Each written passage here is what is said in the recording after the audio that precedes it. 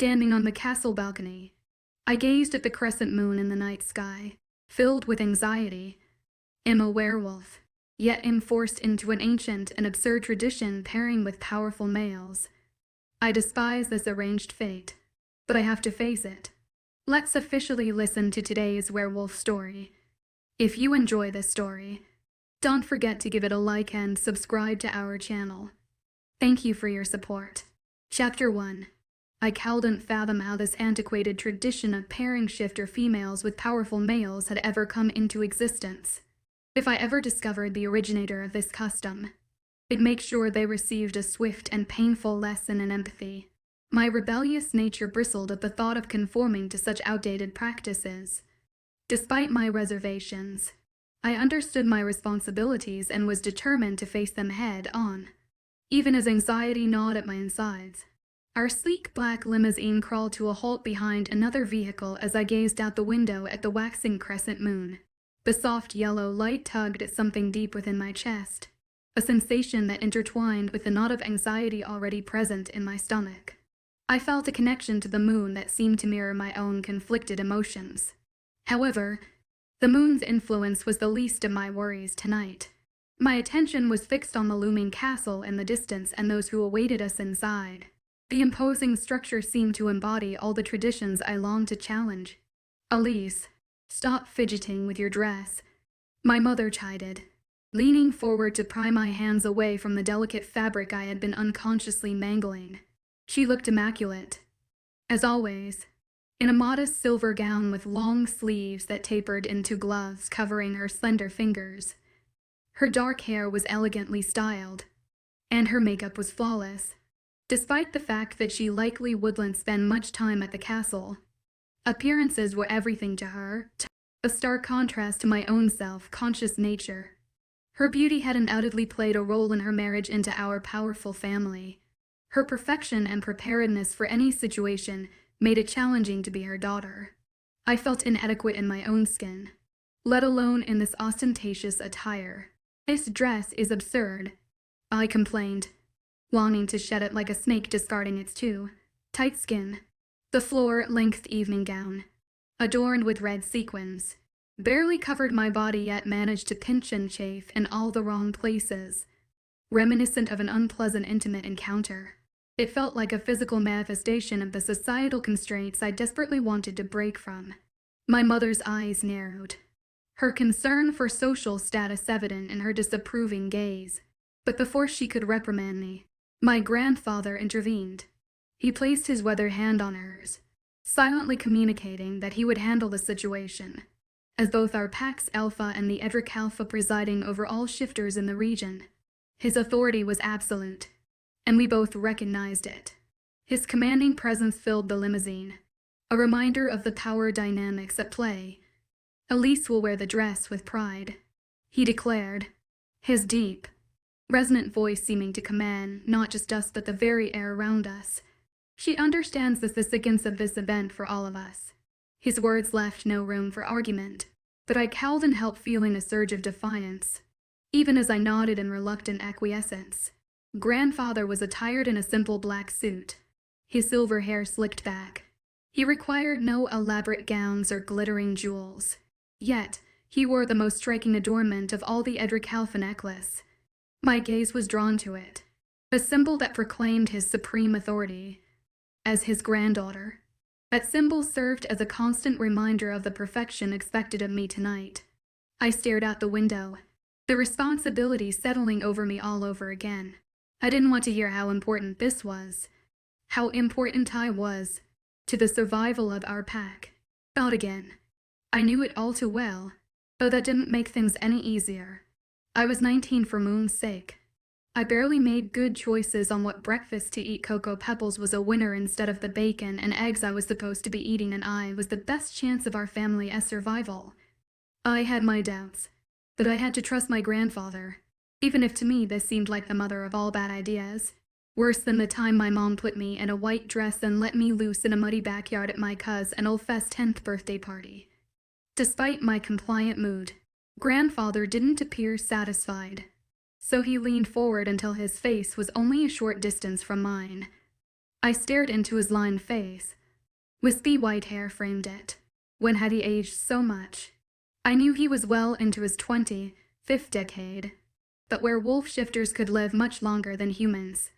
Why then? Did he look as if he might break apart if the wind blew too sharply? The worry in my chest diminished as he started his tried and true lecture. The mating ritual is sacred, a right of our people to pass on our traditions to the next generation. Strong red water lines are what have kept us rave and moons alive. Strong red water lines are what will keep us from succumbing to our enemies. I had heard this a million times from my grandfather. We learned it as pups in school, along with math and literature, and how to fight. Yet now, as the castle loomed in the distance before me, I realized it had never sunk in. It was my job to secure a strong mate. My job was to keep my family and red water line going. It was even more important for me than the other girls here. My grandfather was the Edric Alpha, head of all the packs in our region, a position the HED held for over 1,000 moons and took much strength and coming to traits I would need to use during the games to keep our family strong. Except it somewhat hoped this moment would never come, and I would, perhaps, get to marry for love. Or maybe, even better, I'd get to go to human college and then I'd get to go to parties and dance until dawn and pretend I didn't have to worry about pack fights and my family's desire to hold on to the Edric Elf and Equison hour it wielded. But deep down, I'd known there would be no escaping this. And regardless of all my silly dreams, I would not skirt my responsibilities. I sighed again, my chest straining against the thin slit of fabric that covered it. I understand. Grandfather, I'm going to take this seriously. But why this? I gestured to the ridiculous gown. Why the pageantry? Why the stupid dresses and hair? You know I hate all the fuss. My blonde hair had been washed and blow-dried, and makeup had been caked on my face as if I was some sort of celebrity. I was practical, which included avoiding getting dolled up for anyone. I hated how this felt like a masquerade. Would the maids participating in the games expect me to look like a Barbie all the time? If they did, they'd have another thing coming. I preferred messy buns and plain, old cherry lip balm. Grandfather patted my wrist lovingly, resting his wrinkled hand there. It's for the males. Dove, he said, using his pet name for me. You know they are a visual bunch, and first impressions are important. He winked as if we were in on a joke together, though I turned my head. I loved my grandfather, but he was old school, so I bit my tongue and stared at the castle as if I could peer inside. What would the males be like? Rude assholes, knuckle-dragging fools with dog breath. Hopefully not. They were supposed to be the most eligible shifter bachelors in this half of the country, and for my sake, I prayed they would be more into me rather than this glittery dress and shiny hair. Holding my judgment, I tried not to get my hopes too high. Better to be surprised than disappointed. Mother pushed my hair back in a loving gesture while glancing past me out the window. Nightshade Castle is known worldwide as one of the most beautiful places on Earth, even if it was one owned by filthy vampires. Still, I'd love to see inside. I think we're only allowed to see you as far as the front door. I pondered this. I wonder if their stink still lingers even if they've not been in residence for centuries. She shrugged, gazing longingly into the distance. This year, the packs wanted to make these mating games special, and what better place than a castle with sprawling grounds? I hear the gardens are splendid. The gates are opening. Grandfather pointed. His finger trembled a bit, or so it seemed. He lowered his hand too quickly for me to be sure. He was right. Huge iron gates swung open. The line of limos began to crawl through like black beetles being swallowed by a giant maw. I wiped sweating palms on my dress, not caring if it got stained or wrinkled. Let any male who wanted me know exactly the kind of person I was. It would do no good to start a relationship based on lies. Just be yourself, my mother said. Grandfather added, be nice, but males like a female who will listen and laugh at their jokes. I pursed my lips together, choking back all the things I longed to say. Instead, I watched my grandfather's face as we drove in. remembering the words inscribed on our family crest. Familia my preses dierais. Family above all else. The castle loomed large. True, it was splendid.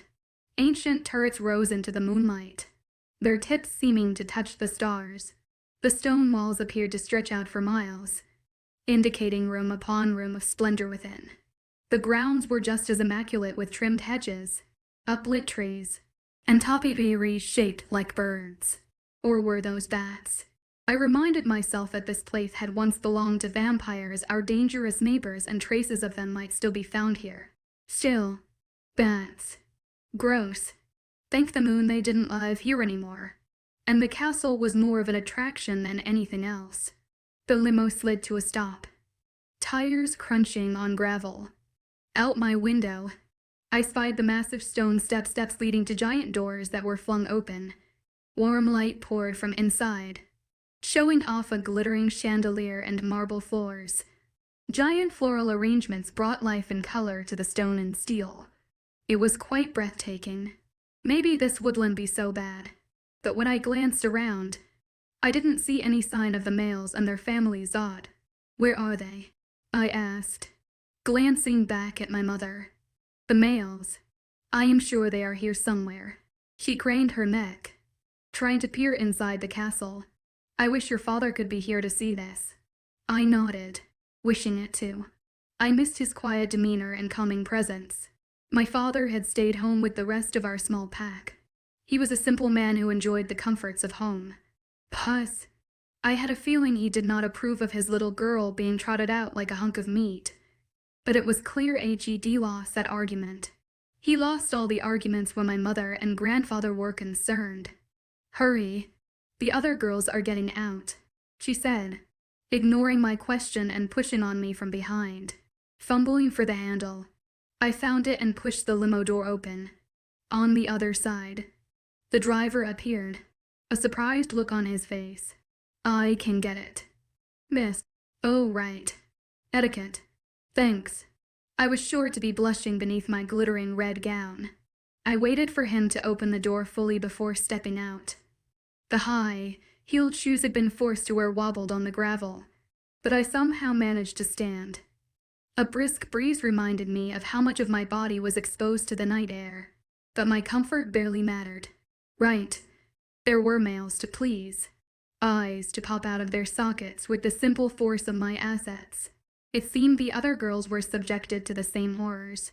Besides me, other females stepped out of their limos in similar slit fabric. Blues, yellows, pinks, and greens draped over stunning female forms as my opponents surveyed each other. The 9 other contestants were far sexier than me.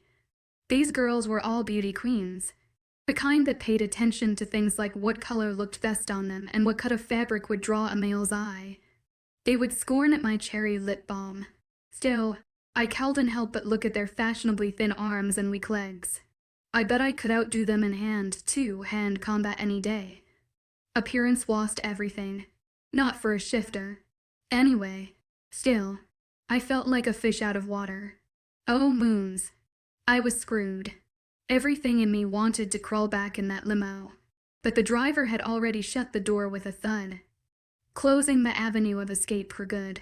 Besides, mother and grandfather were standing behind me, and I knew my mother could tackle with the best of them. They would drag me back into this competition faster than you could say child abuse. So we stood, shivering in the cool night air, waiting.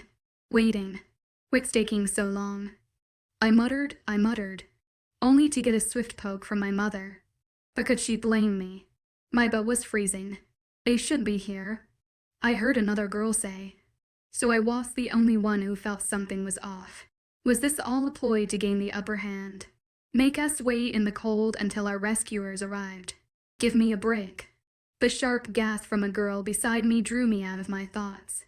I dragged my eyes up as another cry echoed from the crowd. What in the 7 hells?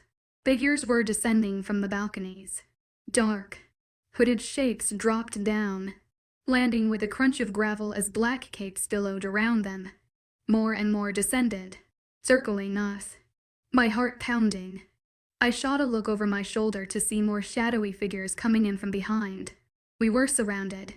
"Is this part of it?" I asked, positioning my body in front of my mother and grandfather as my eyes took in all threats. 7 hooded figures in front of me. 2 to the side, or behind. I couldn't fight that many, but if we ran, you're surrounded. A voice boomed. No sense in running or doing anything foolish. This doesn't sound like part of the game. The girl beside us whined. The females were crumbling like flowers left in the hot sun. One appeared to have fainted. Others were cowering beside their parents. Some had scrambled back into limos, but the gates had been shut behind us. Trapped. I grabbed my mother's wrist with one hand and grandfather's with another. I had to get them out first. Then I could help the other girls. A hooded figure stepped toward me, body tensed in a crouch. I let go of my family and fisted my hands. The heels would be an issue, but I'd have to make do. Or I could shift into my wolf form and fight that way. Whoever these shifters were. The figure pushed his hood back and a male face, pale and angular, stared back at me. He opened his mouth and grinned as fangs slid past his lower lip. "Vampire." "No," a girl screamed. I jolted as it all clicked into place. These weren't our would-be mates. These were vampires. Our enemies. This was an ambush. "Get in the limo." I shouted at my mother and grandfather as I readied for a fight, ripping off the heels. I threw them at the vampire's face, kissing, and then started for me. "Enough." A voice boomed. The vampires stopped as if frozen by this command. They glanced up, eyes locking on a solitary figure standing on the balcony above the main entrance. The figure was godlike, a statue bathed in golden hues, standing alone on the parapet as he peered down on all of us. His dark hair was swept back and his eyes glittered. The tuxedo was a bit much, but he wore it like a runway model, despite the bulky muscle filling out every fiber of the bespoke suit. The girl beside me gasped for an entirely different reason. "Caspian Nightshade," my grandfather said. "It can't be." Caspian Nightshade, the most eligible vampire bachelor who was always plastered over every supernatural magazine. Despite being a vampire, everyone here knew who he was. Heir to the most powerful vampire family, the Nightshades. They were rumored to be worth billions. Even shifter girls thought he was easy on the eyes. Didn't he have some club in Mykonos to lurk around? What was he doing here? Before I could ask, Caspian gave his final command. "Bring them inside, and no one gets hurt." Then he turned, jumped off the parapet as if it were the easiest thing in the world, and disappeared into the castle. Chapter to what the hell just happened. I stared open, mouthed at the balcony where the vampire had just been. My head spinning. I cast my gaze around at the other stunned females. They were all as shocked as I was, as were their parents and guardians. No one had been expecting to come here and be ambushed by vampires. No one was prepared to mount a fight against dozens of fit and dangerous red water suckers. Why had they done this? What had a tentative peace in the last few decades? Had it just come to an end? And Caspian Nightshade, what could he possibly gain from disturbing the mating games? I had no idea. Whatever the reason, we needed to do something. Fighting in our human form wouldn't work, but we were shifters. In our wolf form, we would be able to go toe with these vamps. No problem. If I shifted now, I might be able to take out a few of the guards and get my mother and grandfather to safety. I would teach them a lesson. I called my wolf forward. Nothing happened. I tried again. Still nothing. What the something was preventing me from accessing my shifting powers. It was as if someone had flicked off the switch. That ability seemed blocked. Though, by magic or some other force. I didn't know. Shit. This was bad. We have to get out of here, I said to my mother as the vamp guards turned and began to approach. It seemed they acted on Caspian Nightshade's whim. The Golden God. It was what the magazines called him, but I only needed to think of him as a life-sucking leech. The one who had told the other vamps to take us inside. Why, nothing good. For sure. And why didn't the coward come down here and do it himself? I'd like to see him try. Instead of the golden god himself, a disgusting incubus with dark eyes and pale skin came at me. He hissed as he approached, needle-like fangs bared. He was at least a foot taller than me, with 100 pounds on my human form. Still, I squared up with him all the same. Come on, you sorry excuse for Dracula. Let's see what you've got. Elise? No, my mother begged, clawing at my arm. We can't shift. She'd figured it out. We were vulnerable. However, I was going to just give in. My hands formed into fists as the brainless Edward Cullen wannabe came within biting range. Everyone, stand down. My grandfather's voice boomed in my head. More than words. It was a command. Something we could not disobey. I had no choice but to drop my arms. An Alpha's word was law. I knew he must be gripping the Alpha necklace in his fist as he gave the Alpha command. One that no one could refuse, once uttered. I stared at him. Useless, impotent and afraid. My worry mounted as I watched my grandfather. He was frail, ancient. A fight would put him in grave danger. So maybe he was doing the right thing. Maybe he meant to reason with the vampires. Maybe he knew something I didn't. But why had he given this command? Why not fight? Survival. My brain came up with the answer as soon as I asked the question. The vamps had orchestrated this takeover to perfection. We were at their mercy. The vamp in front of me smirked, moonlight glinting off his fangs. A scar ran down his cheek. Likely a mark HED had before HE been turned into the dead thing that stood in front of me. Come on, little doggy. Be a good girl. I sneered. That ugly face. I'll remember it for later. He laughed humorlessly. Feel free. I'm sure we'll meet again. I wanted to dig my claws into his cheeks. But before I had time, two other vamps appeared and latched onto my arms. As I struggled, they dragged me up the steps into the castle. My heart was pounding as I took everything in. Wide open doors. The sickeningly sweet scent of hundreds of red roses in porcelain vases. Bright glittering lights burning above. A grand spiral staircase. The sound of many footsteps. More vamps. It was as if the beauty of the castle had rotted in a few minutes. Now the flowers smelled a sticky sweet. The colors seemed harsh and the light blaring. It smells like death in here, one of the girls behind me said. Another was quietly crying. It made me feel better to know that not everyone was giving in so easily. I glanced back to see a blonde female being escorted in by the vamps. She was slender and beautiful. The type of girl made for these mating games. Her dress was still perfect, as were her long, gold tresses and fake lashes.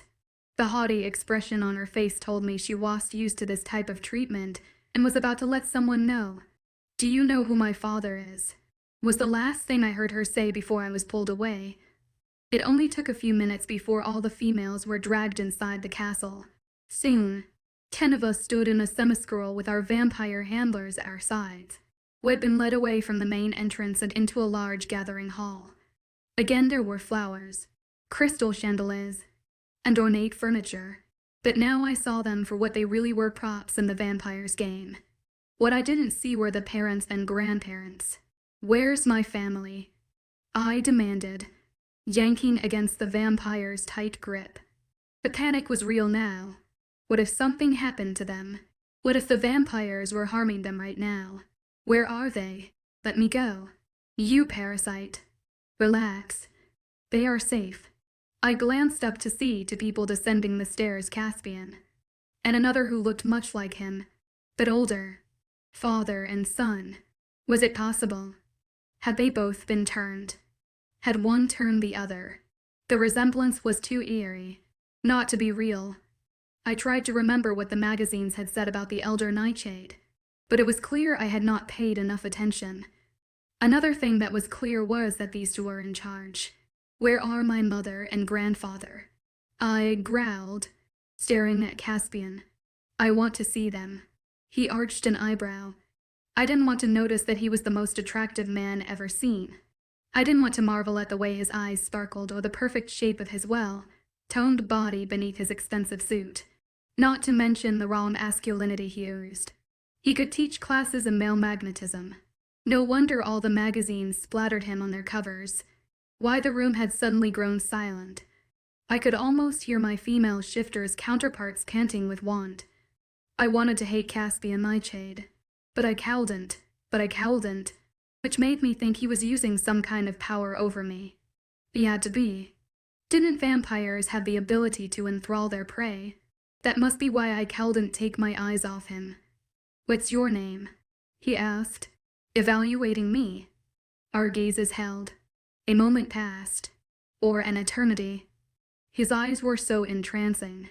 I felt myself falling into them, swirling toward him on a trail of champagne bubbles that tingled my skin in all the right places.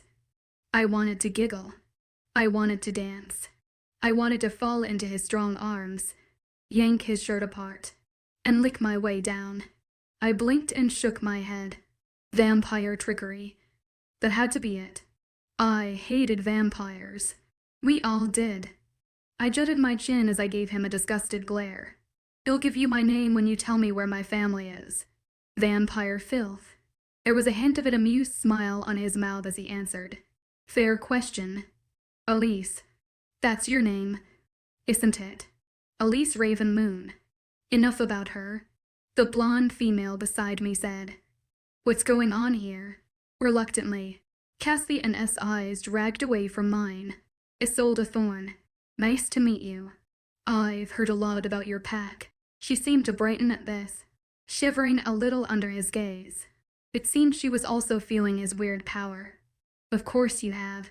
Everyone here has." Ah, she was a thorn. Pompous, arrogant, and power. Hungry were the three words that came to mind when I thought of her pack. "You both ask a fair question," Caspian said in answer. "Ladies, your families are safe and will be escorted off castle grounds.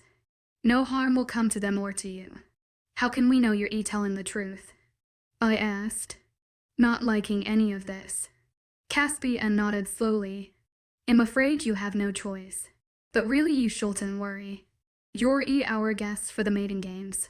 "We," he said, gesturing to a few of the vampires who had gathered at the base of the stairs.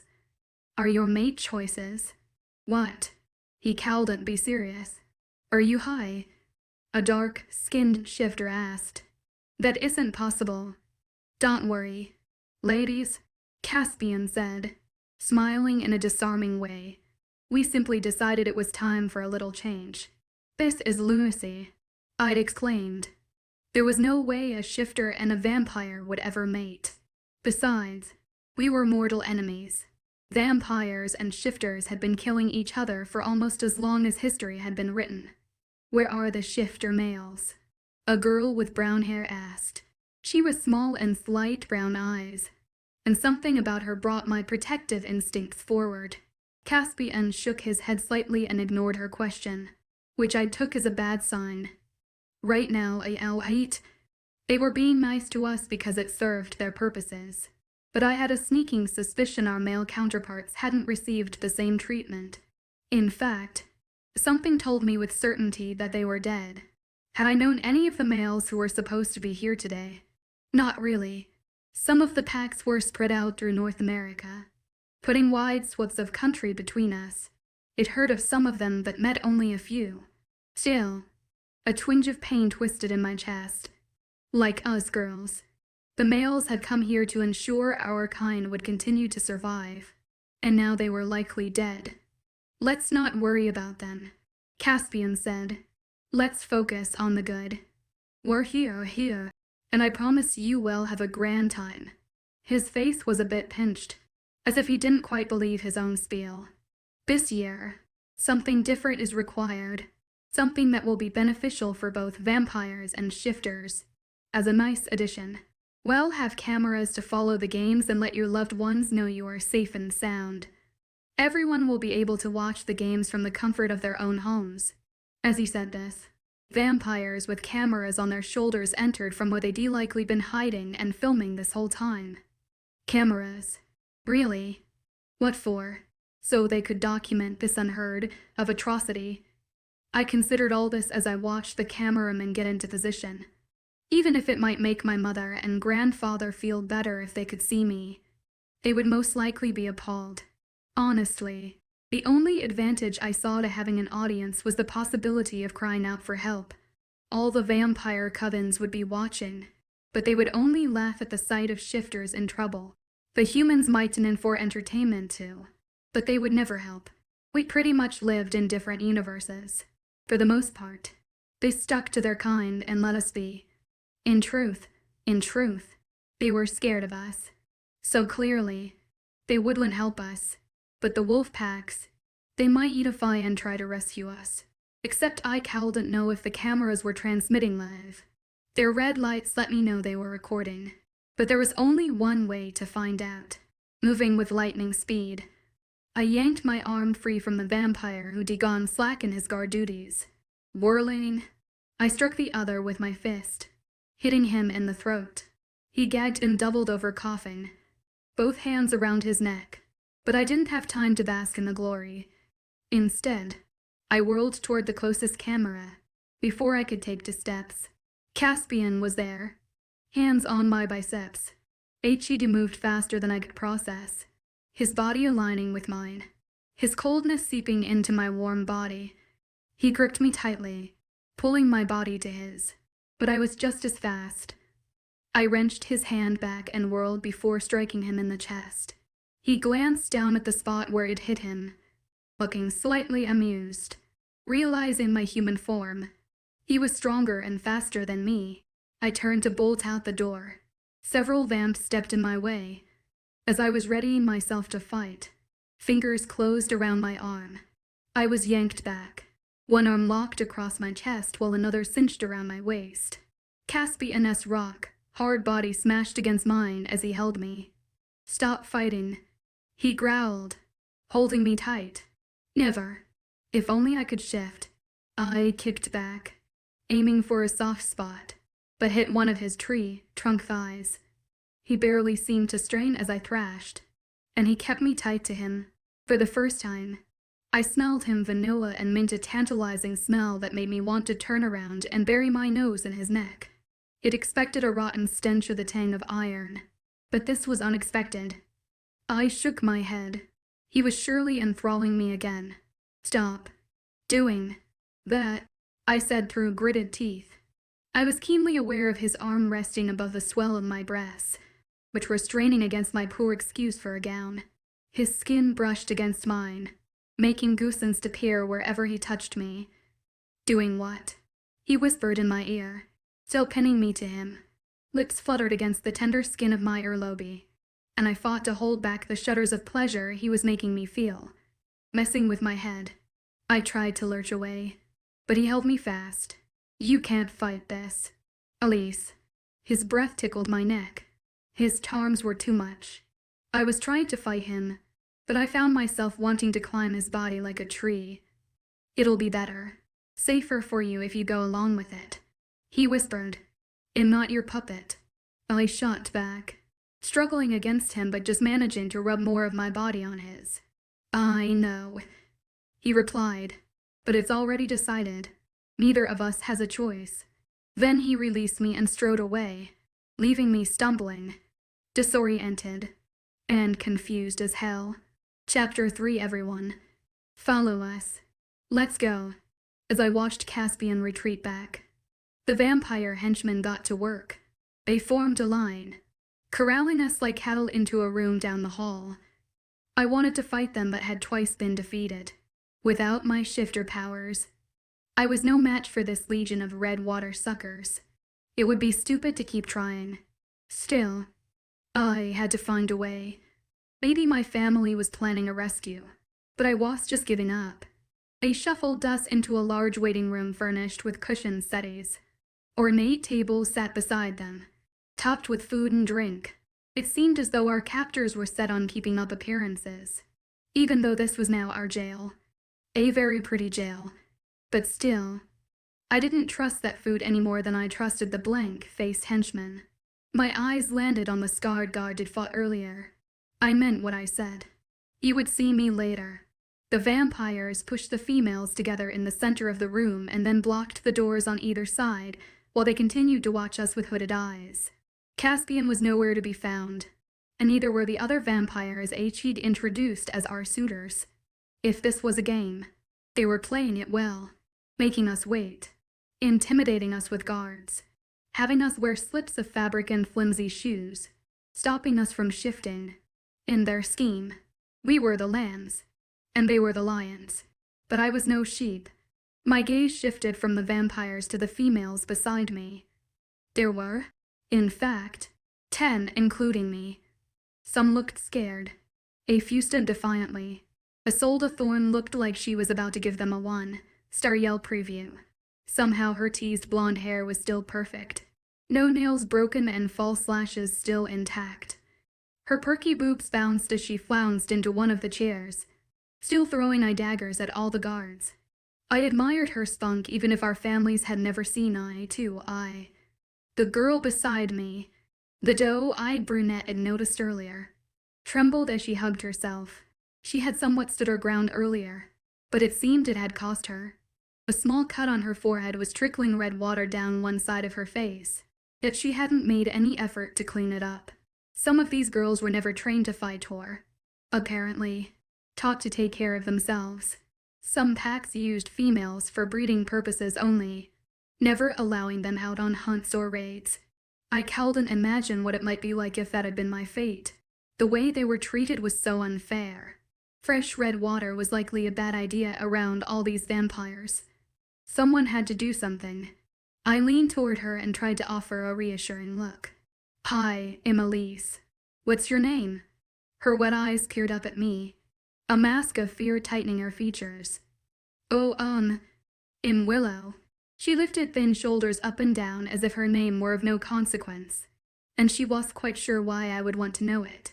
The strap of her purple dress slid off. Her hand shook as she pushed it up. "Did you know you have a cut?" I pointed to her forehead, where the trickle of red water meandered. "It's probably we should maybe do something about that." Delicate fingers slid up and probed the spot. Sneering red water. Oh, my moons." She stared at her red watery fingers and looked as though she might faint. "It's okay. It's a small cut. It will heal really quick on its own. We just have to clean it." I grabbed her arms in case she did collapse and walked her to one of the fancy chairs nearby.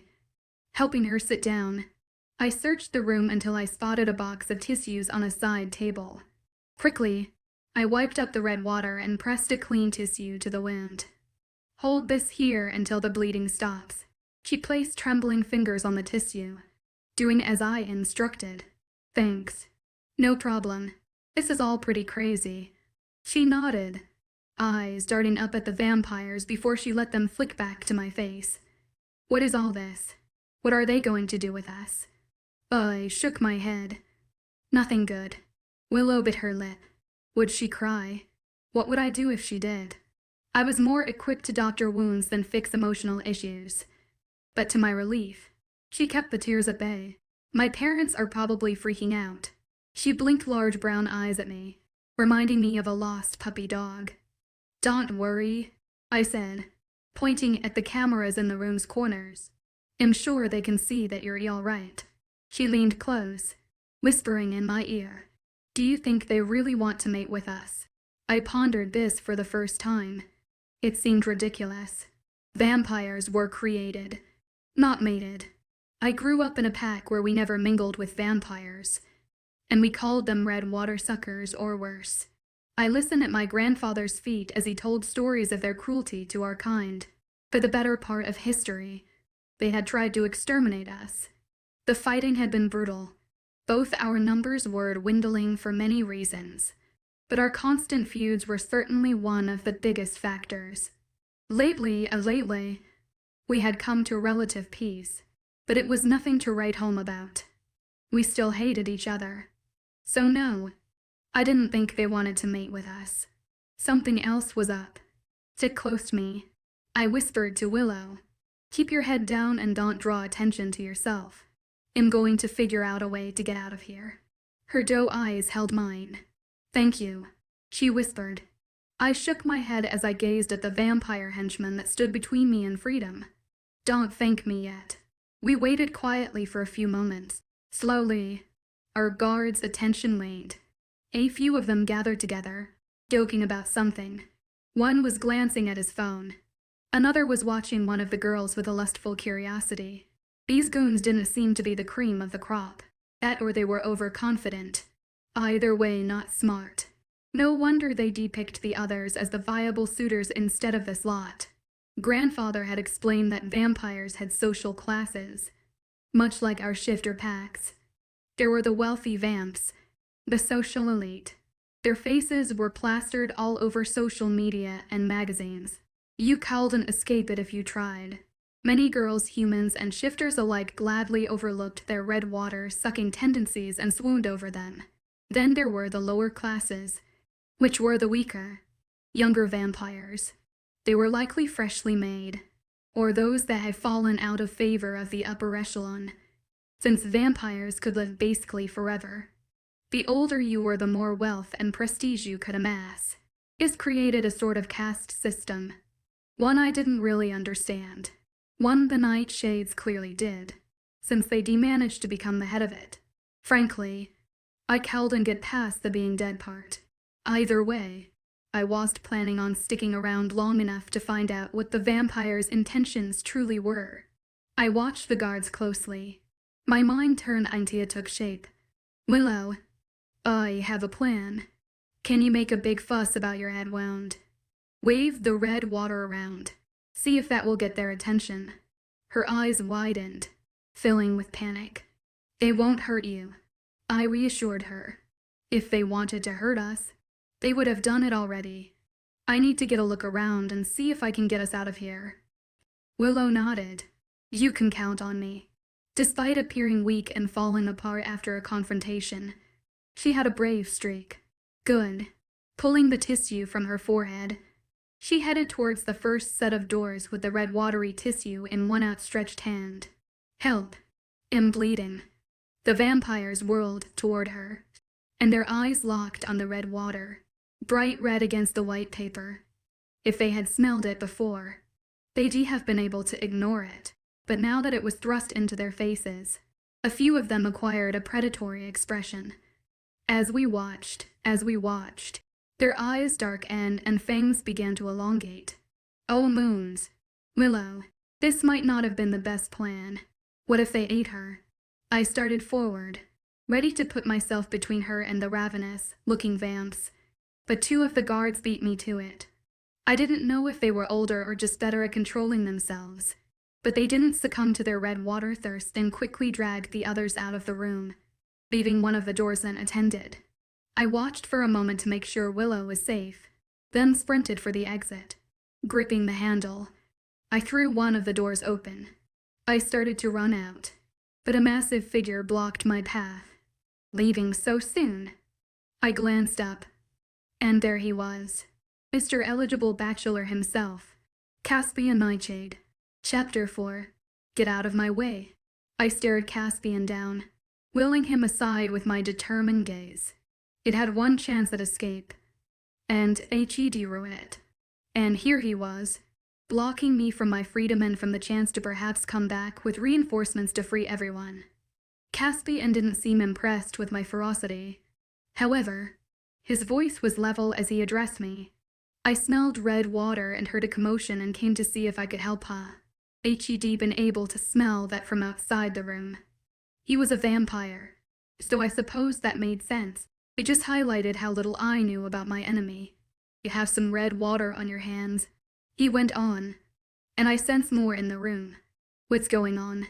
His dark eyes searched my body, looking for wounds. I tried hard not to shiver as he regarded me, doing everything in my power to keep a clear head, since I knew he was doing everything in his power to draw me to him. His ability to enthrall had to be powerful. Even now, as he peered over my shoulder, I felt drawn to him. The pull in my chest rivaled that of a full moon, but there was another sensation too. Something more than just attraction to his physical beauty, which was exquisite eyes that peered into me, those full red lips, that perfect physique. They were enough to knock the panties off any hot, red-watered girl. But as if that weren't enough, there was also a raw animalistic hunger that captured me when he was near. One that made my head swim, my legs tingle, my mouth water. It had to be magic. There was no other explanation. I cleared my throat. We don't need anything. Thanks. So it'll just be going. When I tried to slip around him, he put an arm on the door frame, blocking me. Are you sure? There seems to be a problem brewing on the other side of the room. His eyes darted up, and I spotted my chance. Dipping down, I slid under his arm and tore out into the hallway before he could stop me. Wait, Elise. I didn't stop. Their feet slapping on the shiny tile. I sprinted down the hall as Caspian called out to me again. I had no idea where I was going, but knew there had to be an exit around here somewhere. The hallway had doors on either side, but, sadly, no windows, and trying the doorknobs was out of the question. I had no time for doors that might be locked. I needed a clear shot to the courtyard, and once outside, maybe my shifting powers would return. Even if they didn't, I felt the outdoors would provide me with some advantage. When the hallway banked right, I went with it and ran straight into Caspian. What the hell? I was just surprised to do much more than smash into him and curse. He moved like lightning, one hand shooting forward to grip my wrist in a firm but gentle way. You keep running like that and you're bound to wear yourself out before the games even begin. Let me go. I'm getting out of here, and you're not going to stop me. I expected another fight, but instead, he dropped my arm. Be my guest.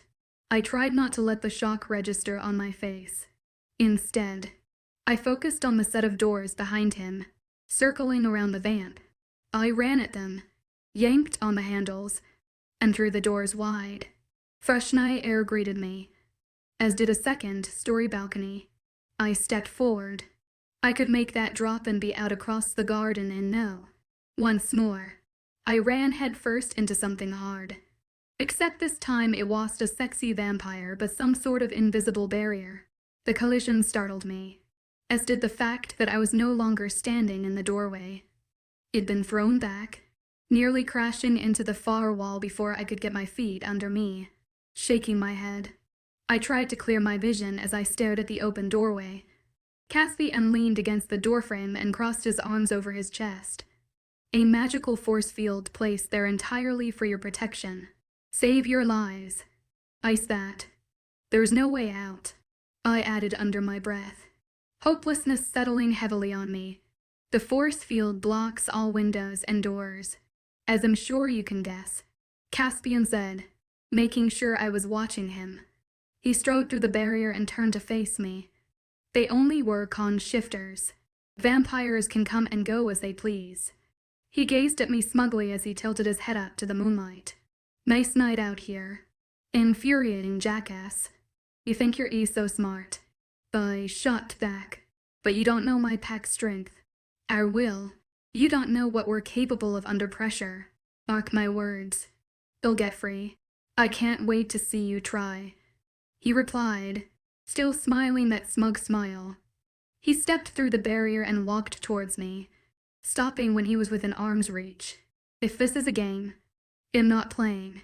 There's no way I'd willingly participate when a worthless red water sucker is the prize. The words cut through his calm exterior. The smile fell from his face as his mouth and fist tightened.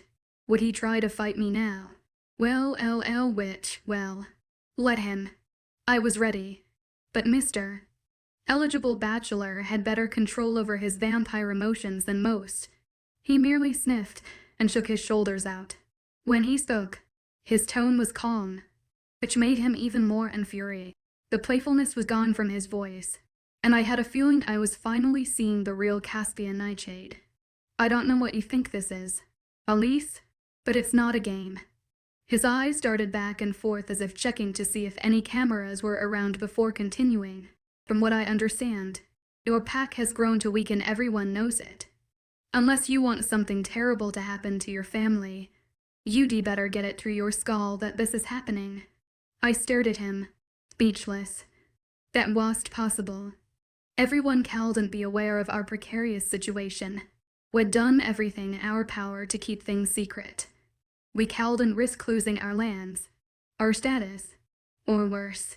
Grandfather was growing older, and my father had shown no interest in following in his lead as Edric Alpha. Dad had always been a quiet, sensitive type, the kind the other packs would eat for breakfast if they had the chance. So we'd been cautious, keeping our vulnerabilities close to the vest. But if everyone knew then my family was in greater danger than we'd imagined, especially since Caspian's words had sounded like a threat, would they really try to harm my family if I didn't do as they said? Go get changed for dinner, Caspian commanded as my thoughts spun. And maybe be a good girl and show up with a new attitude. He whirled and walked away as I stood there, shocked by his words. I clenched my fists, wanting to show him a thing or two about my attitude. Except maybe he was right. I was trapped here, and I needed to be careful about my choices. I couldn't risk putting my family in danger, especially when I didn't know exactly what was going on. These were the mating games. After all, I need Chapter 5, Be a Good Girl. I ground my teeth as I replayed the hallway scene over and over. Caspian was an ass, but his words rang true. My pack had been growing weaker. Was that why I had been sent here in the first place? A match with a male from a powerful pack would solidify our hierarchy for another generation. It would protect us from rivals and ensure offspring that could survive. Unfortunately, pups had been few and far between lately, and those that survived were frail. My generation was the last strong and healthy one. Only one pup had been born after me, my aunt and uncle's daughter, Lizzie, and my parents had only been blessed with one child. No one was sure what was happening, but my grandfather felt he knew how to fix it, send me out to find a strong mate. Our family hadn't had to participate in the competition for many years, but things were changing, like I needed that on my shoulders. But what now? Ave Empire as a mate. No, I could never. Besides, how would that help our status at all? Packs and covens didn't intermingle, let alone date or make babies. I didn't even know if that was possible. Sure, it heard of rumors of viable matings between the two species, but it also heard there was a Loch Ness monster and a man on the moon, and we all knew that was fake. Isn't this nice? I glanced up to see Willow slip into the chair beside me. We were in the shared suite they assigned us, a large, expansive area with 2 bedrooms, a shared bathroom, a giant closet, and a beautifying area. I'd never seen anything like it. The tall ceilings and expensive furniture were far more luxurious than what we had back home. Everything was dipped in gold or sparkled with crystal. My mahogany bed frame held a bed so large one could get lost in it for days. There were fresh flowers on the side tables, making the room smell like I imagined the gardens outside did. The ones we could only see and not experience. Yeah, those. Trays of finger sandwiches, cakes, and fresh fruits sat on tables full whenever we got peckish. It was as if every one of our desires was thought about and accounted for. Everyone except that of freedom. A gilded cage, I thought, as I settled into the crushed, velvet armchair in the salon area of our suite. After the incident in the common room, the guards escorted the females to their rooms in pairs. Willow and I had been assigned the suite together, something I was grateful for since I was pretty sure I would have to suffocate that assaulted girl with a pillow on night 1 if it hung around her much longer. My relief ended. However, once they started the beautifying process, we'd been stripped, scrubbed, and tweezed. Well, Willow had. It told one servant if she came near me with those tweezers, I was going to put them somewhere so deep she would have baby tweezers 9 months later. She had been a smart girl and decided my eyebrows were the prettiest she'd ever seen. What, exactly, are we being dolled up for? I asked one of the vampire servant girls as she shoved high heels on my feet. Weren't we dolled up enough already? I didn't think I could take much more primping. Dinner, one of the maids said. They were dressed in matching black and white uniforms that called to mind maids from the 19th century. The outfit matched the castle's decor, but not the vampire women themselves. I pictured them in leather, stalking the night streets, searching for prey. Yet, here they were, subdued and proper. However, the vampire girls didn't seem too happy to be pampering shifter women, and I didn't blame them. If I were in their shoes, I wouldn't like it either. I would be pissed that their males were searching for mating prospects among their enemies and not their own kind. The question was why. Maybe the vampires only wanted to marry us so they could legally steal our lands. Or perhaps this was a ploy to eradicate us completely. Either way, no good could come from it. Don't you think it's weird? I said to Willow, leaning over in my armchair when the vampire servant stepped out to find another pair of heels. Why would vampires want to mate with shifters? I mean, is that even possible? Willow shrugged. Maybe vampire girls are boring. These ones seem to be. My new friend's long brown hair had been styled in ringlets that fell delicately over slim shoulders. Her dinner dress was lavender and contrasted nicely with her tan skin. It seemed purple was her favorite hue, and it suited her as well as her name. She was really lovely, sweet, and demure. Maybe Caspian would want her as his plaything. Why did I have a feeling she might not mind? It doesn't make sense. I repeated in a hurried whisper lest the maids came back and heard us. Are they trying to start a war? Irritate the shifters into making the first move. Why else would they kill eligible males and steal all the females? Willow's eyes went wide. They killed the males. Oh, had she not considered that? What if she knew or was related to one or more of them? I quickly backpedaled. I don't know that for sure. I'm just speculating. They're probably fine. I'm sure they're home watching this all on TVO. She blinked long. Mascara at eyelashes as my words washed over her. I just assumed they asked them to go home. Maybe they did. I patted her arm. I wasn't sure why, since she was the same age as me. But I felt protective of Willow.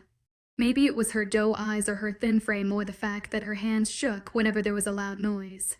Whatever the reason, I knew I had to protect her. Whatever was going on here, things weren't set up in our favor.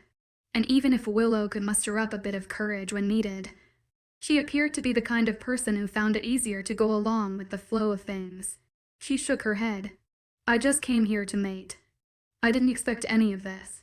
I've never even been outside of our territory. They kept you in. She nodded. I'm the eldest daughter. The only thing I'm good for is finding a good match. And now Willow bit her lip as her chin wobbled. I'm sure your family doesn't think mating is your only purpose. You don't know my father. She gave a humorless laugh. The mating games are all HES talked about since I was a child. Make a good impression. Willow, get a strong match. He literally has talked to me about anything else. I wondered what I would be like if my parents hadn't let me run with the boys. Trained to fight and hunt and take care of myself. This situation would be utterly terrifying. I'm still working on a way out. I told her, don't lose hope. He'll figure something out. Willow opened her mouth to say something, but the vampire servant re-entered the room, holding a pair of gold kitten eels that matched the dress they de-shoved me into. Will you wear these? The vampire servant asked, looking miffed. Maybe it'd been a bit of a pain in her ass, but I hated all the fussing. They weren't fooling me with all the glitz and glamour. We were still in jail, but maybe I could win her over to my good side. What's your name? I asked the pale vampire. Morika. Her dark eyes, made darker by gray eyeshadow and liner, evaluated me as if scanning for threats. She could clearly take care of herself out there. I wondered what had brought her here to act as a servant to people she clearly despised. I wondered if they deforced her. I put on my sweetest smile. Morika. I'm Elise and this is Willow. Her lips folded into a thin line, clearly unaffected by my charms, or lack thereof. No. I'm sorry if I VE made your job here hard. We were not exactly prepared for how this all went down, if you know what I mean. She blinked, still holding the heels in front of her like a shield, yeah. Well, I'm wondering if you know anything about why we're here. I tried another warm smile, but she frowned back at me. Her eyes drifted to the door behind her where the other maid might appear at any minute. "We're not supposed to say anything to you." I know, I said, leaning forward. "But from one girl to another. We don't always have to do what the men tell us. Right?" Morika's eyes flicked from mine to the door and back. "But he'll get fired." So maybe they hadn't forced her but offered us some she couldn't resist. Whether she wanted to be here or not. Not if they don't know. I leaned closer to her conspiratorially. Morika seemed to consider my words, which I took as a good sign. Willow nodded, her curls bobbing like coils. "We won't say anything. Pinky promise." "Good girl." My friend was catching on nicely. Morika hesitated, then seemed to make up her mind. "The vampire covens are worried," she whispered, leaning close and clutching the shoes to her chest. "Elders seem to have a strange illness and are growing weak. Even trying to create new vampires is failing more than usual. Something bad is happening." I sat back in my chair as I took this all in. Her words sounded so familiar. Was that exactly what our pack had been going through? Loss of fertility, dwindling populations. Were the other shifter packs seeing the same thing? If they were, they'd been keeping the information close to the vest like we were. "How long has this been happening?" I asked, but Morika was already backing out of the room. She set the shoes on the floor by the door. "I've said too much. Dinner is at 7. Before I could stop her, Morika slipped out of the room and shut the door behind her. We heard her footsteps down the hallway and out of the suite's main doors. And then she was gone. Well, that was weird. Willow whirled a chocolate brown ringlet around one finger as her face screwed up and thought. "It might be the info we need to get out of here," I said, my brain alight with ideas. If the vampires were weak, it would mean getting out of here might be easier than I thought. But Caspian didn't appear sick. In fact, he seemed like the poster child of vampire health. Did this sickness only affect old vampires? How old was old for vampires? Anyway, was William affected? He didn't seem sick either, though we'd barely seen him except lurking in the background. Of course, a weak vampire was still stronger than a human or a shifter stuck in their human form, which was likely the reason they deblocked our inability to morph into our wolf forms. Maybe the illness explained what arrogant bastard Caspian was. That level of smugness just wasn't healthy, though it certainly didn't explain the strange attraction I felt to him, even though I despised everything he stood for. It had to be the enthrall powers, and I had to figure out how to avoid their influence so I didn't get all starry at any time he was near. The info the vampire servant gave me had to be a clue, one I would keep on hounding until I found a way to use it to my advantage. The sound of our exterior door opening again drew me out of my thoughts. I expected Morika or the other maid, but instead it was Isolde, the shifter female who'd shown so much spunk during our introductions and who also got on my nerves like a buzzing mosquito. "The ladies are gathering in the sitting room at 630 for drinks," she said, peering around our room, her teased hairdo entering before she did. "You all should come." Drinks. Had she become that comfortable already? Or maybe the drinks were part of some sort of plan that would help her escape. That had to be it. Maybe she was so bad. After all, what is this really about? I asked in a whisper. Isolde looked at me as if I were stupid. She gave a little snort and sucked her teeth before saying, "It's about having a little bit of fun." Silly. Was she for real? There's no fun for us here. We need to find a way to escape. Isolde shrugged and adjusted her push-up bra. All I am interested in is, what the hell was she playing at? Either she had air for brains or she distrusted me even when a bigger, badder enemy was at hand. Her pack had always pushed the boundaries of my grandfather's authority as the Edric Alpha, so maybe that had something to do with her attitude. Willow sat up straight, her eyes brightening. "Oh yes, that sounds fun, right, Elise?" I was too keen on the idea of sipping martinis with Isolde. She was the kind of person I would befriend on the outside, but it wouldn't do to stay cooped up in here, if I was to figure out a way to escape.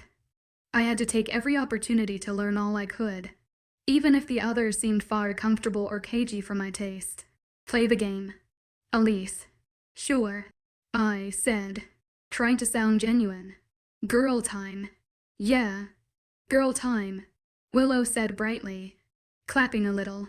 Isolde didn't even bother to seem amused. Sure, girl time. See you then, she mumbled before slipping out and shutting the door. I didn't like Isolde at all. I frowned at Willow, trying to figure her out. One moment she was scared, and the next, she was all excited about having drinks. What was up with that? Maybe she was hoping to find safety in numbers. Or maybe she didn't want to rely solely on me to figure out an escape plan. Yeah, that was probably it. We finished getting ready. There wasn't much left to do after all the pampering the vampire servants had done, but we refreshed our lipstick and sprayed our hair. By 6:30, we were heading to the sitting room. It was strange to walk freely through the halls.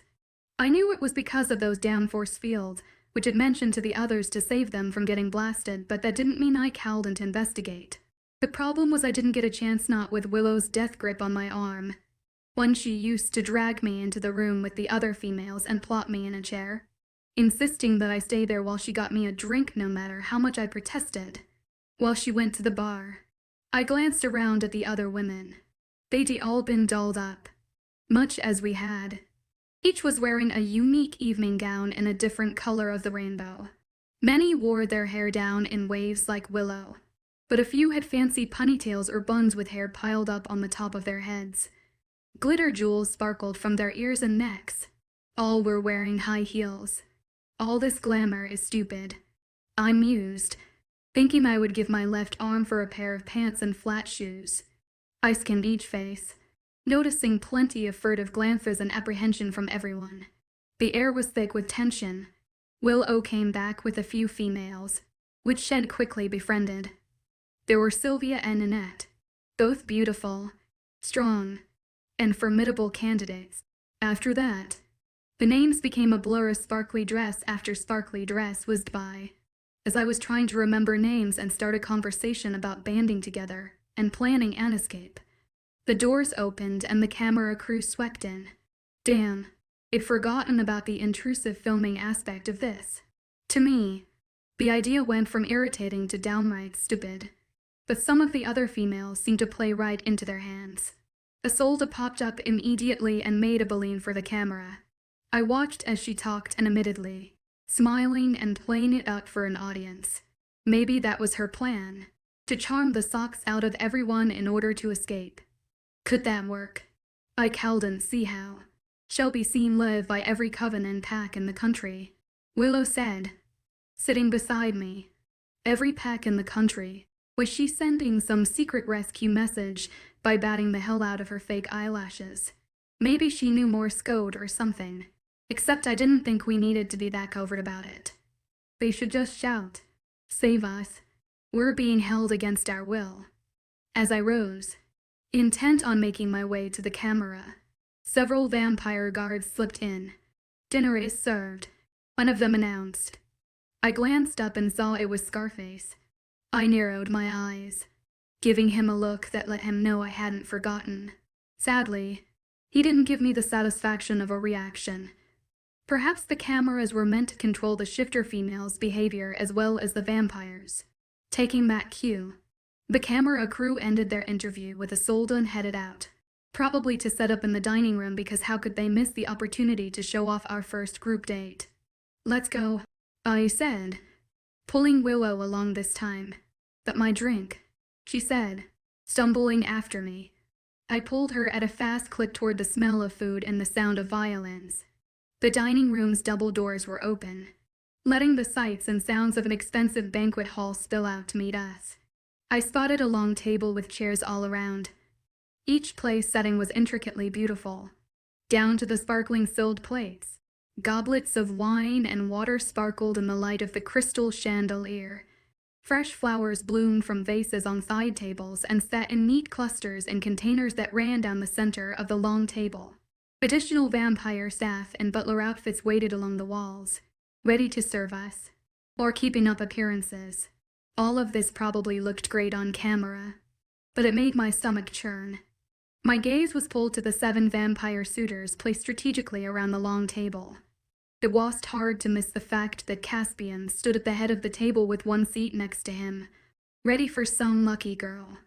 If I had to bet money, I figured it would be Isolde. She had surely made an impression. She just picked out a chair nearest to the cameras when I heard my name. "Elise," Caspian said, pulling out the chair next to him. "Would you come join me, please?"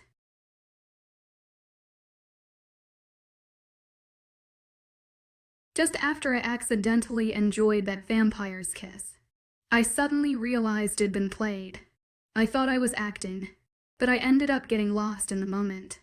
Chapter 6. Caspian wants me to sit next to him. What kind of twisted game is this? I stared at him, my defiant nature bristling at his request. The head of the table. Within. Had he lost his mind? There were 9 other shifter females he could choose from, each seemingly more invested in this charade than I was. Or at least they were putting on a convincing act. Did he conveniently forget our heated exchange in the hallway? The colorful insults I hurled at him should have been a clear indication of my disdain. After our confrontation, I thought it made my stance crystal clear. I wanted nothing to do with his golden posterior or his manipulative charm. Was this some sort of sick joke designed to break my strong will? As I surveyed the opulent dining room, with its crystal chandeliers and antique furnishings, I found all eyes fixed on me. Some of the other females looked envious or irate. Okay. So they weren't just pretending. They were genuinely caught up in this perverse game. Perhaps their fear had driven them into submission. At least, that was my theory until I caught sight of Isolde's expression. Her glare could have melted steel, and I half expected laser beams to shoot from her eyes. The hostility radiating from her was palpable, likely fueled by her interest in Caspian. Willow Witch, on the other hand, seemed genuinely pleased for me. Her supportive nature shone through, even in this bizarre situation. The world had clearly gone mad. "Go," Willow mouthed, flashing me an encouraging thumbs up go. I echoed, my skepticism evident in my voice. I turned towards the empty chair and the man behind it. Caspian was observing me with a mixture of surprise and amusement playing across his features. His confidence was infuriating, and despite my confusion, there was only one way to unravel this mystery. With as much grace as I could muster, I'd approached Caspian, my sarcasm ready to deflect any of his charms. He cut an impressive figure in his navy suit and crisp white dress shirt, every inch tailored to accentuate his muscular physique. His 5 o'clock shadow and dark, inquisitive eyebrows only amplified his allure. And that cologne. It had to be some sort of vampiric sorcery designed to make women lose their minds and their inhibitions. They enthrall. Elise, get a grip. Remember, you're irresistant to charm. Schooling my features into a mask of indifference, I took the seat he offered. After he pushed in my chair, he settled beside me, his mysterious aura filling the space between us. "You look lovely," he said, his eyes glinting in the candlelight. I scoffed, my defenses rising. "If you think sweet talk is your ticket, you can save your breath. I don't need lies from vampires. Who said it was a lie?" He arched an eyebrow, his charm on full display. I gestured at the other females around the table, including the envious Isolde. "If it's looks you're after, there are far more dazzling options, I assure you. Perhaps it's not merely looks I'm seeking." He mused, his gaze sweeping over the other girls. I fixed him with a skeptical look, determined to resist his mysterious allure. "Then what are you after?" "Caspian." He pursed his lips and reached for a glass of wine, as he took a long sip of the crims and liquid merlot or some vampiric concoction. I cowled and be sure I found myself mesmerized by the movement of his throat. Quickly averting my gaze, I focused on my place setting, noting the conspicuous absence of knives. These vampires weren't taking any chances. Across the table, Willow was having a markedly different experience. She had procured another drink and was thoroughly enjoying both it and the company of the vampire beside her. The alcohol seemed to have bolstered her confidence, as she flirted shamelessly, tossing her curls over her shoulder and laughing at what I was certain were mediocre jokes. Her vampire suitor was lapping it up, leaning in close, smiling, and running a hand down her arm. He bore a striking resemblance to a young Johnny Depp, with light brown, shoulder-length hair that outshone most of the females present. His appearance was clearly a point of pride, from his perfectly coiffed locks to his meticulously styled suit and shirt buttoned to reveal a tantalizing glimpse of pale chest adorned with a gold chain. His slender fingers glittered with an array of gold rings, completing the image of a vampire more concerned with aesthetics than substance. Yet, he was a smug bastard and a vampire at that. No charm or style could counteract those two facts. Under the table, I gripped my thigh. If that red water sucker made one wrong move, your heart is pounding, Caspian said, drawing my attention. Is everything okay? I shook my head. Your friend is putting his hands on my friend. My right hand reached for the fork beside my plate. It wouldn't be lethal, but it would surely send a message. Caspian's hand came to rest on top of mine, the lightest touch of skin on skin. I startled as a zap of electricity shot through me, traveling across my body and spiraling to uninvited places. My eyes drifted from his hand to his eyes. He drew back slowly. I don't think your friend minds the attention. I also don't think that fork would do much good against a vampire like Callan.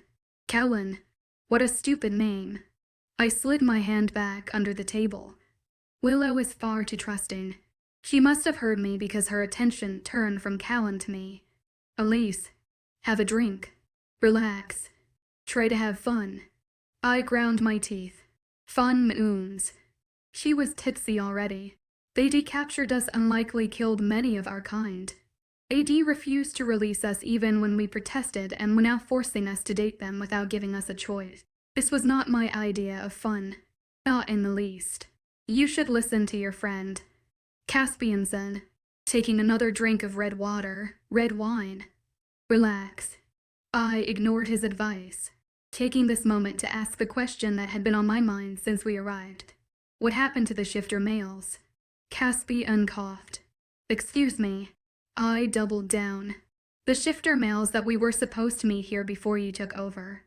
What happened to them? Caspian's eyes darted up, as if looking around for someone, seeming satisfied.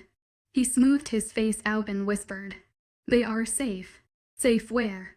I demanded. He adjusted his tie and then talked in a hushed tone. They were subdued and then sent home. They were not hurt. However, we may be if we keep talking about this. He smiled lightly and raised his voice. Drink. Elise, the wine is delicious. Interesting. He was willing to answer me, but only if no one else could hear. Or was it simply a ploy for me to think he was telling the truth while lying through his very sharp teeth? While I mulled this over, my eyes focused on the cameraman who was slowly walking around the table, filming. Tomorrow there will be a game to determine first dates. A booming male voice announced. Soon, they were turning the camera ends in our direction. The rich vampire in a jacket that said director on the lapel stood behind the camera and addressed us as if we were old friends, even though I'd never seen him before today. Caspian, Elise, tell us what you think about competing in these games. Caspian opened his mouth to answer, but I knew this was my one shot. The vampires are weak. I shouted into the camera. Their elders are dying and the vampires they turn are. There was a whoosh. Then hands wrapped around me, pulled me to my feet, and twirled me around. I expected to be clapped in handcuffs. What I didn't expect was for Caspian to pull me into an embrace and kiss me full on the mouth. Chapter 7 as his lips pressed against mine. A shiver raced down my spine. Caspian is kissing me. 1 minute. It'd been trying to thwart our enemies by yelling their secrets on live television. The next. Caspian's hard body was aligned with mine, one hand on my waist and the other behind my head as his lips explored mine. Tingles exploded across my skin as every sense took him in, and I responded to the kiss without even thinking. I pressed a hand to his chest, and his PC tightened in response. He tasted of red wine and smelled like spicy, intoxicating cologne. His lips were soft but firm. His fingers found the bare skin on my back where the dress dipped away. The sensation stripped my focus and set my mind whirling faster. The enthrall. With difficulty, I pulled away and stumbled back, knocking over my chair, which clattered to the floor with a thud. My eyes found Caspian's. He had the strangest look on his face. It was almost as if he hadn't expected a kiss, even though it had been his idea. He kissed me without my permission in front of all these people and the entire live audience, and he had the audacity to appear startled. The bastard. I slapped him across the face. The sound was loud. Someone gasped. My hand stung. It had been like slapping a solid stone statue, but I didn't let the pain show. If the slap had hurt him, he didn't show it either. Elise. I pointed a finger in his face. Don't you ever touch me without permission again. Ilaf echoed from the table. When I glanced down, Kellen, the vampire flirting with Willow, wore a gleeful expression that suggested he was enjoying the show. It seems you've met your match. Nightshade, Callan said, with a sparkle in his eye. Well done, Elise. I didn't want this vampire's praise. However, I wanted to get my message out to my pack. I glanced at the cameraman, but he was lowering the lens to the ground. No, wait. I held out a hand as if vampire crew would listen to me. But it was futile. That ship had sailed. Someone charged toward me. It was the older vampire Red seen standing beside Caspian when we'd first arrived. William Nightshade. His wealth was apparent by the diamond, encrusted watch that flashed on his wrist and the expensive suit that hugged his well-built frame. He had salt and pepper hair and dark eyebrows that were furrowed deeply, suggesting he had enjoyed the show we'd just put on. Not at all. What do I started to ask. Never do that again. The vampire commanded, his fangs showing as he glared into my face. From now on, you will never be filmed live. And if you try something as stupid as that once more, your family will suffer the consequences. William, Caspian said, as if pleading with him. The elder vampire turned his angry gaze on Caspian. Don't you William me. Keep this under control or I will. At this, William whirled on the heel of his designer shoe and stormed out of the room. Dinner and a show, Callan said, leaning back in his chair. Fabulous. And I thought these games would be boring. Caspian shot him a dirty look. The vampires are leaving, he said, looking directly at Callan. The ladies will have dinner alone. We will see them later. Callahan's face tightened. I wondered if there would be a mutiny or cry of dissent from the other vampires, but it seemed that Caspian had all to say. The males stood up and left the room as soon as the doors were shut behind them. Willow was up and moving to the chair by my side. Oh my moons, Elise. He kissed you. Her breath was laced with alcohol. I blinked at her, my head still spinning. Everything had happened so fast. Was it wonderful? She clapped her hands together. Wonderful. Maybe she was only tipsy but flat out drunk. What? No, HES a vampire. I felt Caspian's firm lips against mine and his hands against my back. Damn my traitorous body. I liked it. Willow shrugged like this fact meant nothing. HES the best one. All the girls had been talking. They want Caspian. She leaned in close, especially Isolde. Isolde. He'd forgotten about her. But now, as I glanced down the table, I saw she had a group of females gathered around her. I could hear their whispered chatter with my keen shifter sense. They were twittering about one thing, Caspian and our kiss. But what was going on here? How did they all want Caspian? I thought they would fight, not fall in line with this charade. Something was terribly wrong with all these shifters. Had they been brainwashed? They can have him. I said, loud enough to hear. Am not interested in this game. Willow frowned. HES so good, looking and ultra, rich. Elise. HES the best one. I couldn't believe they were all playing along so willingly. Were they so shallow that only position and money mattered to them, even if they came at the expense of partnering with a vamp? Did they truly think we could mate with them? Maybe they knew something I didn't. The best what? I asked, frustrated. The best jailor. The best murderer. Remember those male shifters that disappeared? Who do you think is responsible for that? I still questioned Caspian's word that they hadn't been harmed. Still, he appeared to be telling the truth. I simply didn't know what to believe, other than the fact that I was pissed off. The volume of my voice had risen higher, but that was fine. Let them all remember what was really going on here. This was some cute dating game. We'd been kidnapped by murderers, and no amount of money or glamour would make me overlook that. One amazing kiss did not undo any of that, either. But what about that threat William made against my family? The rage began to kindle in my chest. If anyone laid a finger on them, heavens help them. Willow seemed to crumble with the weight of my words. I hadn't thought of it that way, she said sadly. And maybe I'm a little drunk. A little. A lot. Drink water, I said, giving her my goblet. And we should eat. We need to keep up our strength forwards ahead. It was hard to choke down food, even if it was delicious. The roasted pheasant and potatoes were amazing, but after the first bite, I hardly tasted them. I ate for sustenance so that if there was an opportunity to escape or a rescue attempt, I would be strong enough to do it. It was clear there was a fight ahead, and I had to be ready for it. While I ate, I caught Isolde watching me. She met and held my gaze, letting her cool, blue eyes narrow and her lipstick covered mouth harden into a frown. Her animosity was new, but not surprising for some reason. Though it already made it clear to everyone I wanted nothing to do with Caspian, it seemed she still saw me as competition, a contender she had to eliminate. As much as it shocked me, she was playing this game. She was thinking of getting the hell out of here like I was. Great. Another problem.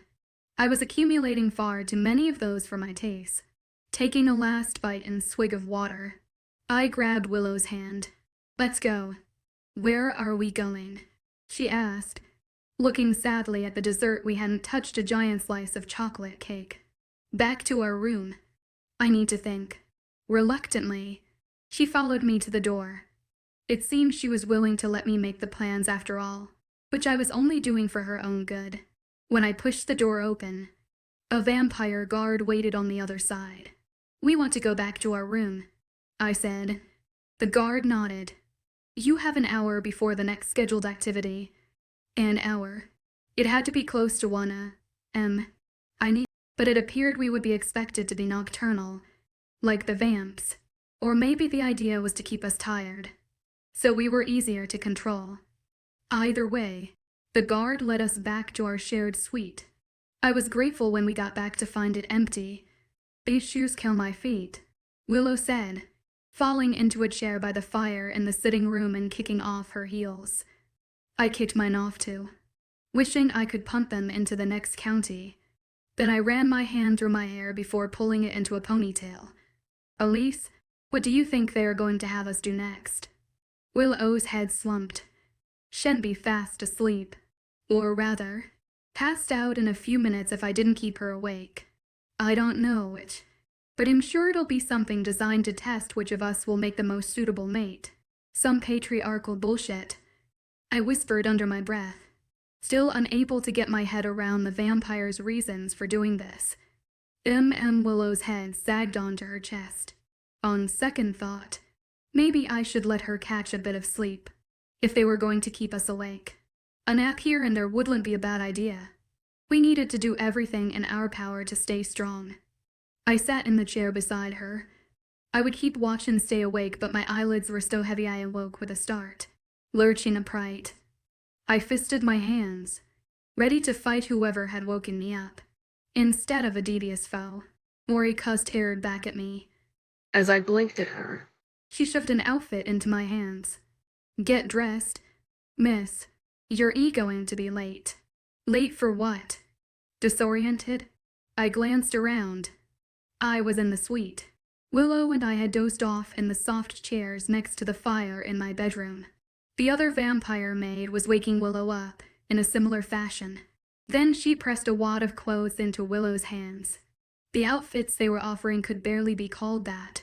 Spaghetti straps and tiny shorts, paired with matching panties and bralettes in lacy black. Lingerie would have kept me more concealed. There's no way I'm wearing that. I pushed the garment out of my face. Those clothes wouldn't fit a Barbie doll. I eat. You know. Orica simply shrugged. Your funeral. I'm liking you more and more. I said before standing up. You'd be my favorite if you could find me a pair of jeans and a t-shirt. Oh, and a chocolate bar. She shook her head. You're on your own there. I walked over to the large walk-in closet and opened the door. It was empty except for a few more sparkly gowns and high-heeled shoes. Versace. Kill me. Opening a drawer.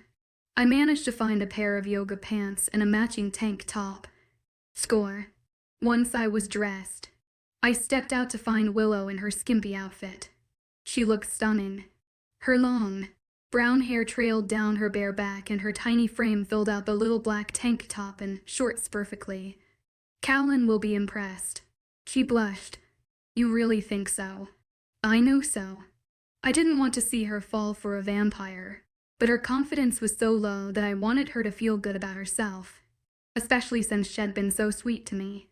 I hadn't counted on coming out of here with a friend, but it might be a welcome side effect of this nightmare. Willow smiled and turned to check out her backside in the floor-length mirror. At least she was happy while I had a nest of snakes roiling in my... What fresh hell would they put us through now? Maybe if I didn't hate vampires so much, I could at least pretend to have fun. I loved a good competition under better circumstances. The guards arrived to escort us down the hall to a set of stairs. We'd never been in this area of the massive castle before, so I made sure to keep an eye on doors and windows, just in case. The stairs led down to a foyer and a set of doors that opened up into a large gymnasium. Overhead lights burned brightly, illuminating several basketball courts and a set of bleachers with a glossy floor beneath. A camera crew ahead watched us filter in and others occupied strategic spots near the bleachers and at the far end of the court. I thought about my earlier outburst and was pretty sure they'd found a way to put their live feeds on some sort of delay, so it didn't happen again. Coming ashes. As we entered, so did the vampire suitors. The 7 eligible bachelors walked in from the other side and stood in the center of the gymnasium floor. What could this game be? Ladies, Caspian said, stretching his arms wide and pointing to the closest bleachers. Please, come in. Willow and I and the other females on the bottom bleacher. The girls were all wearing the supplied skimpy outfits, except for me. Considering where we were, at least my outfit made sense. It really scored finding the yoga pants. The rest of them looked like they were about to walk the runway in a Victoria's Secret show. I noted that the men wear inten thongs or mesh tank tops. Not a single banana hammock to be found. So sexist. Instead, they were allowed to wear athletic clothing, albeit tight and very huggy around their muscled bodies. Did all vampires come out looking like men's health models, or did they transform when they went from human to vamp? Either way, they hit the gym on the regular. Or vampire venom turned humans into indeed gods. I had to admit they were physically fit and pleasing to the eye until you considered the fact that they were all involved in this ploy to trap us and seduce us. Thank you for joining us here, Caspian said once we were settled. He was wearing matching athletic shorts and a tank in royal blue and black that fit his frame perfectly. His thighs were powerful, making it clear he didn't skip leg day. And how could such a narrow waist go along with those wide shoulders? Henry Cavill had nothing on him. We know you are likely tired, he continued, and we apologize for the late hour. But as you know, we are nocturnal. He gestured at the males around him. Regardless, this will be the last activity for the night. Afterward, you'll be allowed to rest until sunset. None of the females said anything. I wasn't sure if they were all exhausted or simply too afraid to speak up. Caspian continued. We know you've been through a lot today, and I thought it might be high time that we showed off our assets instead of the other way around. After all, each of you will have to decide if you accept your mate. No one will be forced to do anything against their will rat our mating games. Sure. Considering we were trapped in here. Tonight, we are going to compete in some feats of strength with the main goal of trying to impress you. He smiled and a few vampires chuckled. An added bonus will be that, whatever male proves victorious, he will be the first to invite his chosen lady to our solo dates tomorrow. The rest will be paired randomly. He lifted dark eyebrows and gave a sparkling smile. A few of the women around me it read. They were enchanted by him, and it was easy to see why. So sit back, relax, and enjoy the show. The lights, the spotlights clicked on, illuminating circular patches on the floor. The cameras trained their lenses on the vampires as they stepped into the circles of light. Chest and arms glistening since they all seemed to have lost their shirts. Yum, a female behind me said. Were they going to show off their bodies? Or was something else going to happen? I didn't have to wonder for long. There was a snarl and then both groups of vampires tore forward and began to attack each other like their light. Chapter 8. This was a show. It was an all-out brawl.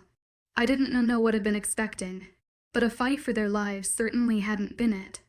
The vampires ran at each other at a speed faster than I knew was possible. And once they reached each other, they didn't pull any punches. In the span of a few seconds, several vampires were hit so hard they flew halfway across the gym and smashed into the concrete wall, sending chunks flying. Some of the girls gasped. In our human form, something like that would be deadly. Yet in our wolf forms, we wouldn't have a problem hitting a few brick walls or taking a punch from a vampire. I was reminded once again of how vulnerable we were without our powers. But none of that mattered now. What mattered was the gladiator-type battle taking shape before us. As I watched, Caspian ducked under an opponent's punch in time to whirl around and strike another in the chest. The blow knocked the vampire back several yards. He only stopped when he smashed into the far bleachers, splintering several. They're going to get hurt, Willow said, grabbing my arm with her thin, cold fingers. They're fine, I said, pointing. See, they get right back up. That one has a dislocated shoulder, and HE's going to just. There was an awful popping sound as the vampire snapped his shoulder back into place. There, see, he popped it right back in. They're just showing off. Willow made a strangled sound as her hand flew to her mouth. Apparently, she had as much experience with vampires as me. Little to none. It's wonderful, a voice behind us said.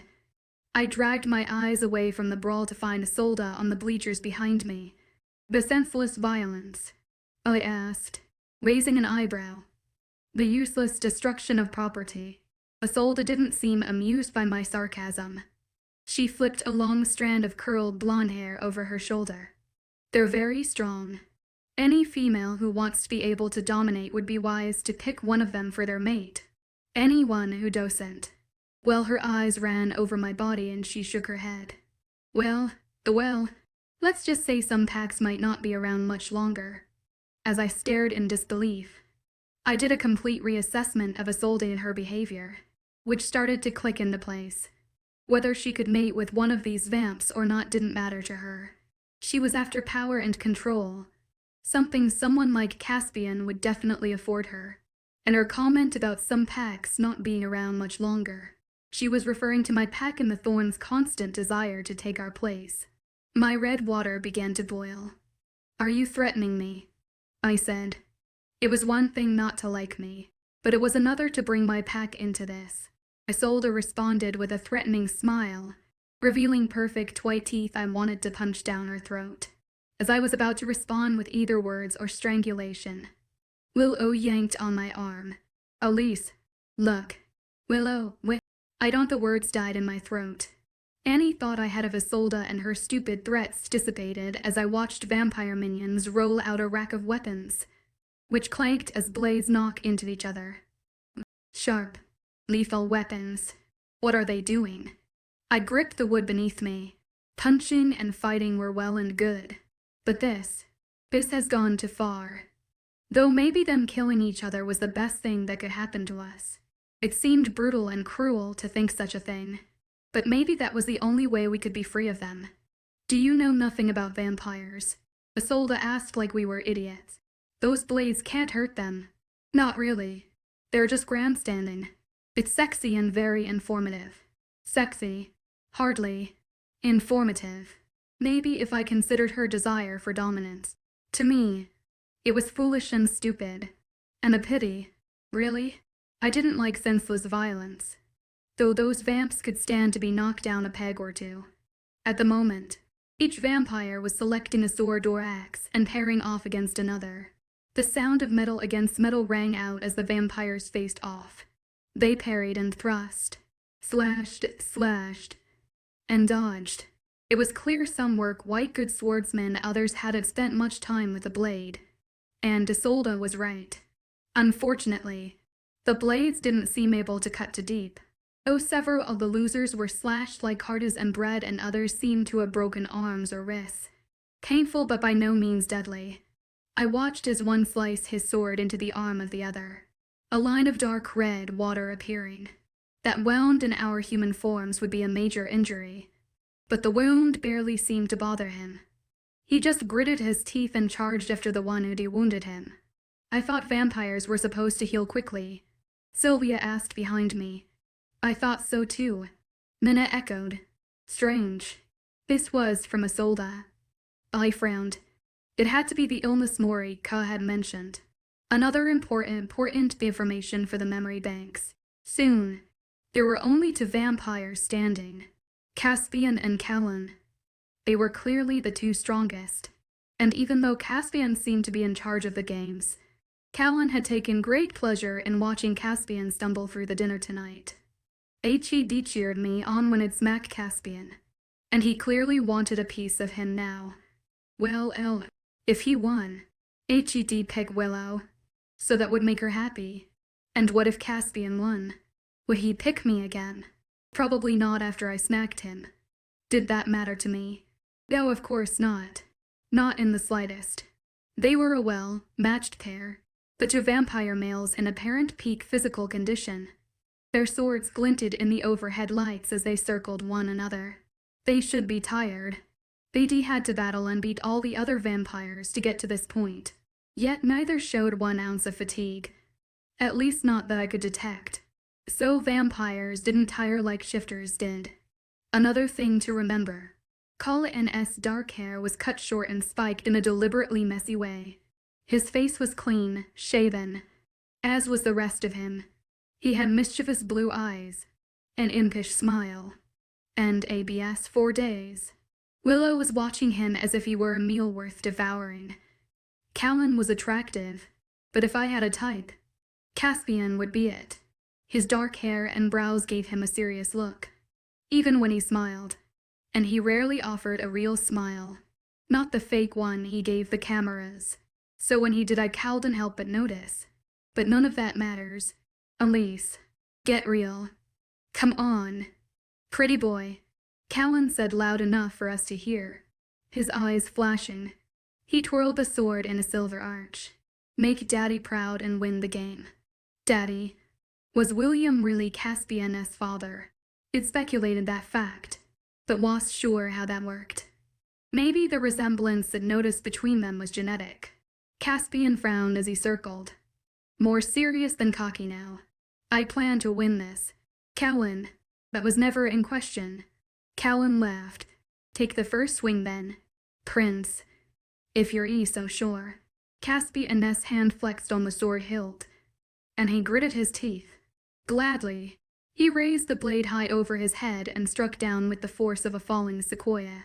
Colin's blade rose just in time to deflect the blow, but it was clear he was the slower opponent. For all his talk, Callan was the inferior swordsman. Caspian raised his blade again, but this time circled around and swung at Colin's ribs. Callan jumped back, missing most of the blade, but catching the tip in his side. He growled in pain, or maybe humiliation. Dark red water appeared in a line on his skin. Oh no. Willow gripped my arm harder. "It's okay," I said. But Caspian wasted no time. He charged, sword raised. Caspian's face went white. He knew he was done for. There was a flash of movement off to the side. One of the vampires who'd been knocked out before intervened by sticking his leg out. Caspian didn't stop. He tripped and went flying. Oh, I grabbed Willow's hand. Was he hurt? Caspian skidded across the gym floor, his blade clattering to the floor, when he came to a stop. Clearly stunned by what happened, Callan was there with the tip of his blade on Caspian's throat. "Surrender." Callan smiled smugly and pressed the blade harder into Caspian's windpipe. "Cheater," I shouted, rising. It had been an automatic reaction. I wondered now why I cared. Self-consciously, I sat back down, keeping the blade on Caspian's throat. Callan glanced at the crowd. Where in the rules did it say I couldn't have help? Come rules. What rules? I glanced around to see if there was anyone to intervene, but the cameras kept rolling, and no one jumped in. "That's what I thought," Callan said, giving us a dark look before turning his attention back to Caspian. "Surrender." Judging by the trickle of red water sliding down Caspian's neck to the gym floor, it was clear the blade was hurting him, though he didn't show it. One of his fists clenched and unclenched. What would he do? Challenge Callan. Ban him from the games. "Fine. I surrender," he said. "What?" Callan drew the blade back, looking pleased with himself. The vampire who tricked Caspian gave him a conspiratorial look, and Callan nodded. Then he turned toward us. "Ladies, it is a pity I cannot choose all of you," he said, pouring on the charm. "But alas, I can only pick one." Willow's hand had gone cold in mine. It was clear how badly she wanted him to pick her. And why wouldn't Callan choose Willow? She was beautiful, funny, and loyal. "The woman I chose is." "Please," Willow whispered. Caspian's eyes found us in the stands. "I'd choose Elise." For the second time, I stood stunned, unsure it heard correctly. "What?" Willow's hand slipped from mine. I stared at Callan. No, you're mistaken." Callan shook his head. "I'll see you tomorrow evening." Princess. Thudding steps on the bleachers drew my gaze to the person fleeing the gymnasium. As I watched, Willow ran out crying. Willow, witch, Willow. "Wait." A hand grabbed my arm, stopping me. When I whirled, a soul's manicured nails dug into my arm. "This isn't the time," I said, trying to pull my arm free. "Look at the misery you have wrought." "Raven Moon," she said, using my pack name. "If I were you, I'd bow out now before everyone here hates you." "Bow out, witch. Bow out." "I would if I could. That bitch knew that as well as me." Her eyes surveyed the gym, and I followed her gaze. Willow had been my only ally, and now, who knew what she thought? The rest of the females stared at me with open contempt. The vampire males were regarding me coolly. If Callan tried to lay claim to me, that might mean the others would steer clear. But what about Caspian? I tried to find him in the crowd, but he was there. Finally, I spotted him at the back gymnasium doors. For a moment, our eyes locked. He gave me a sad nod and then slipped out the door, leaving me alone in a den of vipers. Chapter 9. Letters. We've got letters. Willow sprung into my room, flapping envelopes in my face. I blinked into the dim bedroom light, disoriented from sleep. "What time is it?" 7 p.m. She sounded as if it didn't matter that it was almost night again. "You have a letter here from Felix Raven Moon." I sat up, pushing the comforter away. "Give it to me." Willow placed the letter in my hand before retreating to a chair beside my bed to read hers. If she was mad about Callan picking me over her, she seemed over it, or at least she was acting like she was. When I'd gotten back from the gymnasium, she'd already gone to bed, and her door was locked. This was the first I'd seen of her since she'd burst out of there crying. I wanted to talk to her about what happened, but it was clear from her perky attitude she wanted to move past it. Plus, a letter in my hands from my grandfather took precedence over everything else. What could it be? An escape plan. A coded message I'd need to decipher. Yet, before I opened my letter, I examined Willow's face for puffy eyes or tear streaks, but found none. Maybe she'd realized that her attraction to Callan was rash. I would have to hope, for our budding friendship's sake, that was the case. Its entire business was messed up, and she was not Isolde. Even in the short period of time I'd known her, I could tell Willow had a good heart.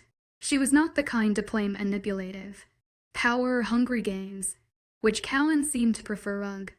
Callan, I had to go on a date with him tonight. Or did I? Caspian had to do anything we didn't want to. It seemed I might be testing that theory very soon. What does your letter say? Willow asked without looking up. Mine's all. Do us proud. And don't mess this up. She blew out an exasperated breath. Like I don't already know the pressure they are putting on me. Had everyone gone crazy? How could her parents be asking Willow to do well? We hadn't come here to find vampire mates. What exactly were they showing on that video feed of theirs? I ran my finger under the flap and pulled the envelope open. The green paper inside was on my grandfather's letterhead. The Edric Alpha sigil was embossed on the top. I ran my fingers over the raised edges, wishing I could speak to him in person.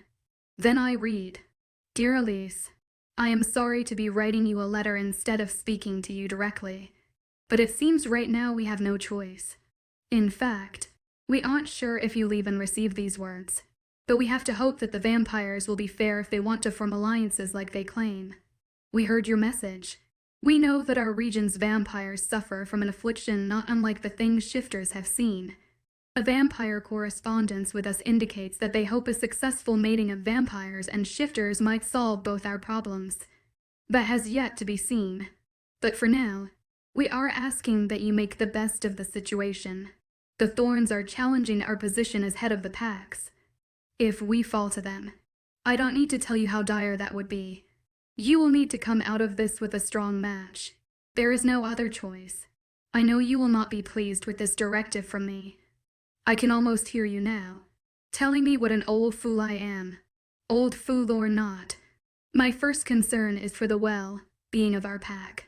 My second concern is for you, my little dove. No, I would not ask this of you if I didn't think this was your best chance at survival. We cannot enter into a war with William Nightshade. We would not survive. An alliance is our best option. Then time will tell. Love, your grandfather. I dropped the note into my lap and stared off. None of his words were what I'd longed to hear. It hoped he was mounting a rescue, calling all the packs together to form a plan to take down the vampires. However, it seemed the vamps had managed to intimidate our families not hard to do, considering that they had us at their mercy. If the vampires killed us, the future of all the West Coast packs would be in jeopardy. Our kind was already having trouble producing offspring. Another blow would make us nearly extinct. But what was this about mating with a vampire? Everyone kept using that word, but maybe they just meant a pairing. A union of forces, because actual mating was really possible. Vampire deception. By Drake Nason and Eri Grant, as an undocumented changeling, and forced to code at a low-level rate. This was definitely something I needed to know more about. I stared at the letter, unable to believe this was his message. Be a good girl and go along with the vampire's ploy. Maybe he was working on an escape in secret and cowed and risk revealing his plan. I could only hope. And that last thing HED said, time will tell. Maybe he only meant that I should go along until it was over. Then, when I was free and out of the vamp's dangerous reach, we would fight. They were holding us inside a fortified castle. After all, not a place easy for anyone to bridge, much less a bunch of weak-end shifters.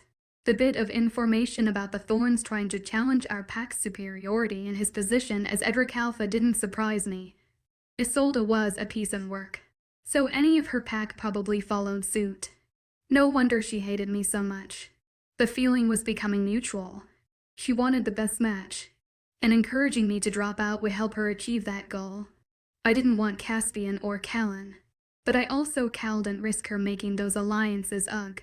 This situation was growing more complicated by the second. My head began to pound. Shit. That bad. Willow looked up from her letter. The pages in her hands were plentiful, and she'd only made it through to so far. I folded my letter carefully and slipped it back into the envelope. My mother broke her favorite casserole dish. Oh, I'm sorry to hear that. Will she be okay? I'm sure. It's only a dish. What does yours say? I asked, changing the subject. My mother, she's quite the writer.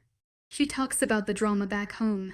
My older sister is upset that I'm here when the games finally became interesting. Her name is Daisy, is so jealous. She mated with a shifter male 2 years ago, and he barely showers. She says the laundry water is black when she washes his clothes. We call him Stan KY Frankie. His name is Frank behind his back. Willow smiled, the smile of a little sister finally getting one over on the elder. Wow. And interesting is one way to describe the predicament we find ourselves in. Mom also says the TV broadcast is very tastefully done, and the ratings are out of this world. Everyone is watching. People are choosing favorites, and she lowered her eyes. Well, she thinks I should try harder because you and Isolde are the favorites right now. I shook my head, taken aback by this information. That can't be. Look. Willow. None of it matters. This thing won't end well. Easy for you to say. You must know I want nothing to do with Callan or any of them. I made a sweeping gesture with my arm. I know. She nodded. He picked you, not the other way around. And I think HES doing it to make Caspian mad. I breathed a sigh of relief, glad that she understood. Oh, Willow exclaimed, sliding the pages aside as she seemed to remember something. There's another letter for you.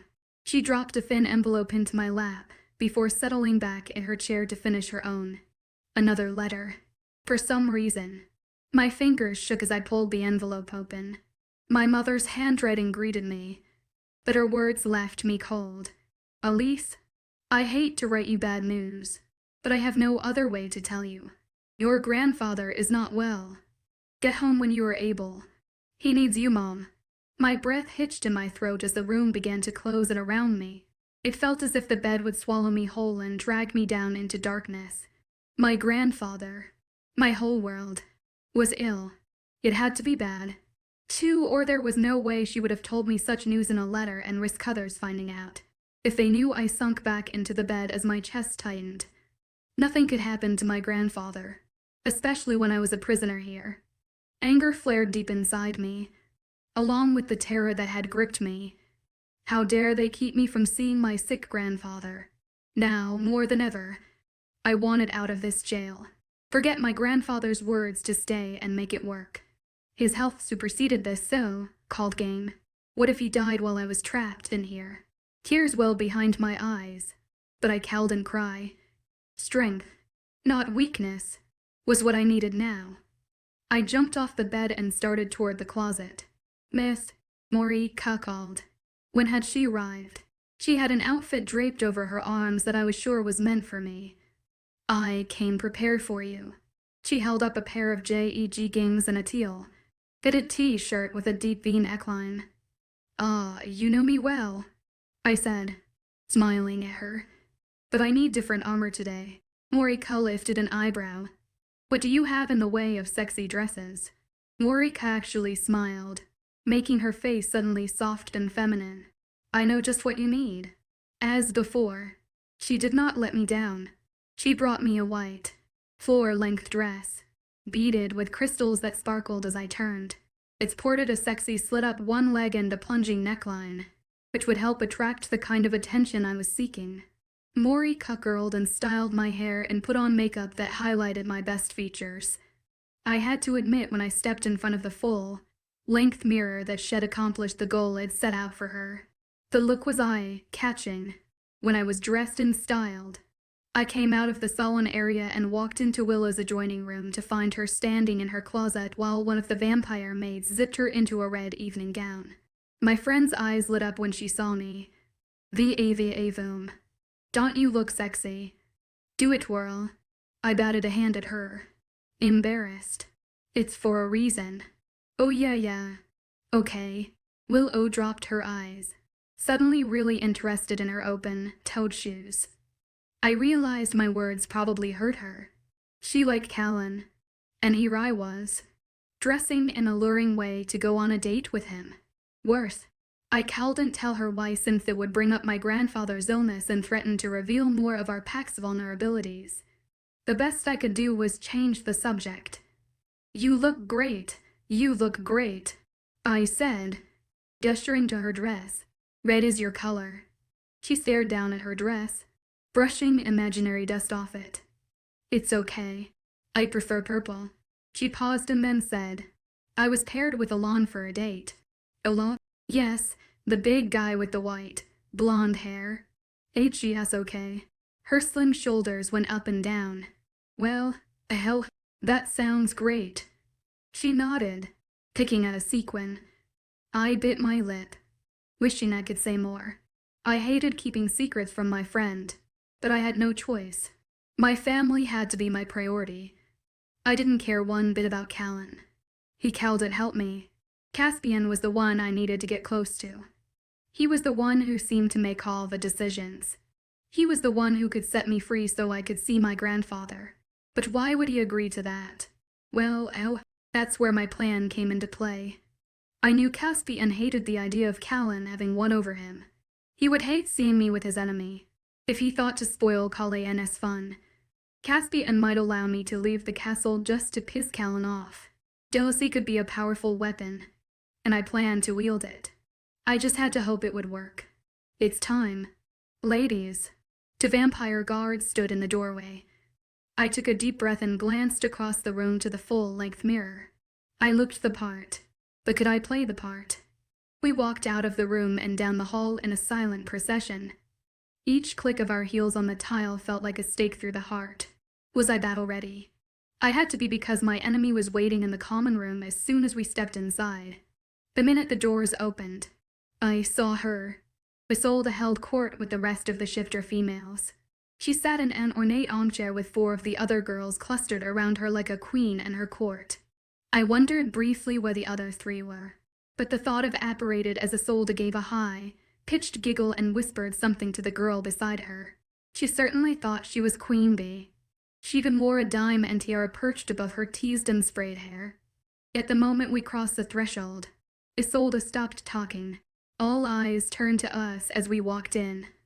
The camera swiveled to take us in, and I thought of my family. Were they watching right now? I stared Isolde down, sure that all along she'd known what her family was up to. Just the reason she'd been willing to play to the vamps to all along. Bitch. Either way, it didn't matter. It was game time. Chapter 10, A Formal Ball. I real. Honest to goodness. Cinderella, your slipper is falling off ball. I stared at the giant ballroom, unable to comprehend what I was seeing. It was like something out of a fairy tale. The polished marble floor sparkled in the light of the crystal chandeliers. Flower garlands draped from every railing, releasing their delicious floral scents. A string quartet played classical music in one corner, while 2 bartenders in fancy waiter attire occupied the other and stood behind an ice-carved bar. In another corner, a yummy spread was served. Decadent tea cakes, fresh sushi, bacon, wrapped delicacies, and more set atop golden platters. My mouth watered and my stomach crumbled, but I had to abstain. If I ate 1 gram of anything, my very snug dress would rip open, and my bits and bobs would be on display for everyone to see. It didn't matter that. Across the room, Isolde was trying to burn a hole through my dress with her gaze alone. For one moment, I was transported. Then I remembered I was about to do battle. From the looks of it, they'd thought of everything to make this party perfect, but it was like trying to put lipstick on a pig. As my father might say, no matter what the vampires did, I would not forget this was imprisonment, not a grand vacation. I glanced toward the top of the twin staircases at the far end of the room. The gilded railings curved up to the second level, where the men waited. They looked stunning. I had to give them that. Vampires were attractive in general, but the 7 bachelors standing above us were gods. The lamplight lit their pale faces, giving them an unnatural glow. Each wore a similar version of a black tuxedo, though I noticed Callan had misplaced his tie and left his black shirt unbuttoned, showing a hint of his impressive chest. Hed also forgotten to comb his hair, though the devil may care look suited him. Impish was the best word for him. Mischievous. He was about to cause trouble, and he knew it. Caspian was perfect as always, not a hair out of place. The black tux and flashing cufflinks brought to mind thoughts of red carpet, when where movie stars flaunted their finest. Caspian could have walked a red carpet with the best of them. In fact, he would have stolen the spotlight on a bad day. Today was not a bad day. Moons. Why did he have to be so attractive and look so tasty in a suit? The bachelors gazed down at us from their perch.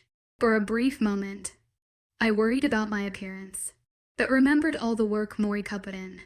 I looked good enough for the plan to work. That was all that mattered.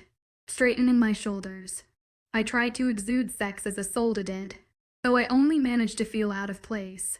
This was not my style, nor my type of game, which became more than apparent when Isolde strode ahead of me, wasting no time. Looking confident, she took a spot in the center of the dance floor. If there had been a spotlight, I was sure she would have found a way to take it from Caspian. Looking up at the golden god, she quipped, well, Mr. Nightshade, are you going to come down here and dance with me? Or am I going to have to go up there and grab you myself?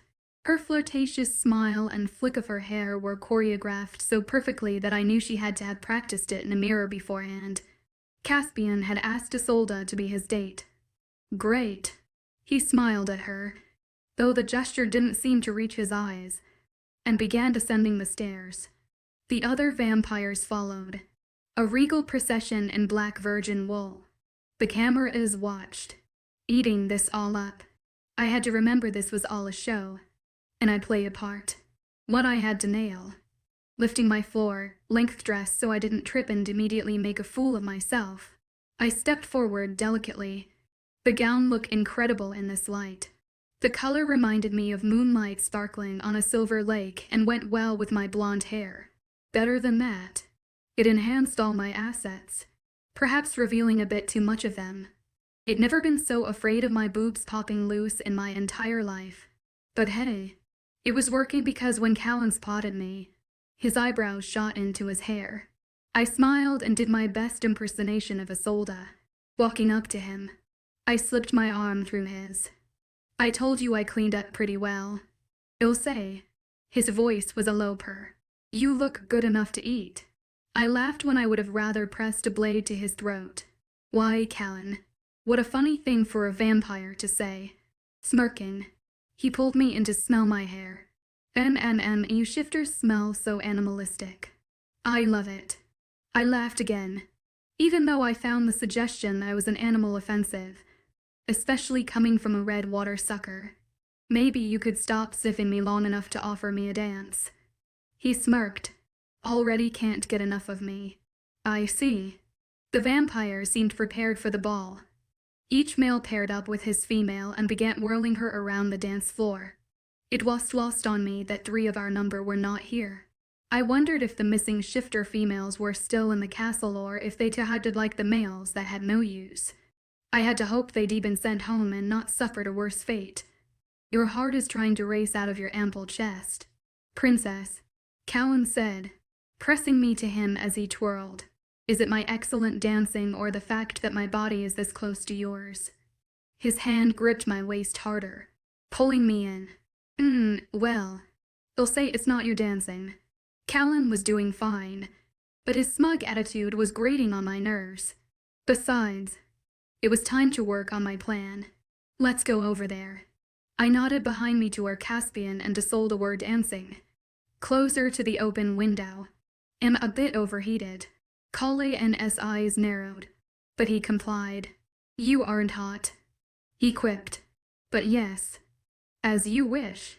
He began to waltz me in the direction I had indicated.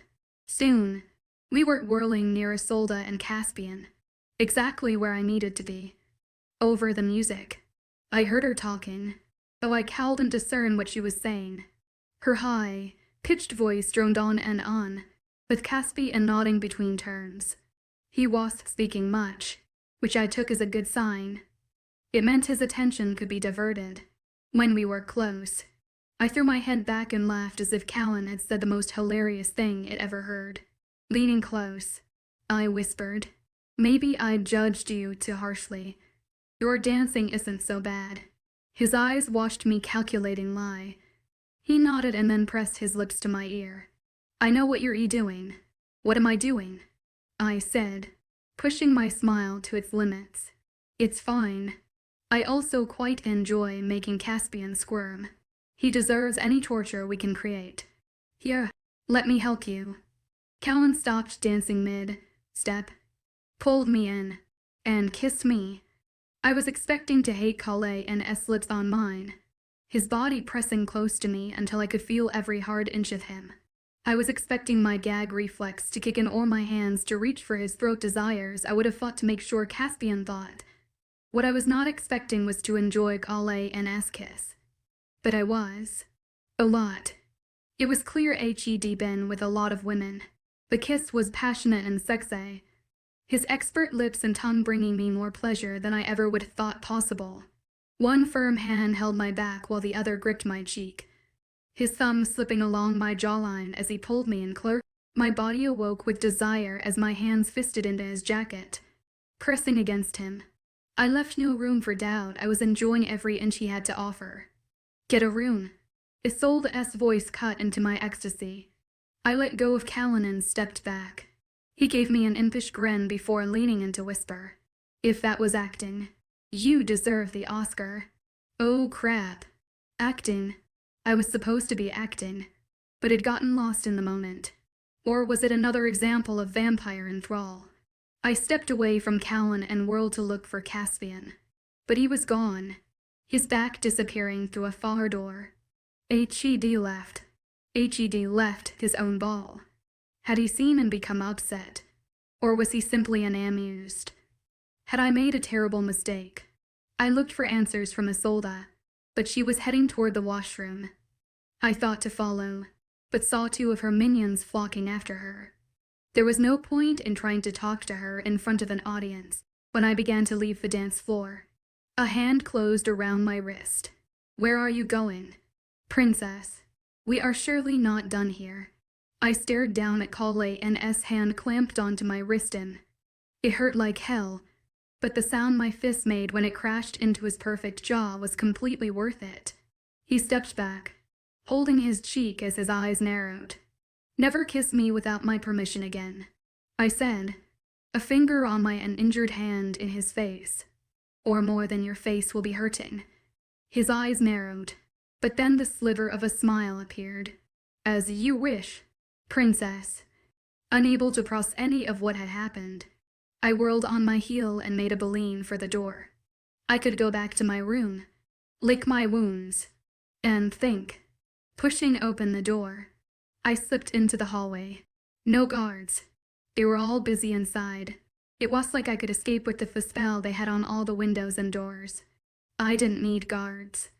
Anyway, I could find my room by my damn self. It was down the hall. To left S, then a right, yanking off my high heels. I marched forward and was in front of my room in no time. My bed, and maybe some room service, sounded like what I needed at this moment. Reaching out, I grabbed the doorknob and began to turn it, but then a figure slid out of the shadows beside me. With the A-cloth pressed against my nose and mouth as an arm wrapped around my chest. The smell of a strong chemical overwhelmed me. "Don't struggle. That will only make this harder." Then the world dimmed.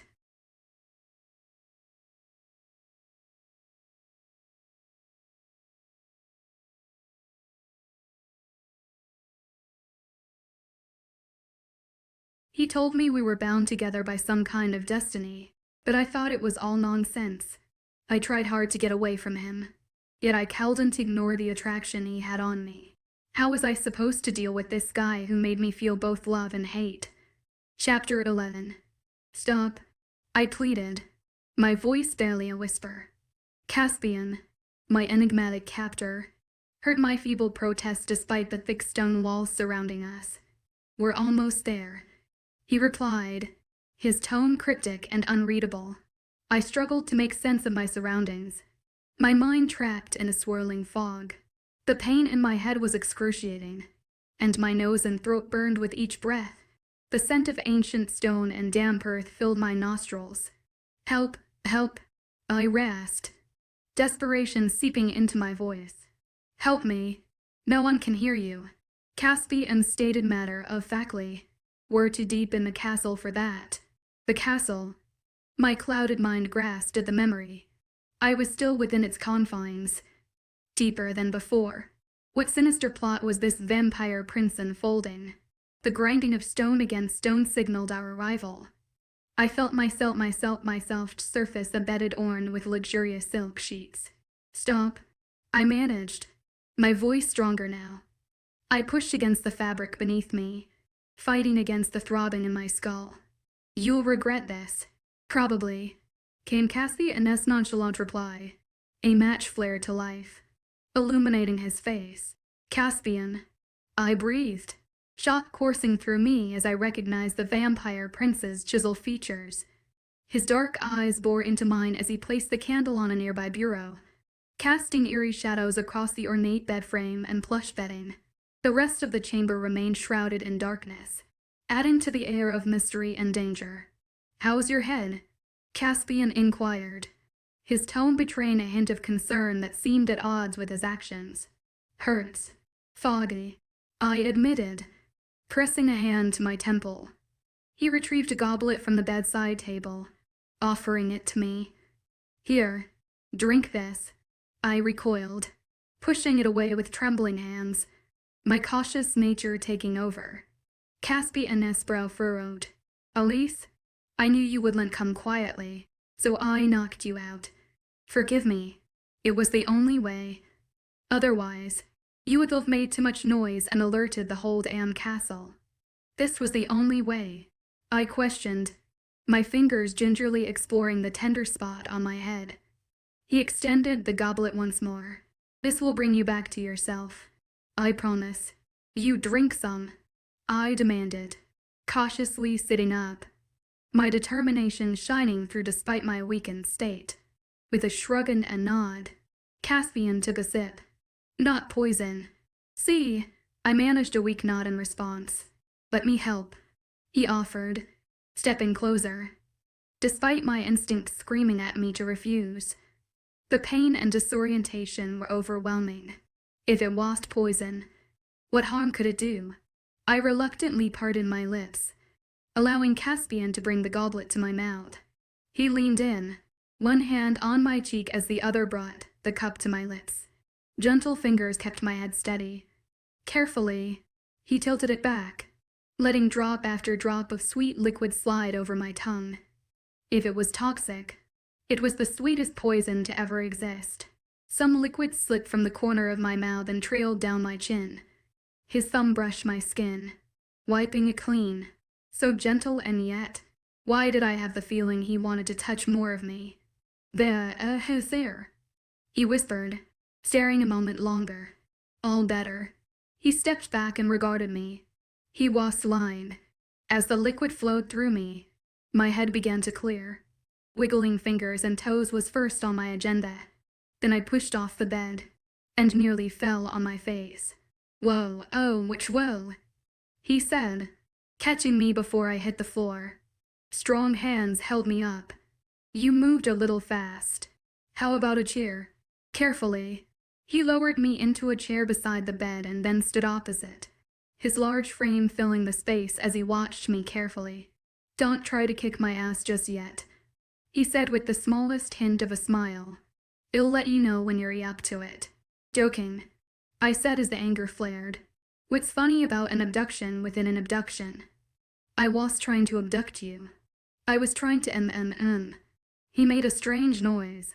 as if the words he wanted were out of reach. What if I told you I wanted you alone? It replied that if you need to abduct girls and drag them to dusty basements to get them to like you, you might want to reconsider your love life. Did my legs work? Could I run? It seemed not yet. Yes. Good advice. He walked to the dusty bureau where the candle flickered and picked it up. Then he set about lighting torches on either side of the room. The light revealed more dust. The old four-poster bed, more heavy wooden furniture that appeared to be a few centuries old, and an even older tapestry hanging from the ceiling to the floor. The room felt cave, like compared to the sprawling apartment Willow and I shared. Where are we? He glanced around, as if seeing it from my perspective. My room. This is your room. Yes, it was. Once. I have reclaimed it. He walked to a table and lifted a decanter, which he used to fill to patina at goblets with his red wine. Caspian offered one to me. Will that help me kick your ass sooner? I nodded at the glass. He chuckled. Sadly for you. No, but it might help your attitude. I glared at him. I like my attitude exactly as it is. He lifted an eyebrow and a mischievous expression spread over his face. He was enjoying this. Then more for me. As I watched, he drained my entire glass, leaving only a drop of red on his lips. I watched as he licked it away with a flick of his tongue. He seemed to have lost his tux jacket and tie somewhere, and his shirt was unbuttoned, showing off his smooth, firm chest. I refused to find that sexy as hell. How long until I can move? I asked, testing my legs, which still felt like jelly. He tilted his head, considering. About 10 minutes. Well, and you have 10 minutes until I rearrange your face. Caspian Nightshade. Use them wisely. I shot him a hard glance, as if daring him to try to touch me. Instead of coming toward me, Caspian reclined on the bed. Long legs spread out as he propped himself up lazily on his elbows.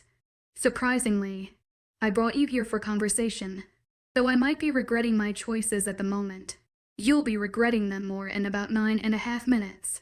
He laughed as he put one hand behind his head. The sexy pose was not distracting. I was focused on getting my legs to work and not on the powerful thighs revealed when his pants tightened around him. I did not want to straddle him. I did not want to run my hands under that dress shirt. But I was also curious about his actions. All of this still seemed like a lot of trouble for the Prince of Vampires. Unless he got off on it. Why not just wait and ask me out on a date? Why drug me and drag me into the darkest part of the castle? I asked. He grimaced. Let's just say I wanted to speak to you without all the listening ears. Here, you're quite here. I know no one is spying on us. Spying on us. Do you mean the cameras? He took another swig of wine. Something like that, yes. Yet something in his tone made me think there was more he was telling me. So 9 minutes. Caspian said, what can I do with you for 9 minutes? How about a game? I gave a mirthless laugh. I hate to break it to you, but my hands don't work. So Parchy ESI is off the table. Truth or dare? He sat up and faced me. You'll go first. I said, I dare you to let me go. Oh, I will. In 9 minutes. 8, I said, wriggling my feet. He raised an eyebrow. Fine. Truth, I said, just trying to keep him talking. I had no doubt he would try to stop me once I made a motion to leave. But surprise would be on my side if I lunged before the time had elapsed. Plus, maybe I could learn a thing or two while I was here. Go ahead, ask. Caspian looked amused and slightly drunk. His posture was loose, his tone boyish. It was the first time I'd seen him act in any way other than in complete control. So many important questions swirled in my head. I wanted to ask the best way to escape the castle. I wanted to ask why He'd really brought me here at Caldent only be for conversation. I wanted to know I could go home and see my grandfather. Yet, none of those seemed like the right question to ask first. I'm okay. Who is William? The smile faded from his face. William is HES my mentor Lie. Callan called him your father. And you look alike. Caspian's brow furrowed at the mention of Callan. Vampires don't exactly have fathers, do they? Or we did as humans, but those are lost to us after we transition. In this form, we are made, not born. William made me. He turned me into a vampire, so I'm more like his prodigy than his son now. While William was alive, he went on. He never had children. I was a distant relative of his, and I think he picked me because we resembled each other, like the son he never had. But there was no love in his voice, no warm familial affection for the one that acted like his father. So William was it. Caspian didn't have any other family anymore. On some level, I knew that. But to hear the clinical way Caspian was speaking of the man who was supposed to be his father figure made me think of my loved ones. The mere thought of them had me aching with loneliness. They were my refuge even if we fought all the damn time. What would I be without my parents? My cousins? Without my grandfather? I couldn't forget my whole purpose for tonight. I needed to focus in order to find the right way to be allowed to see him. My turn, Caspian said, quickly changing the subject. Truth or dare? I wiggled my fingers and shot him a expression. Truth then. Who's the better kisser? Callan, he paused and sat up straighter, leaning toward me. Or me? He stared into my eyes intently, the playfulness gone from his face. My ploy had worked then. Caspian was jealous. I couldn't tell if it was because of his hatred of Callan or his interest in me. But why did I care if Caspian liked me? I reminded myself I didn't. I was here to get one thing, the chance to see my grandfather again. Caspian, I have a favor to ask of you. I said, completely avoiding his question. He shook his head and then took a big gulp of his wine. His eyes were red, and it was clear now he was drunker than at first imagined. Answer the question. He reached out to the table for the decanter of wine. I need to see my grandfather. Yes, answer the question. Fangs appeared, long and sharp in his mouth, and his eyes burned with a rage I'd never seen from anyone, let alone him. The wine glass cracked in his fist, and the remnants of wine slid down his arm and dripped onto the bedspread. He was drunk and brutish, yet somehow more vulnerable than I'd ever seen him. But I hated him at that moment. I like kissing you better, I whispered. It was the truth. Despite how I loathed him, my traitorous body felt much differently about Caspian Nightshade. Much differently. A situation I needed to remedy. He threw his head back on the bed as his eyes rolled up to the canopy. It doesn't matter. None of this matters. Fear and rage roiled in me. How dare he scare me like this? Yet the anguish in his voice was raw and real. He was hurting. But why? What are you talking about? This stupid game. The matches. We think we can save something. What's worth saving? What do you mean? He staggered up and strode to the tapestry. See here. See this. This is supposed to mean something. But it's all nonsense. Caspian reached up and yanked the fabric to the ground. Then he put his fist to the wall and set his forehead between them. I didn't know what the hell was going on, but I did know a few things. First, I was witnessing something important, something I did not understand. And second, if I was going to unlock the mysteries of this gang who ran it, and third, I could use my limbs again. Run or stay. My eyes flicked to Caspian. He seemed to be fading. His words were mumbled rants. No secrets would be revealed tonight. And with the mood he was in, I doubted he would consider my request of seeing my grandfather. I needed to ask when he was sober. Slowly, carefully, I eased out of the chair and took a step toward the door. He moved like the wind. Caspian was across the room and pinning me to the wall before I could even utter a gasp. His hands gripped both my wrists and pushed them above my head. His body caged me there as he loomed over me, his chest heaving. His eyes were wild. Get this through your head, he said with wine-laced breath. His mouth so close to mine it made me tremble. You are mine. If anyone else touches you, especially Callan, I can't be blamed for what happens next. Understand? His nose brushed my neck as his breath pulsed against my throat. His command landed through me, making me tremble. But what was stranger was the urges his attack was stirring up inside me. I wanted to fight him and kiss him, make him beg, and scream my name. But I lost his to command. What gave him that idea?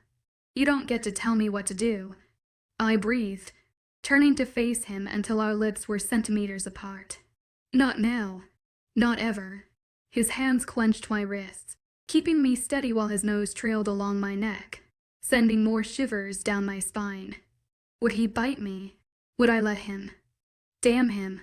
Why did he affect me like this? I can smell him on you.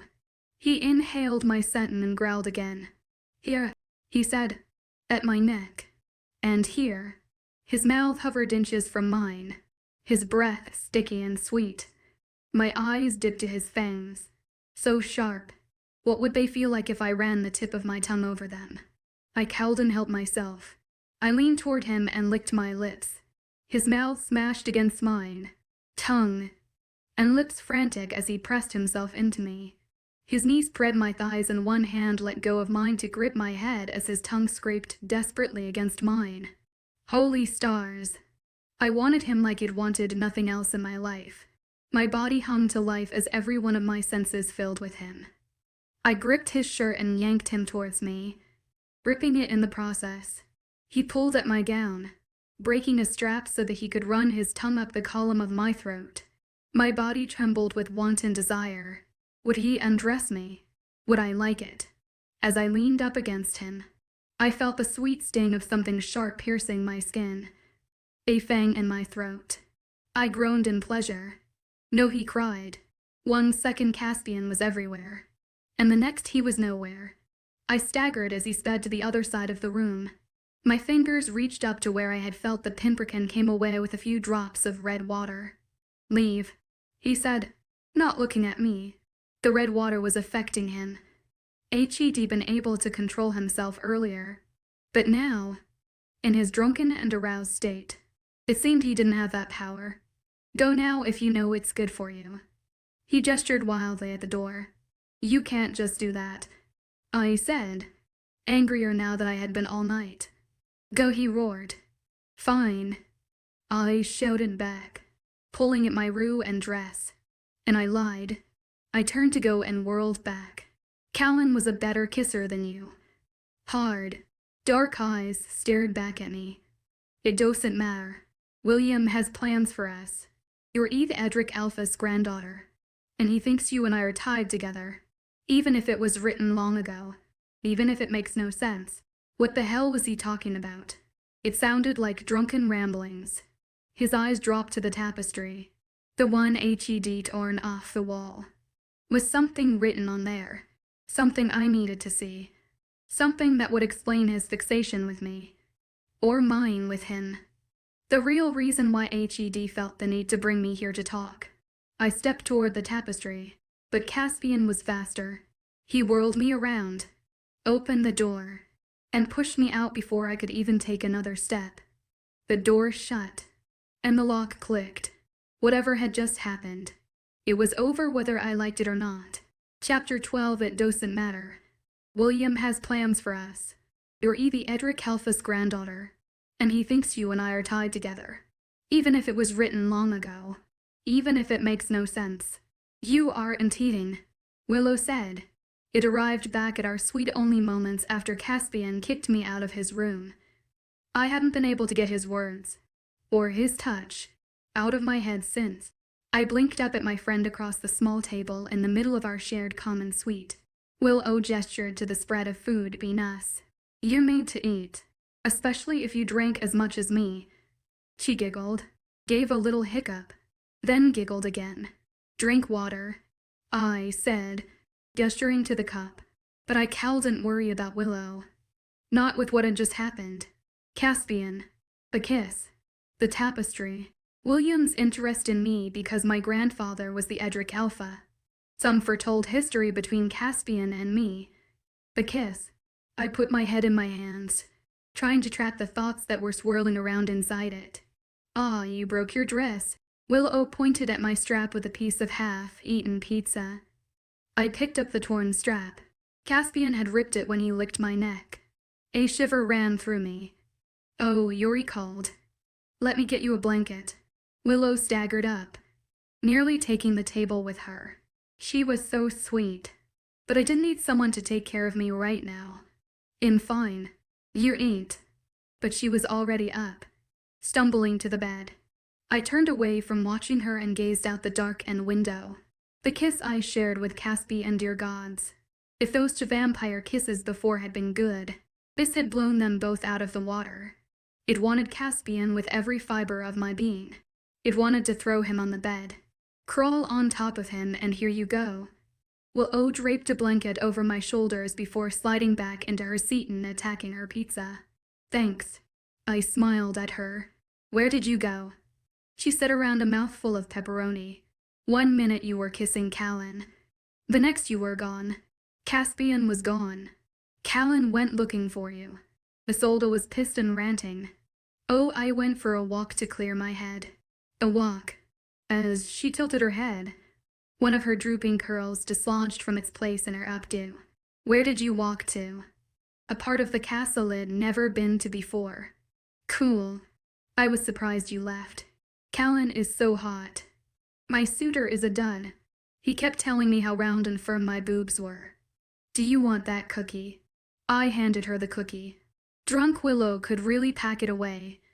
People had noticed that Caspian and I were missing. If Callan went looking for me, did he suspect? Did it matter? I didn't know. I didn't know much of anything anymore other than there was something else going on here. A mystery deeper than some mating games.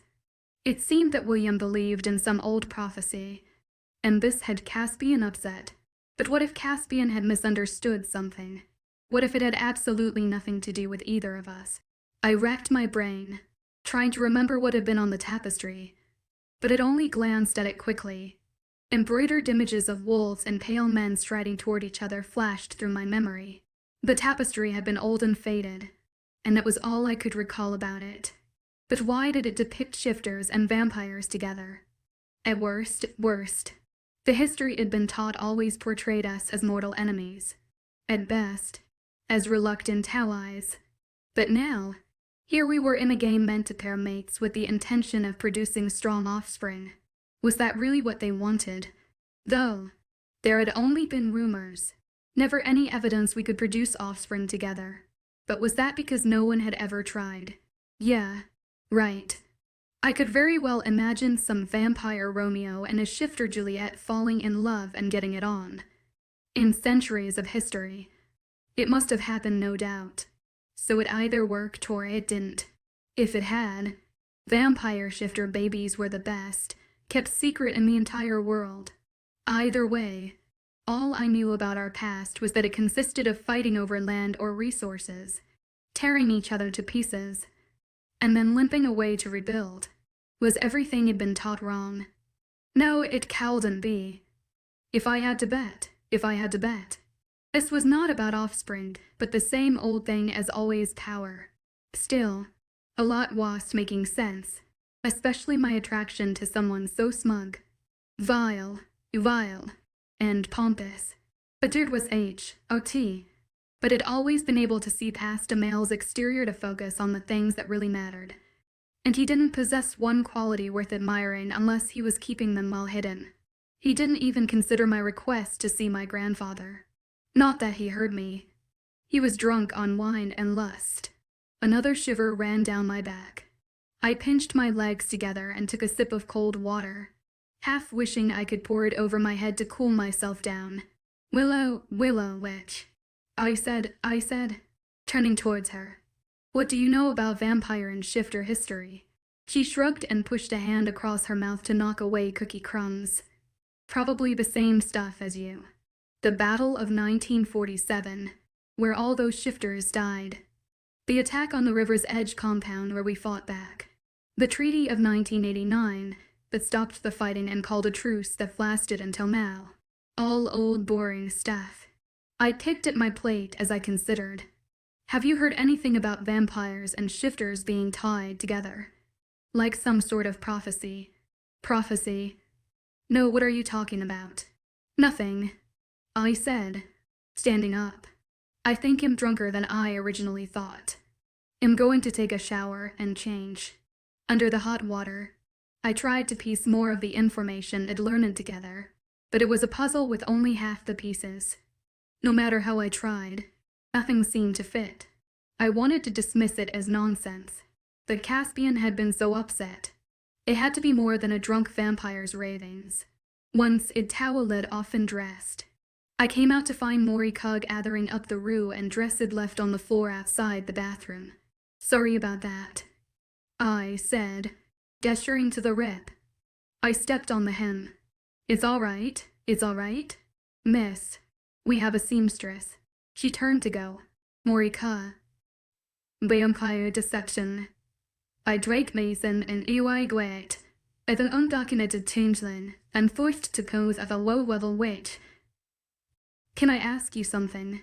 She paused and waited patiently, but I could tell being a maid was far from her life's dream. I wondered what Morika did when she was catering to Willow and me. I hated to bother her, but she was the only vampire I could talk to. Is there a library in the castle? She opened her mouth to answer, but a male voice from the doorway cut her off. There is a library, Cowan said, stepping into the room like he owned it. But you would need Empire escort to get in. Kitty, you don't have one of those. The corners of his mouth turned up slyly as he shook out his shoulder-length hair. Cowan. Elise? He leaned on the doorframe, regarding me casually. I went looking for you. Did you? He gazed at his nails before meeting my eyes. But I heard you were preoccupied. I could feel my neck flushing red. I went for a walk. Cowan snorted. Would you like to go for another? The library is boring, but I am sure we can make it more interesting. One eyebrow raised flirtatious lie. Being with Cowan would certainly complicate things, but I did want to get into that library. Sure, I said, faking enthusiasm. Let's go. Together. We left my room and walked down the halls I was familiar with. However, a few turns later, we were in another part of the castle I'd never been to. How big was this place and what other secrets did it hold? Cowan stopped at an ornate door and opened it, revealing a dark and dusty, smelling room the size of a large living room.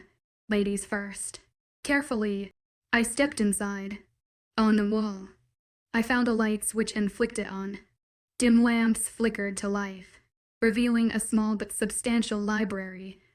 About a dozen shelves lined the walls, each holding a collection of ancient-looking books. The titles etched in archaic, golden scrawl were difficult to read. A heavy wood table and chair sat in the center of the room with 4 chairs around it, a perfect spot to hunker down and get some reading done. It was exactly what I needed. Except for one thing, Cowan. He walked to a shelf, pulled out a leather-back tome, and cracked the spine. If you're looking for light reading, I fear you'll come up empty-handed. After flipping through a few pages, he slipped the book back on the shelf and regarded me. Yes, thank you for walking me here. Except he didn't seem to have any intention of leaving. Why are you here? Cowan. I took a few steps, putting the table between us, to finish what we started. Don't act like you're dense. You know what I mean. You clearly hate Caspian, and I assume William as well. Why would you agree to play this game? He flicked his eyes to a dusty bookshelf. You assume I had a choice. Did William force you? Yes, very powerful. Isn't he? Cowan shrugged in answer, which was admission enough. How old is he? Fucking old. Cowan shot back. I raised my eyebrows to indicate that was not an answer. Cowan waved a hand in the air. Oh, I don't know. 600, 700 years old. Holy shit. He was so much older than my grandfather. No wonder he was powerful and filthy rich. HED had plenty of time to fill both wells. Do you belong to his coven? Cowan squinted at me, his expression suggesting I was stupid. No, but almost everyone else here belongs to William. None more than Caspian. Is that because William sired Caspian? Cowan huffed. I didn't come here to talk about them. Which, distraction was going to work anymore. Well. I gesture toward the books. I'm sure I can find what I'm looking for on my own. I've already found what I'm looking for. He growled, stepping close. And now that we're alone, you don't have to pretend you didn't like our kiss. I inhaled, trying to figure out what the best course of action was. Pretend I liked Callan so he would continue to help me or punch him in the balls. I knew which option sounded best right now, but was it wise to mangle his equipment? How would he respond? He had shut the door, sealing us in together. A few steps and I could be out in the hall. But then my purpose of coming here would be ruined. But Callan was stalking toward me in a determined way that let me know reading a book was the last thing on his mind. His large body caged me until he had me backed against a bookshelf. Now, where were we? Callan leaned toward me, his mouth angling from mine. I cowled and held myself. My knee came up, hitting him right where it intended. It turned out that vampires didn't like getting meat in the balls any more than shifters or humans. Callan groaned and bent over, clutching his tender bits. Oh, you bitch. I told you not to touch me without my permission, I said, realizing it'd likely lost any help I might have gotten from Callan. But to be fair, I had warned him. He straightened up, still groaning. Angrily, he turned to me. His eyes flashed with a rage I had not seen in him before. A million thoughts seemed to flash behind his blue eyes as he seemed to search for something to say. At last, he spat. No wonder your parents are paying to whore you out. No one in their right mind would want you for a mate without a bribe. What had he said? My parents were paying bribes to get me matched. I stared. My jaw dropped as Callan turned and stormed out of the room. Chapter 13. Are you ready? Elise. We need to leave now, or we're going to be late. I glanced at the reflection of Willow, who stood behind me by the mirror. Instead of a glamorous dress, she was wearing athletic clothes just like mine. Morika and the other vampire maid let us know that tonight's activity would be more physical. My mind reeled with the possibilities. Last night it had been, in a word, disastrous. Not only had I not gotten any more information about vampire and shifter lore, it also made out with Caspian, gotten kicked out of his room, and been forced to knee Callan in the balls. Way to make friends all over the castle. Elise. A good day's sleep didn't help clarify things. Sleeping soundly during the day was tough with a clear mind, let alone with one swirling around with puzzles. I tossed and turned all day and was up long before Morika came at twilight to wake us. After breakfast at 9 p.m., we were told to dress in athletic gear and wait for our vampire guards to escort us to the event. It picked at my eggs and bacon, knowing that poor sleep and poor diet were going to catch up to me at some point. But what could I do? It had been a full day since my mother's letter letting me know my grandfather was ill. My first attempt at asking to go home had been disastrous. My plan to get more info in the library had been horrendous, and I was fresh out of plans. Maybe I would think of something during whatever this was they were about to put us through. I wonder what they're going to have us do. Willow whispered as we walked to meet the vampire guards in the hallway. I'm not very good with feats of strength or speed. I'm really more of an indoor girl. I snorted. A shifter female who was more of an indoor girl. Willow frowned as if it insulted her, so I tried to smooth things over. I'm sure it'll be fine. Stick by me. They can't have us doing anything too dangerous. They say they want to mate with us, not send us out in wheelchairs. She nodded, looking relieved. Sober Willow was much different from drunk Willow. Drunk Willow was the life of the party. Sober Willow, beside me, appeared delicate and lost, about one loud noise away from bolting. Still, it seemed my words had set her at ease. At least I could make someone else feel better, even if I cowled and do it for myself. I expected our vampire guards to walk us to the gymnasium again, but we began heading in the opposite direction. Curious, I gazed down the hallway to see a set of patio doors thrown wide. We're going outside, I asked the guards. Neither one replied. Super helpful as always. Fellas, whatever they're paying you, It should be doubled. I mumbled, realizing I was going to have to wait and see. We did indeed stop at the open patio doors. The cool night breeze blew in, stirring my hair and igniting all my senses. I have. Moon hung over a lush garden that was lit by more torches than I'd ever seen in one place. Down the stone steps, sculpted hedges outlined a large rectangular area where the vampire suitors waited. I inhaled the scents of the garden, realizing how much I missed the outdoors. "We're going outside?" Willow asked, her voice trembling. "Give me your arm." One of the vampire guards grumbled, frowning. I turned to see them latch a cuff onto Willow's wrist.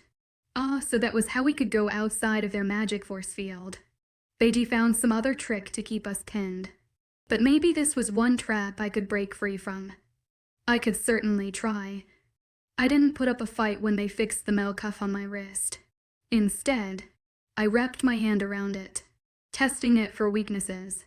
It was tight and seemingly unbreakable, but that didn't mean there weren't other ways around their control. "Head in," the vampire guard said. "The game is in there." Game. Willow and I walked down the stone steps, past rows of torches, and made our way to the grassy rectangle. The 7 vampire suitors stood in the center watching us approach. I felt Caspian and Caspian's eyes keenly as I stood beside Willow and the other girls. Cal gave me a narrow glance, letting me know he was still pissed about the blow to his tender bits. Caspian wouldn't meet my gaze. I wondered if he was embarrassed or upset or some other emotion I didn't have a name for. He had revealed something crucial last night. I didn't know why or what it meant, but it was clear not all was well in Nightshade's paradise. I shook my head, instead of thinking about Caspian. I needed to focus on discerning what we might be doing out here. The vampires wore athletic clothes like we did. The other females who had gathered behind us were also in stretchy, breathable outfits. That meant something physical for both groups. I was both pleased and worried about this. Physical challenges would be right up my alley, but doing too well might put another target on my back. And I already had plenty of those. Isolde and her group, the girl named Nanette, and another named L'Aube, were already near by giving me dirty looks I chose to ignore. There were 10 females in attendance. It seemed they hadn't sent 3 home like it wondered, and they were going to give them another shot. I finally learned everyone's names. Defeated patted myself on the back for many times since it was often the fault of mine. They were Willow, Isolde, Nanette, L'Aube, Sylvia, Justice, Paulina, Kaylee, Kaylee, and Savannah. I didn't know most of them, but I knew that, at the moment, they were like me, worried about how this would look to their families at home, as if it conjured them with my thoughts. The cameras rolled from their places, the ever-seen eyes that were so easy to forget. "Welcome back, ladies," a male voice said. When I turned my head, I spotted William walking toward us from the far end of the field. He alone wore a sports jacket and dress shirt as if he were unable to shed his business attire, even at a sporting event. He wore the suit-like armor, a costume to remind us all who was in charge. I remembered Caspian's words about William turning him into a vampire because of his lack of human offspring and their resemblance, and it made me regard the elder vamp differently. It was one thing to live as a vamp, but it was another thing to purposefully create someone who had to drink red water and live in darkness for the rest of their unnatural life, and all because of some misguided parental deficiency. What kind of person would do that? I watched him carefully as he approached. For some reason, he was inserting himself now. I wondered if it had anything to do with my kidnapping and Caspian's drunken rant. Had William found out somehow? Judging by the way Caspian acted, William might have the entire place bugged. William stopped about 3 yards from us and clasped his hands behind his back. He always carried himself in a way that suggested he was in control of everything and everyone. I knew the other vampires deferred to Caspian, and Caspian deferred to William. So maybe he was the one I needed to talk to about being allowed to see my grandfather. Somehow, I didn't think he'd be inclined to grant me that wish. "Ladies, thank you for joining us this evening. Tonight, We have something special for you. A little contest where both groups will be competing. This time, we will see how you work together in pairs." Some of the girls whispered to each other. Willow's small hand slipped into mine. I could tell she was nervous about the event, but there wasn't much I could do other than squeeze her hand back and hope for the best. William continued, his trim eyebrows quirking up, to entice each pair to do their best. "We will be offering the winning to some of Private's Wheaton luxury spot treatments." The girls oohed and awed while I wondered what the hell spot treatments had to do with this insane situation. Regardless, I still wanted to win. Winning would show all the viewing audience that my pack was still strong, and might make them doubt the rumors about our weakening line, something I needed to focus on specifically now that my grandfather, the source of all our strength, was sick. Also, I couldn't forget that HED asked me to do well. Besides, I wanted to rub it in Isolde's face just to see her smug smile fall. But who would I be paired with? William began to read off names. Nanette paired with Jason. Labe paired with Henry. Sylvia paired with Callan. I breathed a sigh of relief. I was worried we'd be paired together again. I wanted to win, and I was afraid he was the right candidate for that, since he was pissed at me. Besides, he liked to cheat, and that was my style. Next, William read Isolde's name. I watched her brighten and her eyes lock on Caspian. Isolde will be paired with Emilio. Her shoulders slumped as another of the vampire suitors stepped forward. A jolt of happiness shot through me, though I told myself it had more to do with seeing Isolde let down than the fact that Caspian was still eligible. I didn't care about that. I didn't know Lise will be paired with Caspian. I bit the inside of my cheek as a tornado emotion spun inside. William watched my reaction closely, so I did my best to show none. The rest of the names were called, leaving all the vampire suitors taken. Much to my sadness, Willow was called. As one of the 3 females not chosen, she let go of my hand and dragged her feet towards some chairs off to the side. I gave her a sympathetic look, but my focus had to be on the game. And Caspian, he walked stiffly toward me, his jaw tight. When he stood by my side, he gave me a curt nod.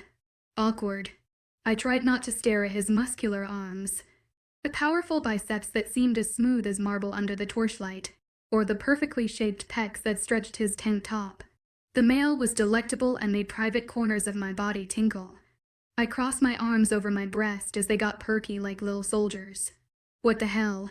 What are we going to have to do?" I said, just to break the silence and take my mind off my 2-soldier battalion.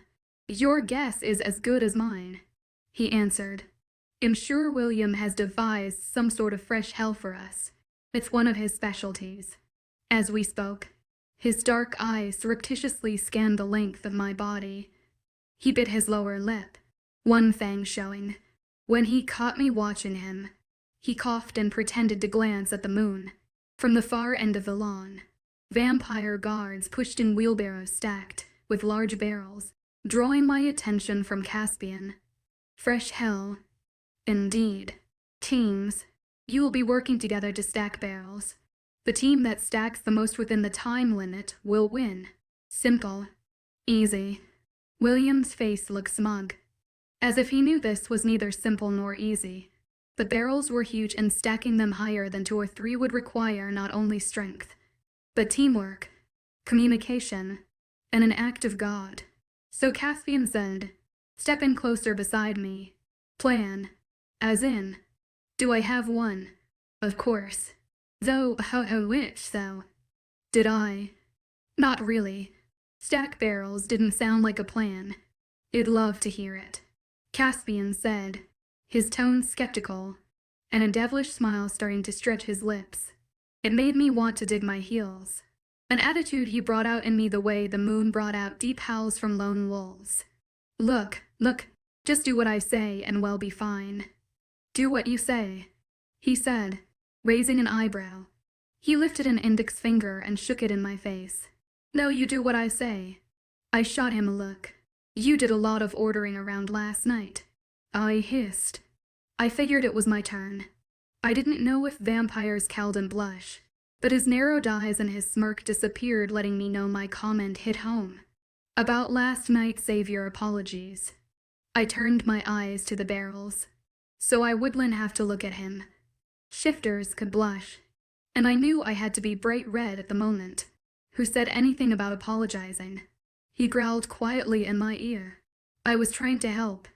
My head wicked toward him. Trying to help. My voice was no longer quiet. It was a raised hiss. You attacked me and tore down a tapestry. A very shitty, drunken plan, if you ask me. And what was all that nonsense about us being tied together? He grabbed my arm, pulling me closer to the barrels and away from the other couples. Keep your voice down, he said through gritted teeth. I peered around and caught William intent on us. He had moved to a chair by the door that led into the castle. Could he hear us from there? Maybe not, since Caspian had taken my bait. Either way, he could see us and the undeniable tension buzzing around us. I will. I hissed back. If you start giving me some answers, what does that tapestry have to do with anything? And answer me this. I pressed my lips together, knowing I should just let it drop. But one question kept swirling in my head. Did my parents pay to get me into this game? I hated asking that last question, but it was one that had been running around my head ever since Callan spilled the horrible words in the library. I held and stopped thinking about it. Maybe if I knew it was true, I could finally focus. What? Caspian's brow furrowed. It looked as if he was about to answer me, but William's voice boomed over the garden. Get in position. We will start in 1 minute. Damn it. Just when I was about to get some answers. I knew I had to win just so I could have time with Caspian to yank the truth out of him. Come on, I said, waving him toward the barrels. Let's get ready. Caspian walked over, but he didn't seem pleased I was giving orders. Look, they'll get the barrels going. When we get a few levels up, I might need your help. He winked, surprising me. You might need my help, I asked, incredulous. On your mark. Get set. Go, a buzzer rang out. The other teams jumped into action. Caspian and I both ran over and went for a barrel. He hefted his up easily, while I nearly sprained a hernia moving mine over. He frowned and put both hands on his hips. Oh, what the hell? Expression on his handsome face. Duh, they have to be stacked on top of each other. I glared at him. He rolled his eyes. Do you never listen? I listen when someone has a good idea. Oh, my idea is good. If you just go along with it, you would find out. He growled and went for another barrel, stacking it on top of his own. The barrels were huge and heavy.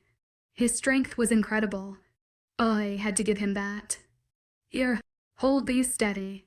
He ran back to the wheelbarrows without even checking to see if it hurt him. I gritted my teeth. Yes, it would be in my best interest to win. But damn it, he was so insufferable. To my left, the other team seemed to be faring better than us. Probably because they weren't bickering like old married couples sick of each other's shit. But you need answers, my dumb inner voice said. Behave. Fine. I breathed, going over to steady the 2 barrels while he brought over a third. Strong arms hefted the huge barrel over his head so he could stack it on the other 2. Hold it, he said, going for another. You hold it. I growled under my breath. As I stood holding barrels, I turned to see how badly we were failing but realized we just might win this thing. The other couples had slowed down. After 3 barrels, it was up to the female to do more than watch and clap, and few seemed able to be of real assistance.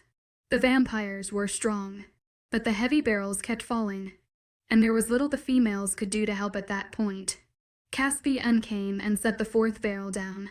Get on my shoulders, he ordered. Oh, so that was his plan. I didn't argue this time, just nodded, took a deep breath, and started climbing him like a tree.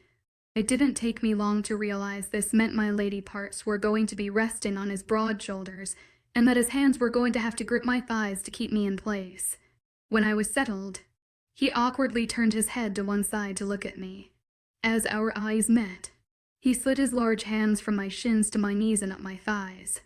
Two matching shivers of pleasure ran up my legs and collided right at the apex. "You okay?" he said, holding me steady. Even though I couldn't see him well, I knew that smirk was back on his lips. "I'm okay," I said, trying to breathe evenly and ignore my gutter-worthy thoughts. Except he was about to let me. The entire time, his plan had been to place me right where I was. His hand slid further back and cupped my butt. "Careful. You're sliding." He tightened his hold and pulled me closer. Holy piggyback ride. I gulped and threaded my fingers through his hair as my spine tingled.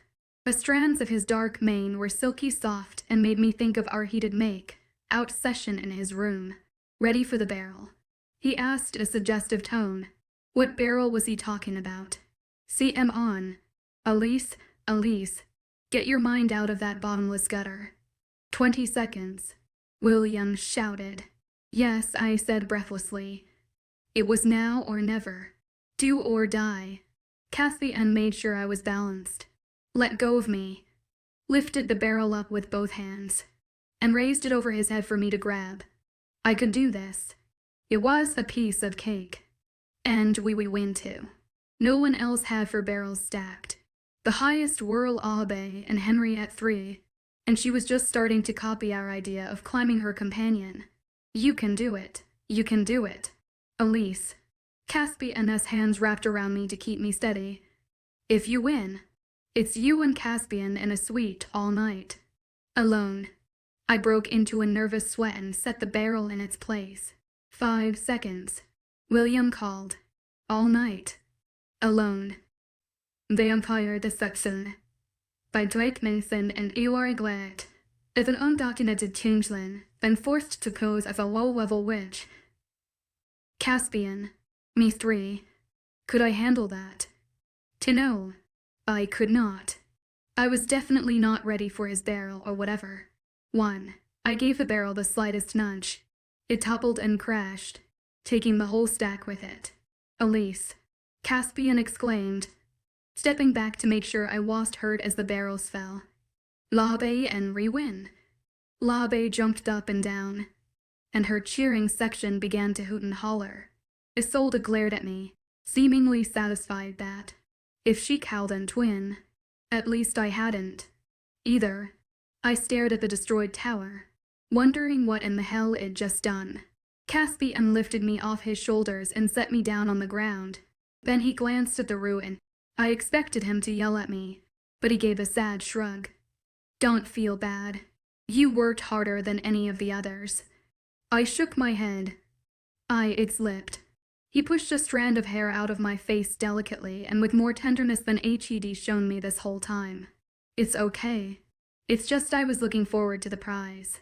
Then he turned and walked away, leaving me wondering what in the hell had just happened. Chapter 14. I sabotaged myself. We were going to win, and I knocked the barrels over. Back in the room, I crawled straight into bed. Sure, I'd already spent a lot of time there, but as miserable as I felt right now, it seemed like the only place I could feel some comfort. Why did I do that? Why? I replayed the moment in my head again and again. The timer was counting down. We had 4 barrels stacked. Then I pushed them over. I'd lost on purpose, and the only reason I could come up with was I was chicken Sith. "There," I said it. I was afraid to spend a night alone with Caspian. I was afraid of the feelings that bubbled up every time I was near him. Despite my grandfather's order to do my best, all I wanted to do was leave this game. And yet, I kept thinking of ways to get near him. It didn't make sense. How could I have such a strong attraction to someone who wasn't even a member of my species? He was insufferable most of the time, but then I remember how Hed made sure to move out the way, calling my name as if my safety was his #1 concern. Or was it more lust? Did he simply want to finish what Hed started in his room last night? Get this through your head. You are mine. If anyone else touches you, especially Cowan, I can't be blamed for what happens next. Understand? His words rang in my ears, making me wonder why Hed claimed me like that. that I was wasting my time. Had been drunk, talking nonsense, which made it clear I couldn't be alone with Caspian Nightshade. Nothing about that would be good for me, no matter how I spun it. Sighing, I pulled the blankets over my head. A moment later, footsteps sounded in my room and delicate hands came to drag the covers back. "You can't mope in your bed, Kay, forever," Willow said, blinking her doe eyes at me. "So you lost. So what? It's fine. I didn't even get to compete." I pulled the covers back over my head. "You don't understand." "I don't understand." She yanked the covers back. "I didn't get picked. How do you think that feels?" "Bad, I'm sure," I admitted. "Hell yeah. Bad, I might get sent home." I knew Willow was hurting, but I couldn't stop my own pathetic thoughts from running through my head. It felt like if I didn't tell someone what I'd done, I would explode. Willow witch. I need to tell you something. Promise you won't tell." "Sure." Willow held out her pinky. I stuck mine in hers, and we pinky promised. I sucked in a deep breath and unburdened myself. I lost on purpose. "What?" Her eyes grew wide. "Elise, what the hell? Why?" "It's so stupid." I was scared, so I pushed the barrels over a rug. "Wow," she said, letting the covers sag. "That's crazy. You could have won." "I know." I put my head in my hands and groaned into them. "You could have had a night alone with Caspian, vampire or not. That male is hot." "I know." "I can't believe you did that." Willow shook her head, staring at me like I was loony. "I know." I threw my head back against the pillow and stared up and ceiling. My grandfather would put me on guard duty at our compound for an entire year if he found out I'd sabotaged myself. Willow lay in the bed beside me and stared up at me for a bit before patting my hand. Look, we both can't stay here and mope all night. That's pathetic even for us. We should go out. The girls are having a little mini spa party in the parlor for anyone who doesn't get to go to the real spa. Let's go. It'll be fun. We can try to make friends with Nanette and the others." "Make friends?" I sat up and raised an eyebrow. Did she really want to be friends with those Isolde wannabes? Okay. Not friends. How about allies? Tiny dimples appearing at the corners of her cheeks. Willow was hot. It was ridiculous that she hadn't been picked for the last competition. I suspected it was all about strength, which did leave her at a major disadvantage. But that wasn't her fault. She deserved a break. And damn it, I did too. Puss is a low little witch. Plus, making allies wasn't a bad idea. They might come in handy later. I gave her a nod. "Allies. Yeah. Now you're speaking my language." I hadn't forgotten how weak that loss made me look to the viewing audience. I also needed to keep my grandfather's decree in mind. Even if that was my desire, maybe I could form some alliances with packs that would help my Isolde and her ilk came to challenge us. Fine. Let's go. I let Willow pull me out of my cover cave. Soon, I found myself in the parlor amidst a gaggle of chatty females. The room had been transformed. Instead of chairs and chaise lounges, salon chairs and rolling carts with make-up and hairstyling equipment had been brought in. The girls were lounging in the salon chairs, drinking wine, and laughing. No one who walked in here would guess we were prisoners trapped in a vampiric castle. It certainly wouldn't look that way to the viewers, which was exactly the plan. Because, of course, there were cameras always watching. My gaze dragged over to Isolde. She leaned back in a chair while a vampire maid gave her a pedicure. I had a sudden urge to take the cucumber slices off her eyes and shove them down her pretty little throat. "Let's sit over here," I said, angling Willow to the far end away from Isolde. Now that we were here, I didn't want to go anywhere near her and her vipers. A maid came over to offer to do my hair, but I felt too guilty to make her do that. I did. However, grab a glass of wine to take the edge off. Willow took to and accepted the offer of a pedicure, sitting back and closing her eyes. The girl next to me leaned forward. "Hey Elise, Hi, Sylvia. She nodded. Good memory. I appraised her closer than the first time we met. Sylvia was beautiful, from her dark curly hair to her caramel-colored skin. Her eyes were expressive and her smile bright. She was attractive and formidable, a great combination. So far, she had not been left out of the competition or the dates, so she was doing well in the games. It watched her competing, but had not really talked to her before. Still, I felt she could be my ally more than Annette or Labe ever could. They were too similar to Isolde. How's the game going for you? I asked, sipping the wine that tasted faintly floral. She shrugged, firm shoulders dipping beneath her turquoise silk robe. I didn't think I wanted to be here at first, but I guess it's growing on me. I gestured around the grand room with the servants waiting on us hand and foot. They sure do know how to dress up a prison. She laughed, a bright airy sound that only endeared me to her more and shook out her dark curls. You've got that right. Hard to believe we're trapped here. I leaned toward her. That's what they're trying to do. Pamper us into compliance. She raised an eyebrow conspiratorially. Great minds think alike. But the camera she leaned over, making sure none were close enough to hear us. They can only pick up voices about 12 feet away. And it's worse if there is background noise. Sylvia tapped on her head and gave me a wink. All of this was great information. I wanted Willow to be in the know. To Willow, I said, leaning back to try to get her attention. Willow, listen. But when I turned around, Willow was in her chair. Glancing up, I spotted her all the way on the other end of the room, talking to Isolde. My heart skipped a beat. Now, what did they have to talk about? Did Isolde beckon her over? I hoped Isolde was being nice to her, watching like a hawk. I saw Isolde frown, and then Willow's eyes darted up to me. Wait, what? Were they talking about me?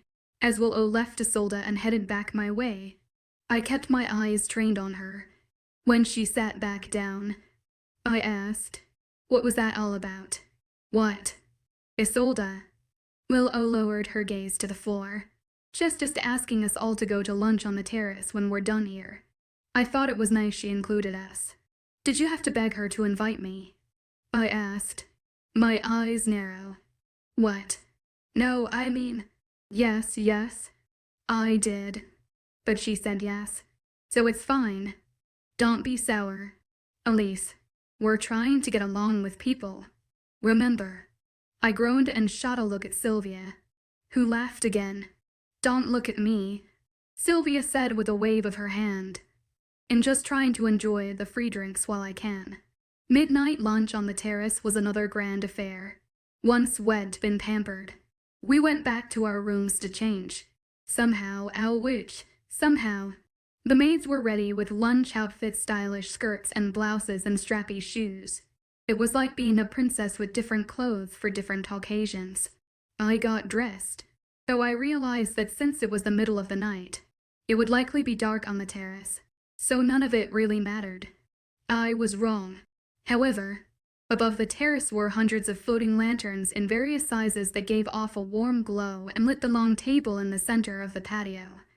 The table was set for royalty with expensive china, crystal goblets, flower arrangements, and gold cutlery, though the knives were still omitted. Much to my displeasure, Isolde sat at the head of the table as if this was her luncheon.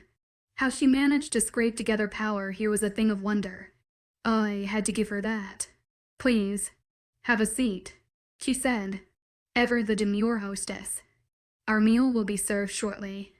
9 of us sat down.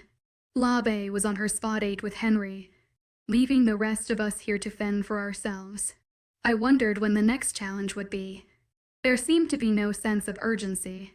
But then again, none of them had a sick grandfather at home, as I did.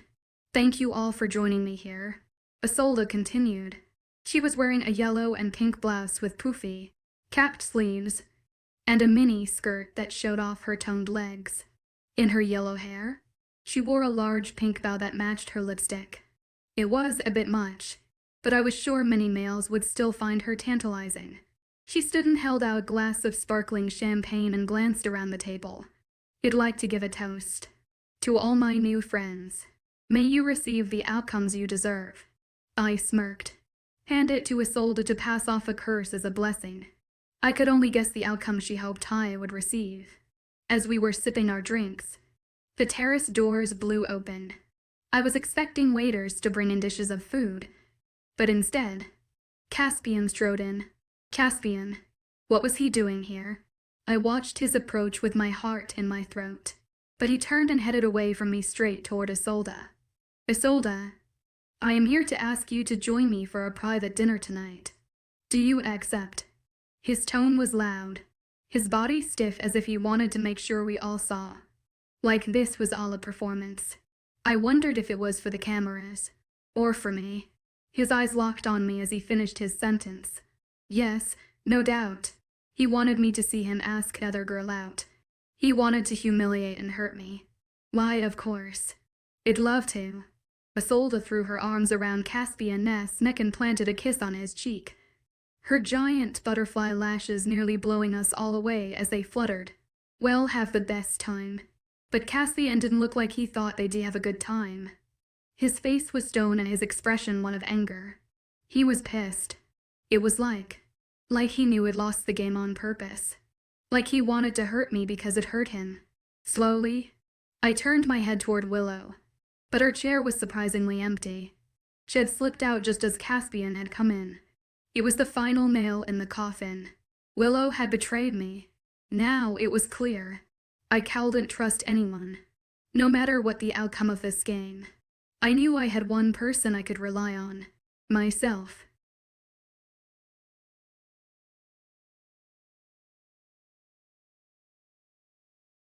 In this crazy game, I have to wear this form-fitting outfit and compete with a bunch of people I don't know. Chapter 15.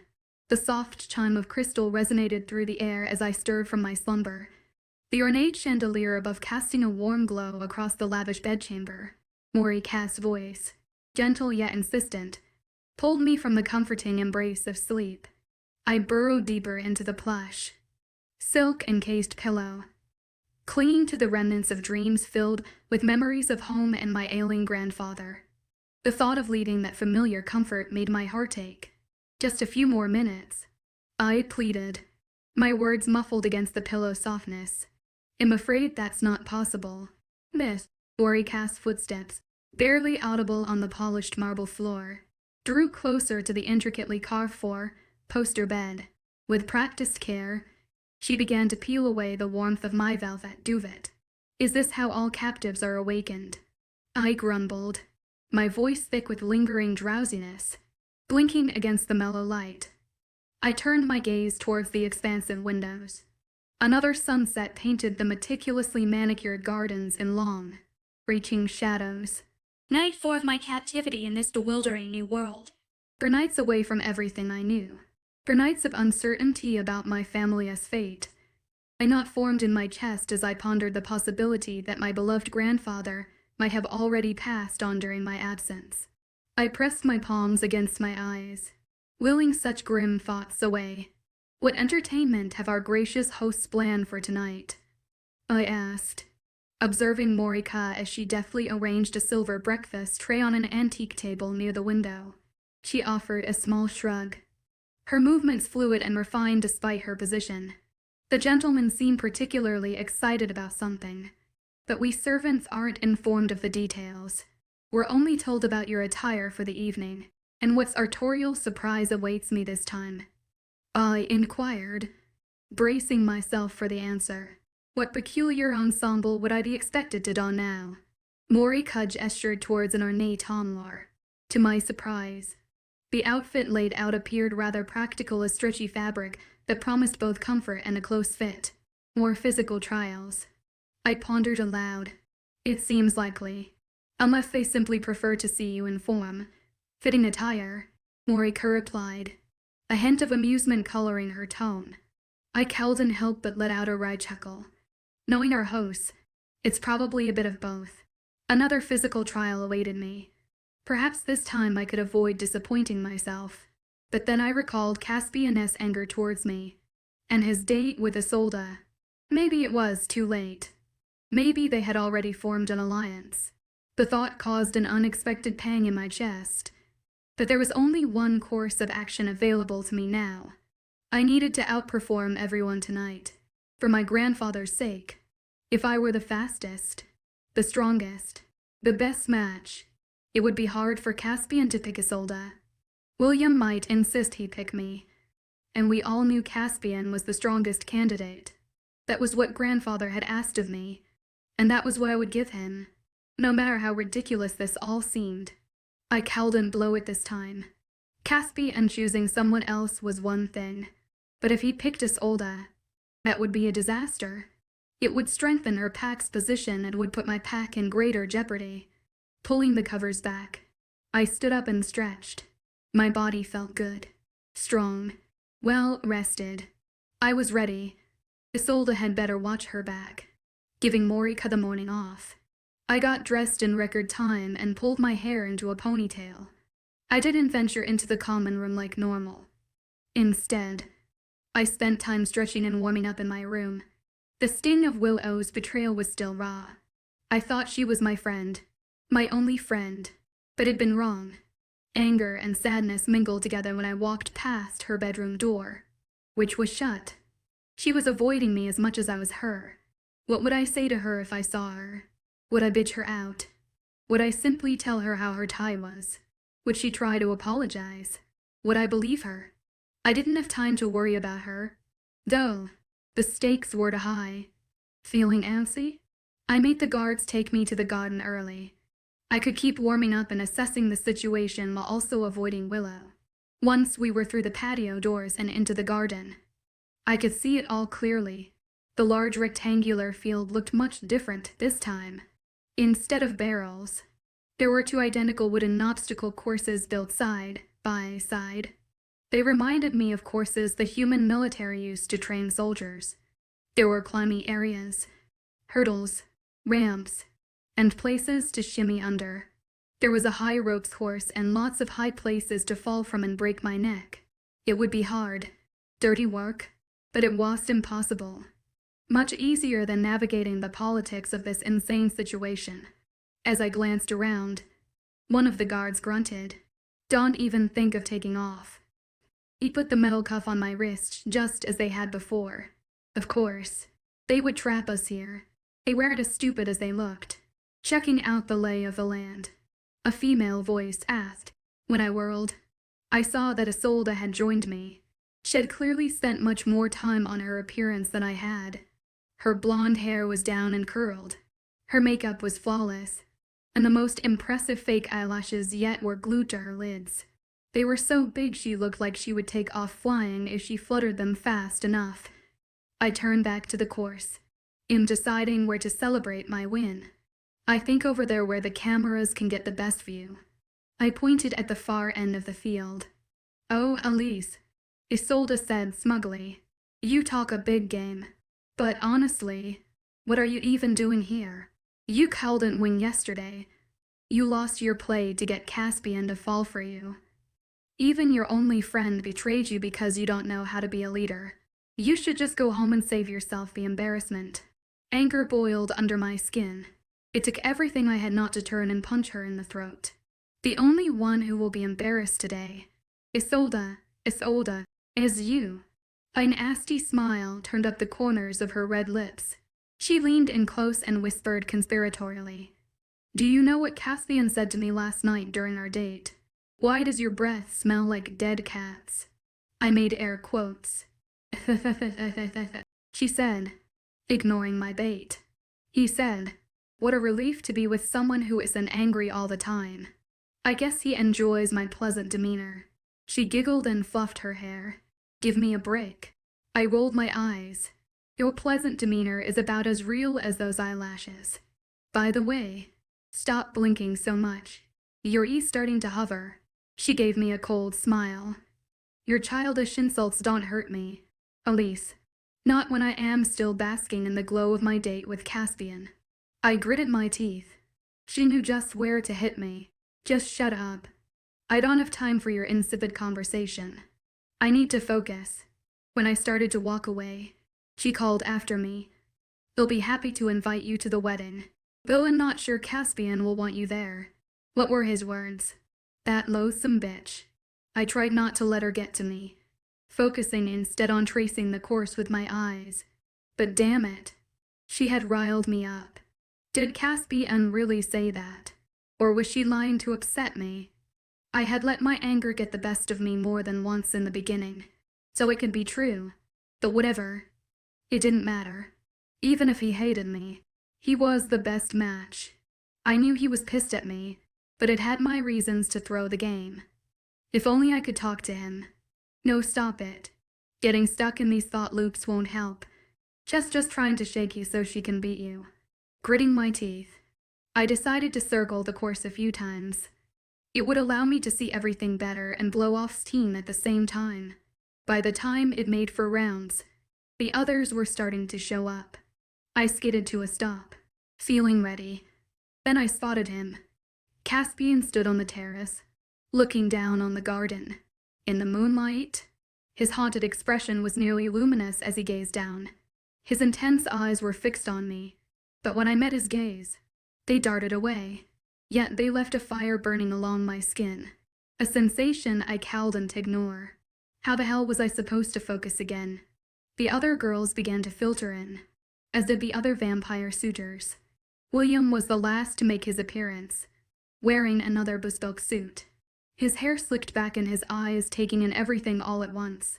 "Ladies, welcome to your next challenge," William said, stepping onto the field. His voice boomed preternaturally loud, making me cringe inwardly. He gave a false smile. "Thank you for coming this evening and looking so splendid. Don't they look beautiful? Gentlemen." The other vampire suitors had gathered at the far end of the yard near the finish line. They were all there. Cowan, Henry, Elon, and others whose names I couldn't remember.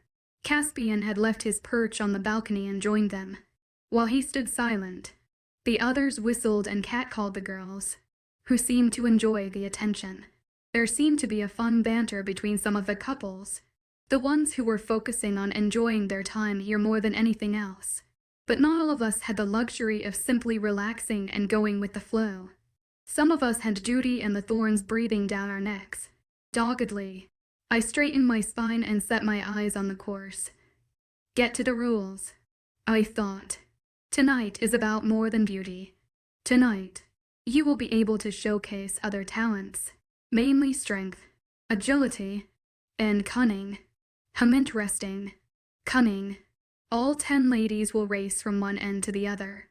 The first 2 contestants to complete the obstacle course will then compete in another challenge to determine the final winner. That person will be allowed to choose one male for a private date. The rest will again be paired up randomly. The other girls murmured to each other, but I didn't meet anyone's gaze. I knew if I made eye contact with Willow or Isolde, it would be far too distracting. The other incentive to do well in this competition is that 3 females will be asked to leave the competition.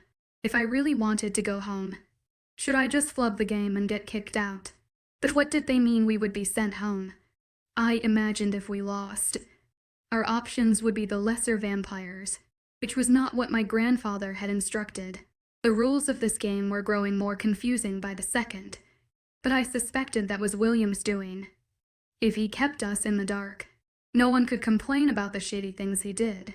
One thing I did know was I couldn't win and claim Caspian. The consequences of that would ripple beyond this castle. Either way, I couldn't lose. Ladies, please line up. 5 on each course. I darted over to the first course, taking the center spot. The twin courses appeared to be identical, but the soil on this side seemed a little loose. It noticed it as I ran around the courses ahead of time. It might not matter, but anything could be an advantage. Sylvia lined up beside me and gave me a wink. This ought to be fun, right? Elise. I gave a quick smile. The best. Where's your friend? Sylvia asked, scanning the crowd. The one who gets drunk at any opportunity. I cracked my neck and stretched out my calves. What friend? Willow had joined Isolde and 3 of her minions on the other course. Good riddance. I see, Sylvia said. Not all friends are as trustworthy as they seem. You got that right. I replied. On my word. We will begin, William said, edging closer for a better view. Oh, one more thing I forgot to tell you. You'll be able to use your wolf powers on this course. What the hell did he just say? On your mark. Get set, go. Girls lurched forward in their human form, staggering toward the obstacles. Yet some seemed to realize that their shifter powers were no longer blocked. The bracelet might have kept us in the area, but somehow, our powers had been returned. Oh shit. It was on now. I closed my eyes, focused on the pull of the moon, found the swirling tendrils of magic that had been blocked since Wet arrived, and latched on. I exploded into my wolf form and took off running. Chapter 16. I could shift again. Nothing else mattered as I felt my human form morph into my wolf form once again. Claws sprang from my fingers as my skin broke out into white fur. My clothes and shoes shredded into pieces that fluttered onto the lawn. Yet the vampire's metal cuff remained, changing its size. Bones creaked and twisted, but there was no pain during the transformation. Instead, there was a tingle of excitement and possibilities like before opening a much-anticipated present. My wolf form meant power, strength, and endurance. It meant control and focus. My worries melted away as I took my first steps as a wolf. Damn, it felt good to be back, to be whole and not defenseless. But I didn't have time to revel in my new body. Others were shifting and starting towards the course, bulky wolf bodies rushing onto the first ramp. Sylvia, now a caramel-colored wolf, took tentative steps on the planks, testing out her new weight. Others began to do the same, so careful, like they were afraid to break something. I didn't feel fear. I felt ready. Time to kick the ass I was talking about. I tore forward, my paws slapping on the board that groaned under me, and I left Sylvia and the others behind. The ramp led up to a suspended bridge of slats that rocked as I approached. The thin slats might not hold me, but the bridge was only about 12 feet off the ground. Doing this in my human form would have been very different. Indeed. Let it break, I thought as I stepped on the first board. I can take a fall from this height. The rope creaked, barely holding only half my weight. My keen wolf senses heard the rope straining. If I stood my whole weight on this thing for very long, it would certainly break. But if I ran across, I fixed my eyes on the goal and tore forward. My feet found the boards, barely touching them as I ran across the swaying bridge. Having 4 points of contact sure came in handy in a situation like this, since I could keep the paws planted as I stepped swiftly and kept moving forward. I was nearly there when a board beneath my back leg snapped. My body sagged, my front leg scrambling on the wood as I started to fall. Elise, someone called from the ground. A male voice. Caspian. I didn't have time to consider. If I fell, I would have to start over again. I had to keep going. There were other wolves behind me who wanted to take my place in the lead, and I was about to let them. Yet my body was slipping. My back legs dangled in open space as my front claws tried to dig into the wood. To no avail. Teeth. Damn it. You have teeth. Just in time. I twisted my head sideways and caught a piece of broken rope in my teeth. It stopped my fall and gave me time to yank myself onto the boards that remained. Claws scraped on the wood, digging in and allowing me back up on my feet. A hoot went up from the vamps at the end. Someone was definitely cheering for me. I clambered over the last slats in the bridge, finding the solid support of a platform on the other side. One glance at the other identical obstacle course showed Isolde in the lead with her minions behind her. She was nearly across her bridge, taking a more careful approach of crouching down and stepping across. I looked over my shoulder to see Sylvia taking her first steps on the bridge behind me. She was coming for me too, wasting no time. I bounded from the platform to the next one ahead, which was higher still. There were 5 of them, built on telephone poles that went higher into the sky. How the vamps built this in one day, I had no idea. It had to be magic, but that lost my concern. What was concerning was the rope swing that waited at the top platform. A rope was attached to a pillar on the side of the platform and then strung high above, waiting for me to swing across to the other side of an immense gap. One puny rope between me and the platform on the far side. That was it. And now I was 30 feet in the air. A fall would hurt and injure me severely. A wolf wouldn't stand a chance with that tiny rope, but a human would have to shift. I would have to shift back and swing like a monkey. Naked. Shit. Even Tarzan had a loincloth. I had nothing. Why oh why had I gotten a Brazilian before coming here? My lady parts would certainly feel the breeze, and the cameras would get ends full. I glanced at Isolde. She was nearly there. I was sure she'd have no trouble showing off her body to God and everyone. But me, I had no desire for the entire supernatural community, and humans too, watching at home to see me in my birthday suit. And Caspian, what about him? Damn it. I was back in my head, worrying instead of doing what had to be done. There was no other option. I closed my eyes and found the magic entangling it in my mind, as I was taught to do what I wanted to change back. My body shifted again, fur disappearing, limbs shrinking, until, finally, I stood on the platform, completely without clothes. Someone down below whistled. I gave them the finger, then grabbed the rope, wrapped both hands around it, and jumped off the platform. The swing was exhilarating, even if I was bare-assed in front of everyone. And there was, indeed, a breeze chilling my ovaries. Maybe they'll blur me out. I could hope they didn't want to traumatize the children. My feet hit the other side. A hard thud on the wood, and I lurched forward, grabbing a pillar to stop myself from toppling over the other side. I took a moment to breathe and check on my opponents. As it thought, Isolde had no problem switching back to her human form and was primping her hair to make sure the curl had survived the transition. Her fake eyelashes, though, those were long gone, with that smug bit of satisfaction. I glanced out to plan my next move. There was a ladder down one I'd have to climb using my human form and, far below, a bit of ground that led to a huge vertical, slick-looking wall that someone would either have to scale or dig under. That was my plan. It might not be glamorous or sexy, but I knew I would win, trying to hide my embarrassment. I climbed down the ladder as fast as my without-clothes ass could go. As soon as my feet were on the ground, I shifted again, feeling the ecstasy of my wolf form ripple over me once more. Damn. It feels good to be lupine. I readied my claws and began to dig at the base of the wall. Dirt flew everywhere, coating my fur, but I didn't stop. This contest was not about glamour. That was clear. It was about strength, speed, and cunning.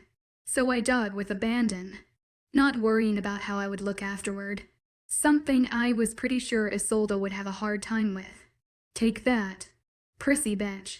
I was making good progress until something huge and hairy landed on my back. What the hell? A dark brown wolf pinned me to the ground. She'd used the element of surprise to knock me flat and get her jaws around my neck before I even knew what hit me. Stupid, I thought. I'd been so engrossed in my task I hadn't watched my back. I started to struggle, but the wolf was using all her strength to keep me pinned. Why would someone stop competing and take the time to stop me? Wouldn't they want to win? Elise, stuck are you? Too bad. Isolde, in her human form, leaned over me, her blonde hair framing her bitch face as she peered into the one eye that was smashed into the dirt. And just when you made such a nice hole, I guess I'll have to use it. I growled and kicked my paws, but the wolf above me clamped down harder on my neck, squeezing my windpipe until I couldn't breathe. Good girl. Willow, Isolde said. Keep her pinned until everyone else is through. Vampire Deception by Drake Mason and Eli Dweck. An undocumented changeling and forced to code as a low-level witch. The audacity. I wouldn't think little Willow could keep me pinned, but in her wolf form, she was incredibly strong. The wolf above me winced, But Isolde gave her a dirty look. "Shut up, bitch. You'll do what I say if you know it's good for you. I can make your pack's life a living hell." I hadn't recognized Willow in her wolf form, but things were starting to make sense. Isolde was threatening Willow and her pack. Had that been why Shed betrayed me? I wanted to look her in the eyes, but that was hard to do with her teeth around my throat. I heard Isolde begin to dig and finish what had started. With her distracted, I knew I had one chance to convince Willow to leave the dark side. It was dangerous, but I knew it was my only shot. I knew I could try to communicate telepathically in my wolf form, but something told me speaking to her as the human friend she knew would have more impact. I began to shift out of my wolf form. Willow's teeth loosened, and she took a step back as my body came back into being. "Willow, I said, holding out both hands and looking into her huge lupine eyes. "I know you don't want to hurt me." The wolf stared back at me, her dark gaze taking me in. "I know Isolde has threatened you, but you can't let her control you. If you do, her pack will really have all the power, and then they can do anything they want to us. We have to stand up to her." The wolf gave a low growl and took a step forward. It hadn't worked. She was still under Isolde's spell. I cringed, ready to shift back to my wolf form and fight. Willow crouched and jumped. I waited for her paws to smash me into the ground, but instead, she sailed overhead, blocking the other contestants that were lining up to slip under the only hole anyone had dug. Mine. The growl was for them. She was helping me, letting me get through next.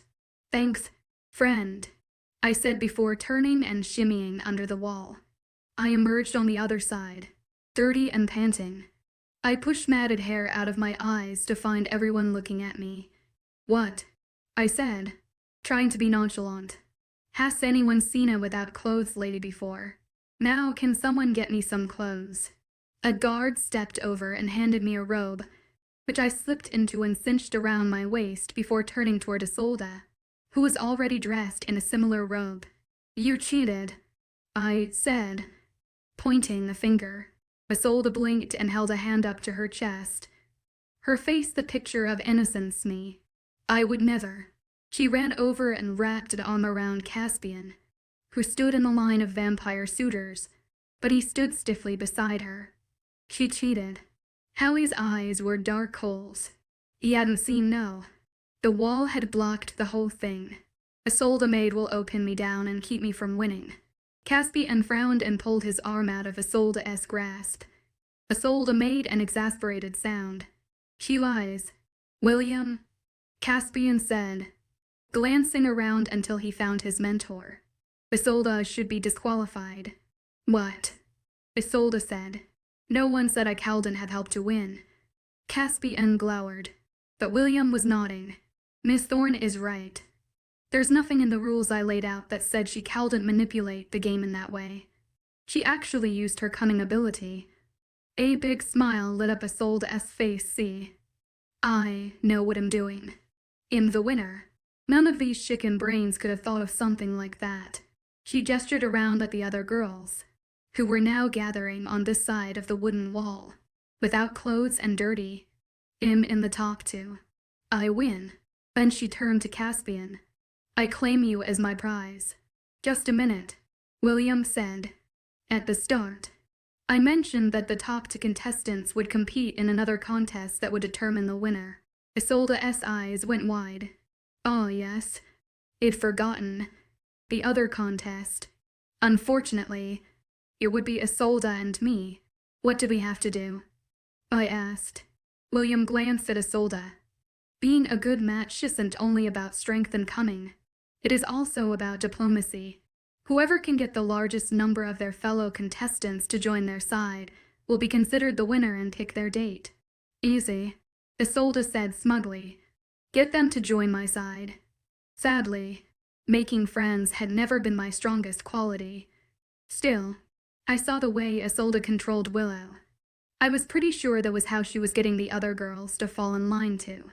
I stepped away from her and turned to my fellow contestants. "I know Isolde has threatened you, probably all of you, with harm to your packs if you don't do what she says."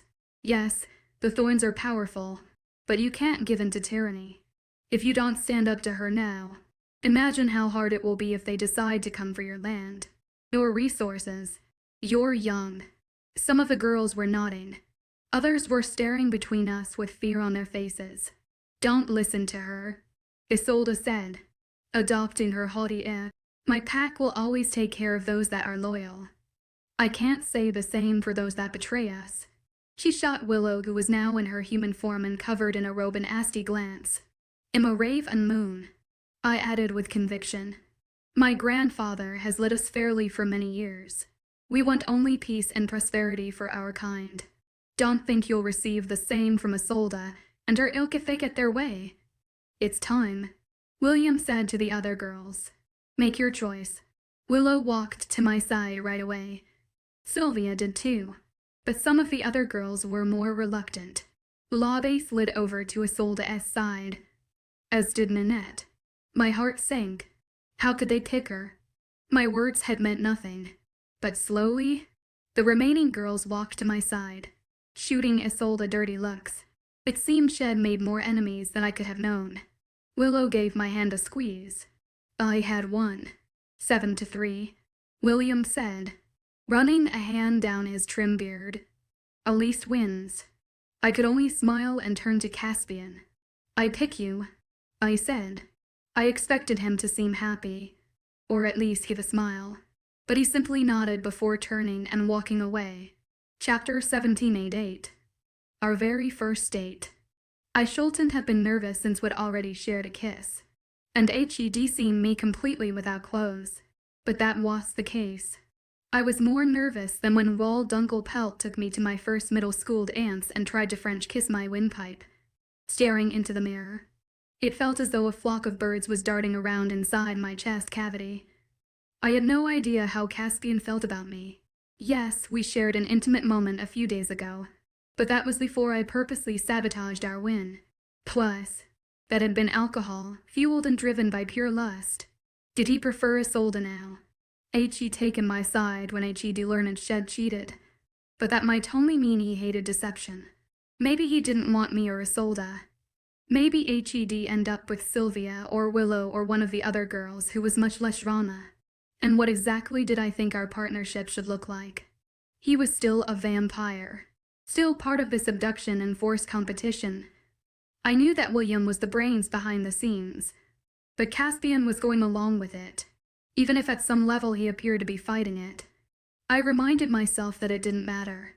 I couldn't allow Isolde and Caspian to partner or mate, whatever that meant. I needed to make sure of that and let the cameras and everyone at home know Caspian preferred me. I needed to show my grandfather I could do as he asked.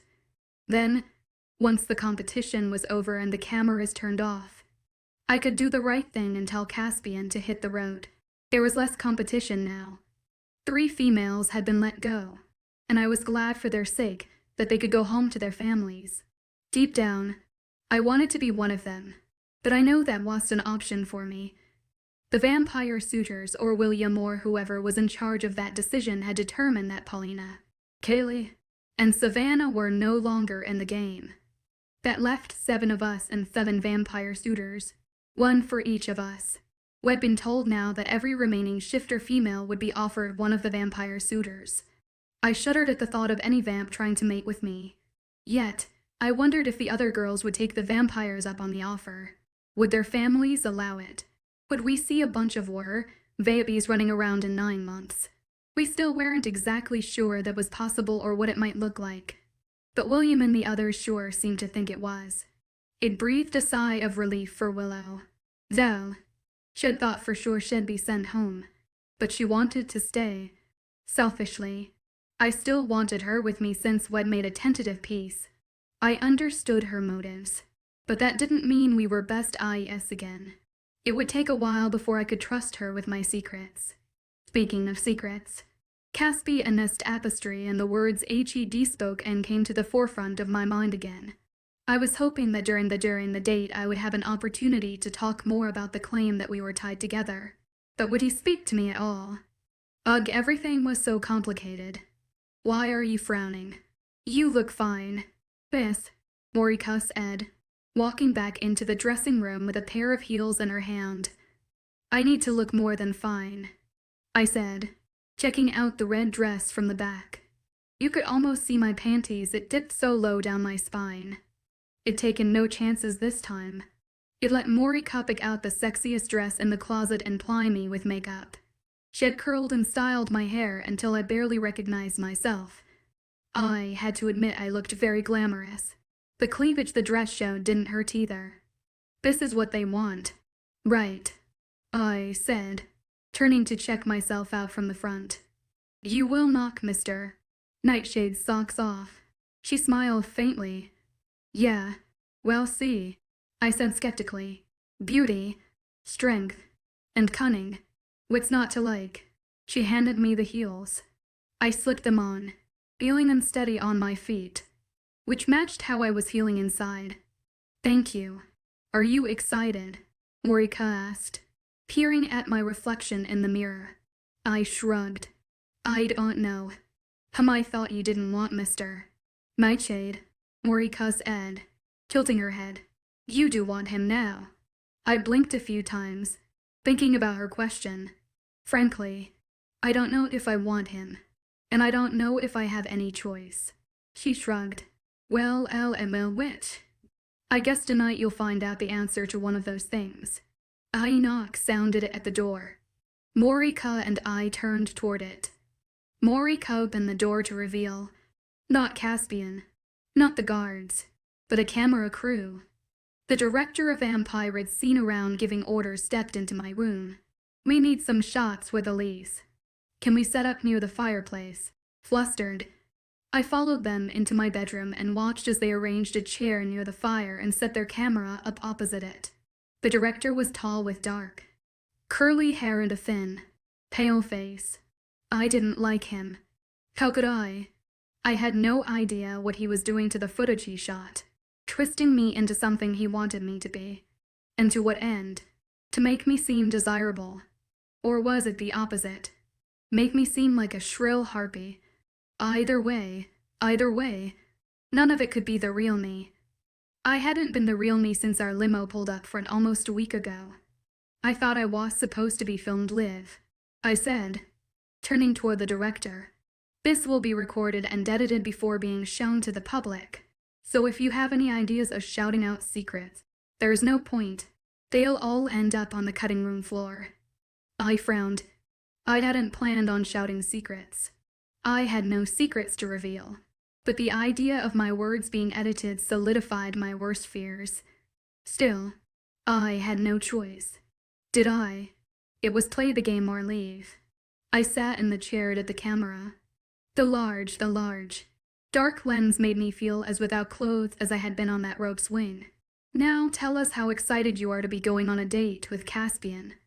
And don't be afraid to elaborate." To gush. He gestured forward with his hands as if miming emotions gushing out of his chest. I furrowed my brow at his words. "Gush. You need to smile." To smile. He pulled his hands across his mouth in an upward motion as if I had never heard of the term before. Smile. Be charming act. I didn't like any of these things. But again, it was all part of their game. I pressed a smile onto my lips that I hoped looked original and took a deep breath. "Tonight, I have my first date with Caspian," I said slowly and deliberately, "and am very excited." Cut. The director waved his hands. "You don't sound excited. Elise, you sound like a sloth that just woke up." "Gee, thanks. You know Caspian is the most eligible bachelor in the Northern Hemisphere, right? There is no other vampire, shifter, human, or whatever that comes near his level of wealth and power. So people keep telling me, as if reminding me of all that would make me less nervous."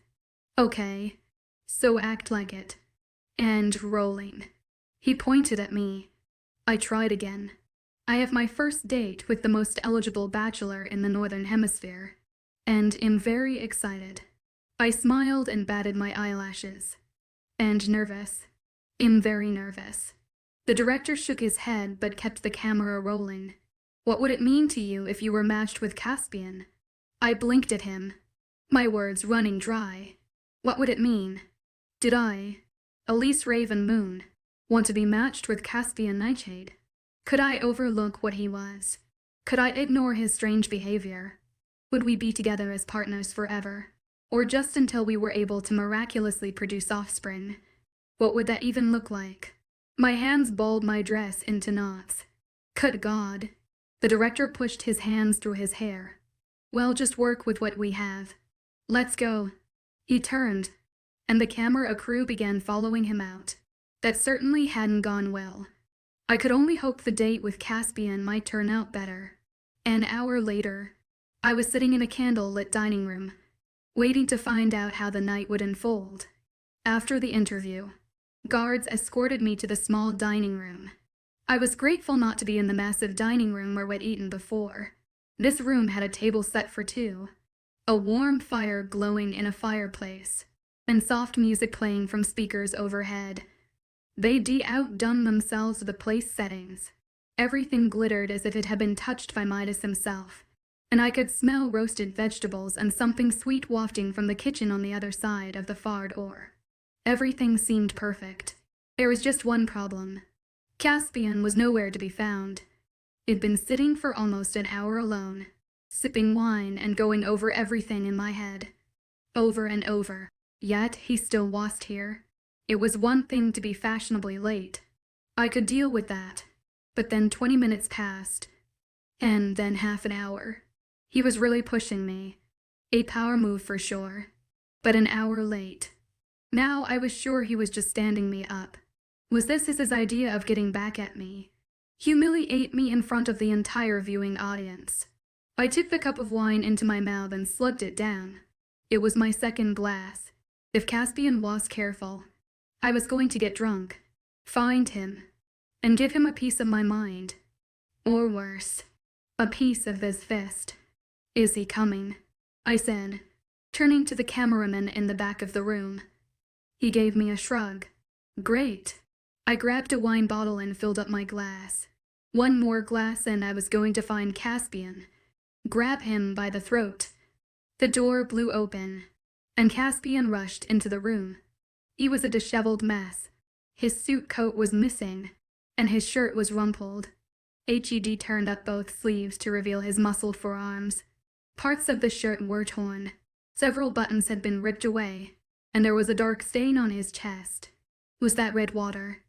I forgot all the nasty things I was going to say to him as I stood up and walked around the table toward him. What the hell happened to you? I said, reaching for his chest. Are you hurt? He dodged my touch, heading instead for the wine bottle. He didn't bother with a glass, tipping the mouth of the bottle to his own. He took a huge drink. I watched the dark red liquid dribble from the corners of his mouth. He slammed the bottle down on the table with a heavy thunk. Finally, he looked at me. Sorry, I'm late. I gave him an incredulous look. Sorry, I'm late. That's all you have to say. What the hell happened? Caspian.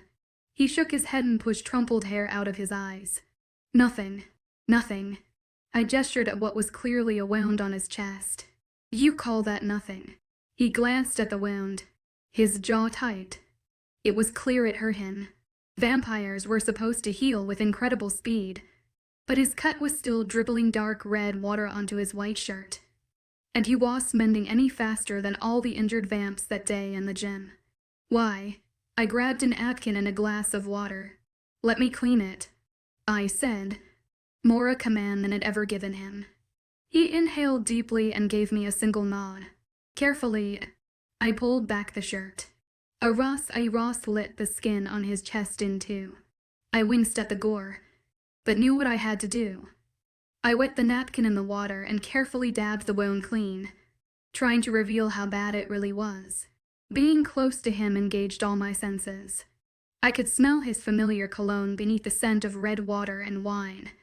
His body was cool to the touch. So why was mine feeling so flushed? This is pretty wide, but with your healing powers, it should get better without stitches. Right. All you need is disinfectant and a bandage, I said, setting the red watery cloth down. He took my hand, drawing it into his. No disinfectant or bandage needed, But thank you. Don't thank me, I said. Tell me what is going on. Why can't you heal? Is this part of what's going on with the vampires? This sickness? His eyes darted toward the corner of the room. Those damn cameras. There's no sickness. The heat I was feeling was starting to simmer over into anger. Forget those stupid cameras. Or better yet, send them away. You can do that, right? He shook his head and whispered in my ear. I can't do much anymore. I'm trapped here, same as you. A shiver jolted right to my core. Somehow, I was feeling confused and turned on by his closeness. Nothing was making sense. How could he be trapped? He was in charge. Or was this some sort of familial duty he had to perform to please William? Pulling away, he reached for the wine bottle and took another long swig. I gave a mirthless laugh and decided to probe further. You're trapped. Same as me? I asked, keeping my voice low. He was finally talking, and I didn't want him to be dissuaded by the cameras. Are you kidding? If you feel trapped here, imagine how I feel. My grandfather is dying, and I can't even go see him. Suddenly, my calm, cool demeanor was gone. Anger and sorrow seeped into my words until I was choking on them. The wine wasn't helping here. Tell me what is going on. Now, Elise. He reached for me, but I stepped away. Don't. I took 4 steps and reached for the doorknob, ready to leave. He grabbed my wrist, stopping me. When I looked up in anger, all I saw reflected back was pain. Please don't leave. I'm not myself. I haven't been in a while. This game it's I nodded. I know. At least this emotion I could understand. All the manipulation and lies were getting to everyone. I stared at him, so vulnerable, and Cal didn't help but feel for him. He had to be under constant strain too. And now someone was attacking him. My enemies used poorly constructed insults. His enemies used blades. With a boldness I hadn't felt in a while, I touched his skin near where the wound was. His chest was cold to the touch and solid, like marble. He inhaled as if my fingertips on his skin were either hurting him or giving him great pleasure. Some wounds never heal, I whispered. He grabbed my wrist, forcefully at first, but then allowed his touch to turn gentle. It'll heal with your help. Then he pulled me into an embrace as his lips found mine. He seared through me as Caspian's kiss took hold of my senses. His lips were cool and soft, but his hands on my neck were firm and insistent. I could tell he wanted me by his growl and the way he pulled me to him. His hard body closed the gap between us until we were practically wrapped around each other. I cowed and helped myself. My hand slid up his back and gripped his shirt, holding on for dear life as his tongue slid into my mouth. The taste of wine flooded me as my chest heaved and my thighs trembled.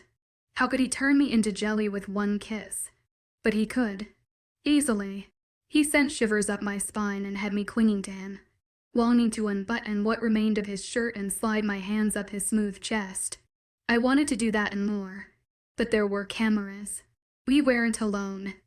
Instead, I leaned into him, inwardly groaning as he caught my bottom lip between his teeth. He did it gently, but God, was it sexy. I wanted to urge him on. I wanted to slide out of this dress and the sound of breaking withdrew us out of each other's arms. One moment, the door was there. The next, it blasted open and smashed against the table. Glass broke and items toppled, but I couldn't see what was happening, because Caspian had already shielded me behind him with his wall of a body. I hate to break up the party, a voice said. I glanced around Caspian to see Callan and to other vamps standing in the doorway.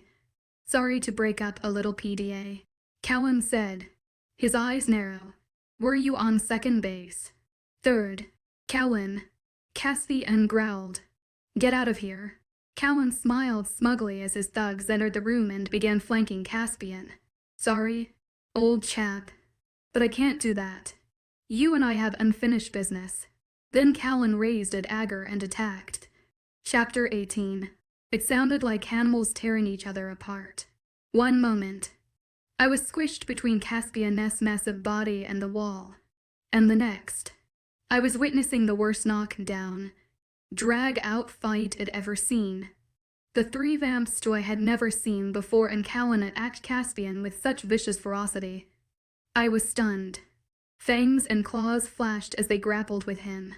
They were trying to kill him, pin him down. Callan growled as he held the blade aloft, but the other two cowled and contained Caspian. He dodged and fought, catching one in the stomach with a backward kick, before ducking under the arms of the other and using his momentum to send that vampire crashing into the wall. The room shook. A candle fell over and set the tablecloth on fire. The smell of burned fabric flooded the air.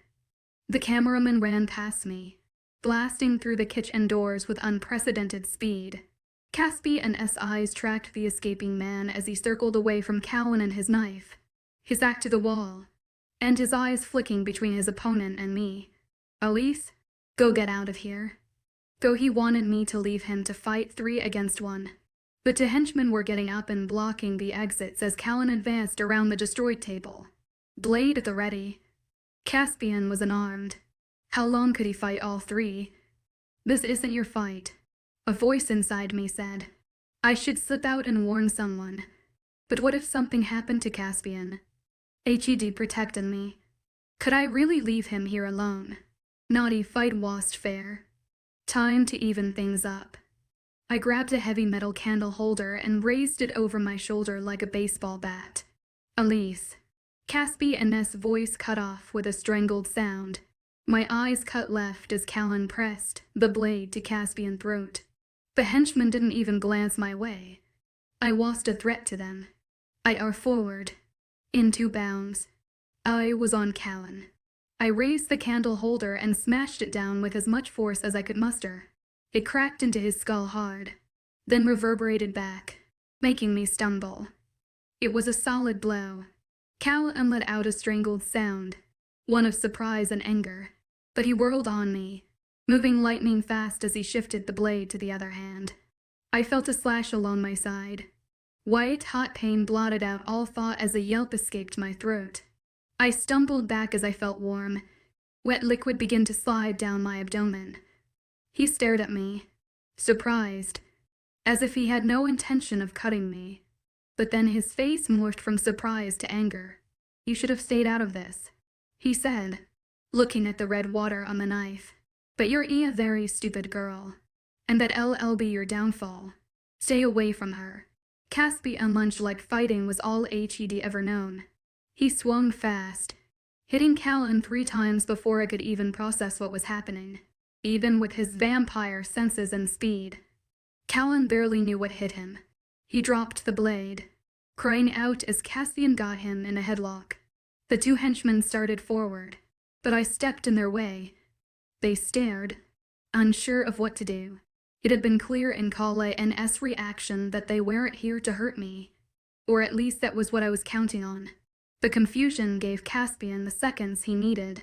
He threw Callan to the ground, bent down, and picked up the dagger. Chest heaving, he stared at the blade. An iron blade slathered with garlic. Callan, even I wouldn't have thought you'd stoop that low. Callan groaned. You and William won't be in control forever.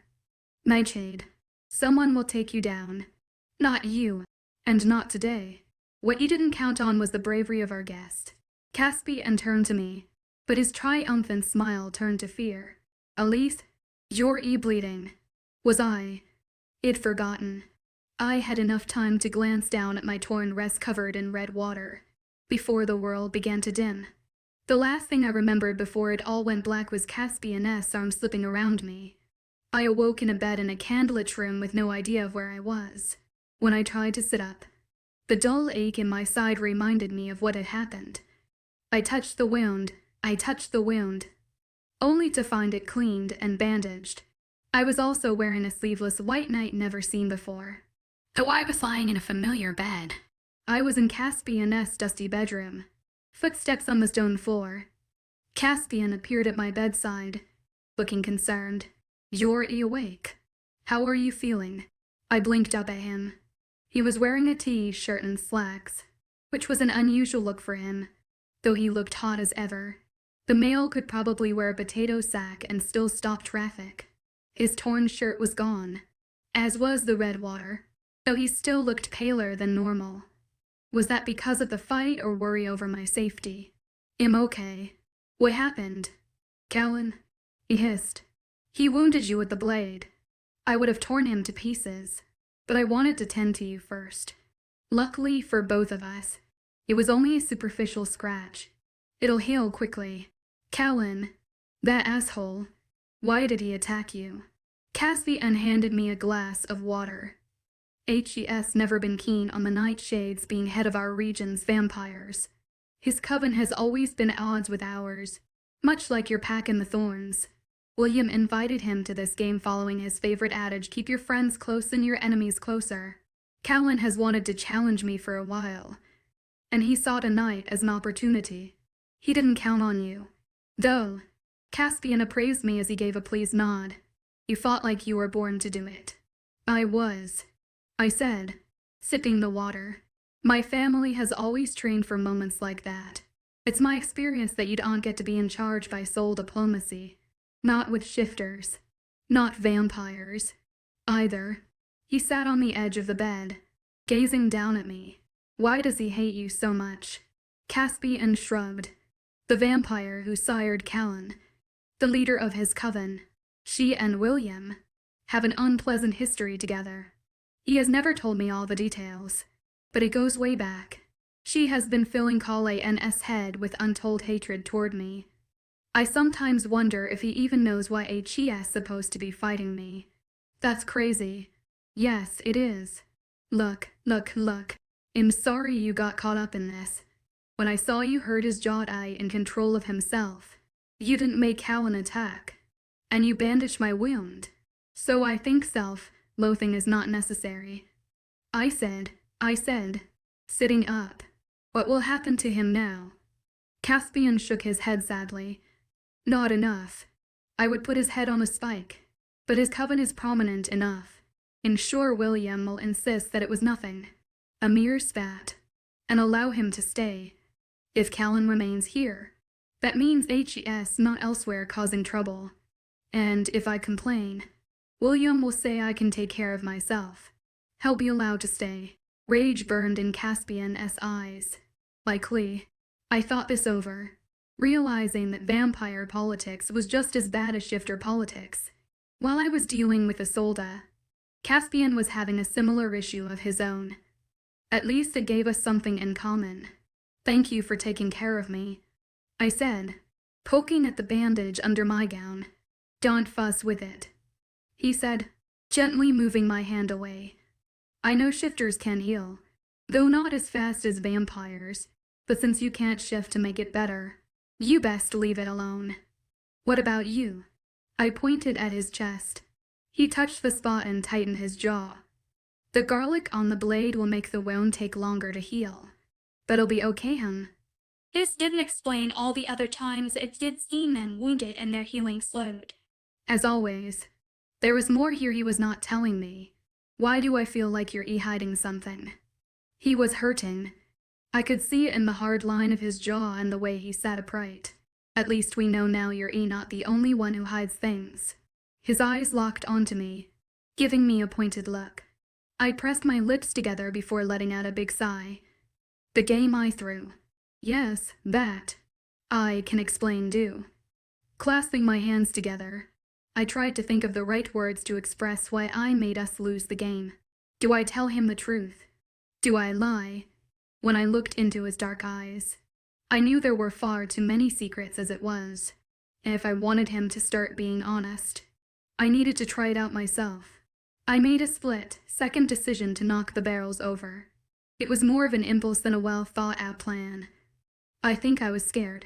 Scared, he said, lifting an eyebrow. Scared of me? I paused, willing the right words to come. Scared of us.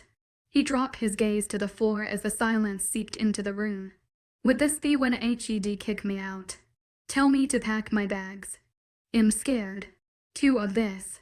He gestured between him and me. Then he got up, walked to the wall. and lifted up the bottom of the tapestry Had torn down the other night so the candlelight could illuminate more of it. The ancient fabric showed woven scenes in faded blues and greens. A white figure caught my eye. A white wolf. My mouth went dry. "What does this mean?" I asked, pointing at it. He shook his head. "This side shows the vampires." He traced the dark figures on one side of the tapestry.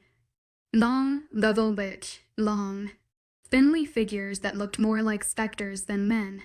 Yet one figure stood out, much better defined and lighter in color than the others. It was clear the weaver wanted the viewer to pay attention to that figure, that he was special, and this side shows the shifters. Caspian pointed to the white wolf and the other brown wolves behind it. It is supposed to prophesy a time when we come together, when we join as one. It seems the prophecy points to two people in particular. Is that why you vampires took over our mating games? He nodded, pausing for a long time and making me think he was going to answer.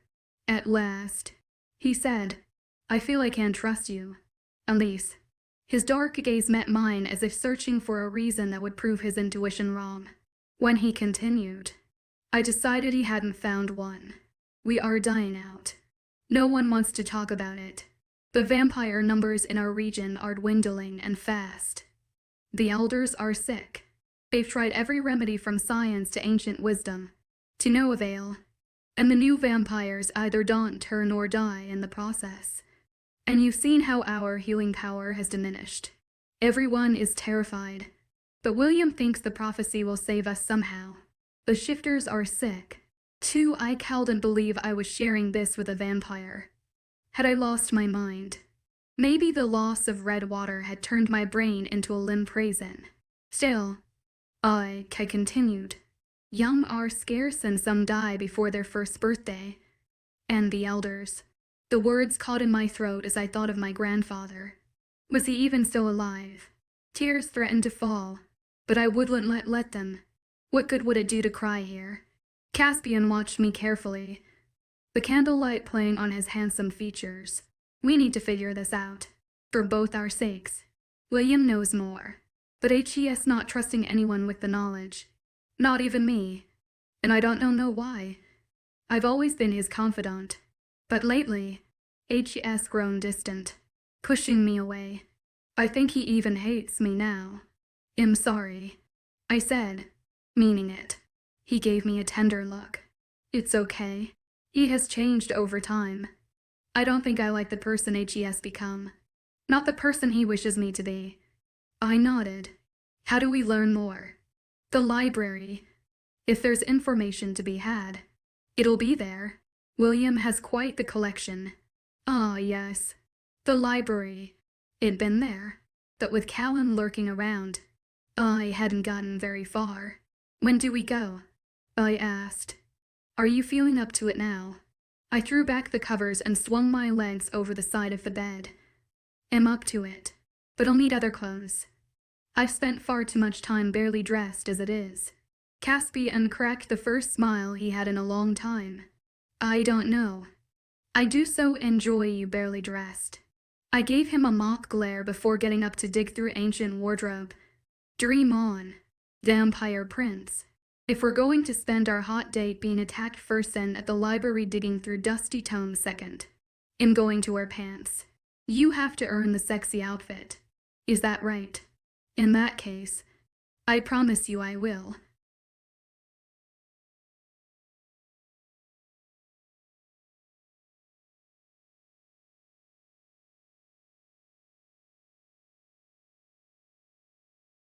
I had just won the chance to go home, but on the way, I uncovered a much bigger conspiracy. Chapter 19, this is a hell of a first date. Caspian's dark eyes sparkled with amusement as he gazed at me over his dusty tome, his intelligent features accentuated by the warm glow of the castle library's antique lamps. I glanced down at my own ancient text, suppressing a smile. My bookish nature couldn't help but find humor in the situation. This passage is so romantic. The Vampiric Council of 1885 does hereby decree that familiars shall be surveyed and names placed in the official record twice annually. Caspian smirked. His curiosity piqued. So sexy. I waggled my eyebrows, reveling in our shared joke. Very. We were ensconced in the vast library, surrounded by towering shelves filled with leather, bound books and ancient scrolls. The musty smell of old parchment filled the air, a constant reminder of the supernatural world I now found myself in. Despite my love for literature, these texts were as dry as toast, and we hadn't found anything of note in the last hour.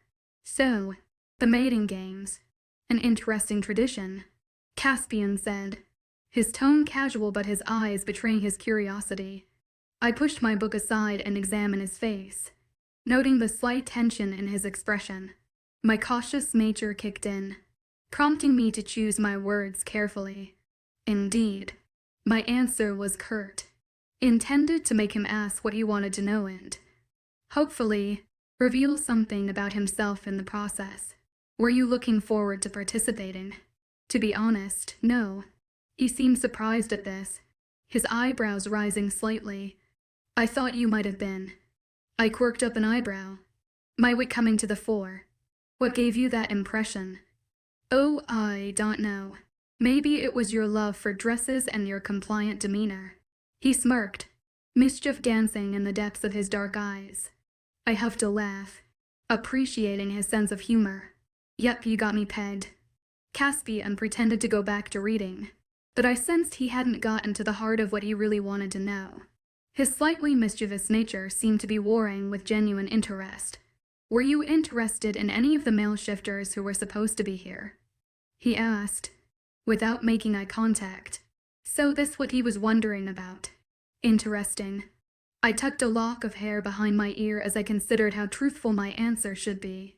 In the end, my honest nature won out, and I found I wanted to trust him. I was not, I said. I didn't really know any of them. I've heard of a few of them in their packs, but they live on the other side of the country. This might sound foolish to someone like you, but I always thought I would mate for love. It might have sounded foolish before this started, but now, he let the words hang and regarded me with a serious expression made my breath catch. We went back to reading for a few more minutes, an awkward feeling in the air. The tension between us was palpable, a mix of attraction and uncertainty. This seems like barking up the wrong tree. Caspian shut the book and stretched, looking as if he wanted to brush away his previous words. I shot him a glance, my wit coming to my rescue. Barking. Was that a werewolf joke? He raised a dark eyebrow, his intelligent eyes twinkling. I don't know. Did you like it? I smiled, unable to help myself. Definitely not. Then, no, his mouth quirked up. Despite completely failing our task and the ache of my wound, I was having a good time. Caspian was nice to talk to and seemed genuinely interested in me. His intelligence and curiosity matched my own, creating a comfortable rapport between us, and he wasn't half bad on the eyes, either. It was like winning the mate lottery, though I cautioned myself not to get too carried away. After all, we were still in the midst of these mysterious mating games, and there was much I didn't know about this intriguing vampire. I'd been stealing glances while he was reading, wondering why the way his dark hair fell over his eyes gave him a boyish vulnerability. His lips moved when he read, and he had a habit of stretching out his big shoulders occasionally, reminding me of his sculpted body beneath those clothes. I told myself that libraries weren't sexy, and this was to date. Not really. Nevertheless, it was the most fun it had in a while. I was enjoying his company despite my efforts not to. Who would have thought Caspian was fun to be with? But there was one thing still on my mind. Do vampires have the ability to, I don't know what to call it, enthrall someone? Make them desire them? You know, like in the movies? I asked, my eyes on the book in front of me like it was the most important text I'd ever seen. It seemed like the right time to ask. He froze. Why? I shrugged. His hand reached out and touched mine. Do you think, all this time, that I've been making you hot for me? I raised my eyes. Who says I'm hot for you? He laughed, and eased the tension in my shoulders. No, Elise. I have not been enthralling you. Is it possible? Yes, but your mind is strong. It probably wouldn't work on you. Anyway, it's more a vampires against humans thing. Then he raised an eyebrow. And you're not hot for me. I dropped my eyes to the book. Wow, this text is so interesting. He chuckled, his voice sending shivers up my spine. One more question, I said. Since we were airing all our dirty laundry tonight, yes. This one was harder to force out. Did my family pay your family to include me in this? Is that why I'm here? Disbelief covered his features. I forgot you'd asked me that before. Where in the world would you get that idea? Cowan. I think I kissed him off when I knee him in the junk. Caspian ground his teeth. One hand gripped the table so hard I was afraid he'd break it in half. I touched him lightly. I took care of it. No need to put his head on a pike. Maybe it'd like to do that for fun, he said, but he seemed to be calming down. No, Elise.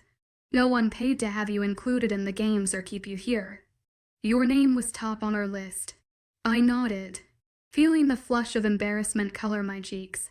At least I had those questions answered. Now to the more pressing ones. Namely, what the hell was this prophecy about? I turned back to the book in front of me, but it was hard to focus with Caspian Nightshade sitting across the table. Look at this, he said, turning the new book he'd picked up towards me. My eyes scanned the handwritten scrawl. Someone had taken to this parchment with quill and ink long ago. I hope to the moon the reddish hue didn't mean this was written in red water. What am I looking at? I said, skimming the words. There.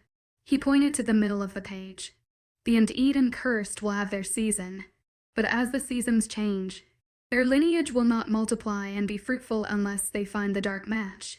The Undead and Cursed, I asked, glancing up from the book. We vampires are the Undead, of course. And many think shifters were once humans cursed to live double lives. And he talks about will not multiply and be fruitful. Isn't that what you were saying? No young are being born. Very few.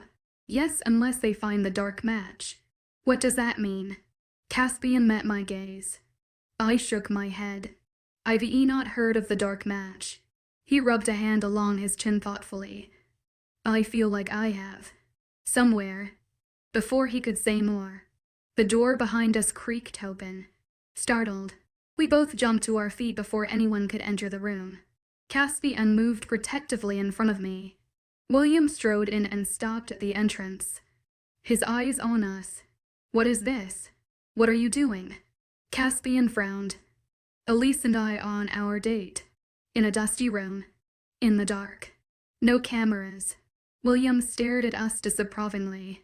His eye twitched, betraying his emotions behind the mask of calm he was projecting. I had a feeling he could be very vengeful when he wanted to be. I asked Caspian to bring me here, I said, slowly closing the book we'd been reading and slipping around Caspian's massive frame.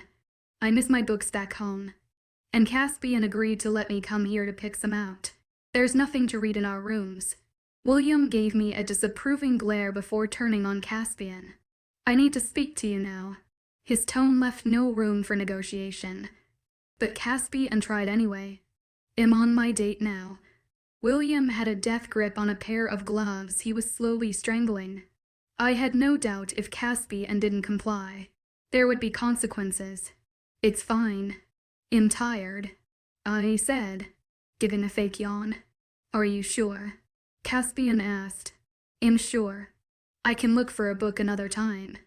He gave me a knowing glance. Yes, we can. Turning to William, Caspian asked, can I at least walk her to her room? There are guards for that. He snapped back. Come with me now. William turned and strode out of the room, his hard heels clicking on the tile. I'm sorry, Caspian said, his jaw ticking. I have to go. I understand. His gaze lingered on my face. I want to see you. Soon. You know where I am. He leaned in and planted a chaste kiss on my lips. Though it was brief, it still made my heart flutter and my knees weaken. To my bewilderment, The feeling lingered long after I'd gone. The vampire guards waited at the library door, the same silent sentinels that were always lingering around. Once Caspian parted, they walked me back to my room, leaving me to my thoughts, which were, once again, a jumbled mess. Dark match, Caspian, Callan, attack, prophecy, kiss. There was so much I didn't know. It seemed that every time I went digging for answers, all I found were more questions. It didn't help that my emotions were a giant clump of thick taffy that gummed up the works on everything else. I decided that instead of going to my room, I would go for a walk. The guards didn't put up a fuss, nor seem to care where I went as long as I wasn't causing trouble. I kept walking, making random turns down the tiled floors. The guards in step behind me. Dark match. Caspian. Callan. Attack. Prophecy. Kiss. Hot kiss. Caspi and Ness body. His hands on mine. Yearning. Wanting. Meeting. Lost in my thoughts. It took until I was practically at the entrance of the women's sitting room before I heard the fight. Someone was yelling. I could hear it through the closed doors. Muffled voices. Some shouts. And was someone crying? Without waiting to ask the guards, I turned and pulled open the door. The remaining female contestants were circled around to figures in the center of the room. One was standing and one was sitting. From their postures, it was clear that the person in the chair was under attack. Blonde hair swung as the standing woman started up again. If you think I won't do something about your betrayal, Willow, you don't know me and my family very well. Isolde, I should have known. I'm sorry. I don't know what you want me to do. Willow shrunk lower in the chair, looking as if she wished she could melt into it. Isolde took a step toward her, looking like she might strike her. I stormed in, my voice preceding me. Enough. Every head turned in my direction. Isolde's eyes widened and then narrowed. Youth, that's right, me. Step away from Willow or I will make you. Isolde turned toward me, her hands forming into fist. Quietly, Ma Betty and Nanette slid behind her. Everyone else watched with rapt attention. Your lapdogs scare me, I said, setting my chin toward them. You don't, either. Isolde cocked her head as a smirk slid up her makeup-covered face. You would do well to be scared, little wolf. I know a secret about you and your family. My red water ran cold. Keep my family out of this. Her vile smile spread wider. Your poor grandfather, our beloved Edric Alpha. It'll be so sad when he dies. And, from what I hear, that could be any time now. And then the Thorns will have their day. There's no one good enough to take that Alpha necklace. The old ways are dead. Shut up. For a very long time, there had been Edric Alpha to rule the Western Pax and keep the peace. Before that, Pax had constantly fought for control, nearly exterminating our kind. The Alpha necklace had been our salvation, and its wielder the conciliatory force. Did Isolde really want us to go back to murdering each other? What was worse, she was strong about the Thorns having their day. My father did not want to become Edric Alpha, and me, I was too young. But my grandfather was supposed to live for a long time still. He couldn't die. Would not. Rage burned hot and bright behind my eyes. I wanted to tear her throat out. I wanted to rip out her hair and hang her with it. I took a step towards her, my limbs shaking with the desire to shred her to pieces. Elise, Willow said, getting up. Don't. Just trying to make you look. She wants you to get kicked out. She was talking about it before you got here. Seething. I turned my gaze to Willow. Her browned eyes pleaded with me. She was right. Tearing Isolde apart might feel good at the moment, but it wouldn't get me any closer to seeing my grandfather again, and it could make William decide I was too much trouble. If I was kicked out of the game, I could see my family, but then Isolde would solidify her position and possibly take Caspian from me. From me. Like he was mine to own. I had no idea where that possessive feeling had come from, but I didn't have time to contemplate that. I had to focus on Isolde and the fact that I couldn't let her win. Taking deep breaths, I relaxed my fists and met Isolde's smug gaze with a bone, chilling glare of my own. Get out of this room now while you are still able. Isolde laughed. So hostile. I was just trying to be helpful. Oh well, we all know the Rave and Moons are losing it. Come on, girls. She nodded towards the door. Minette and Labe followed. Once they were gone, the other girls started to filter out too.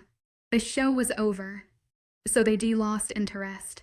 Willow Witch, alone, sat where she was until the rest of them were gone. Oh, Elise, what are we going to do? She asked, staring at the closed doorway. Sure, if forgiven her for the betrayal, but I was sure we were away. What was Isolde saying to you? I asked. She was telling me that if I didn't join her side, she was going to make sure my entire pack paid for it. We don't have the power that your pack does. If the Thorns come for us, we don't stand a chance.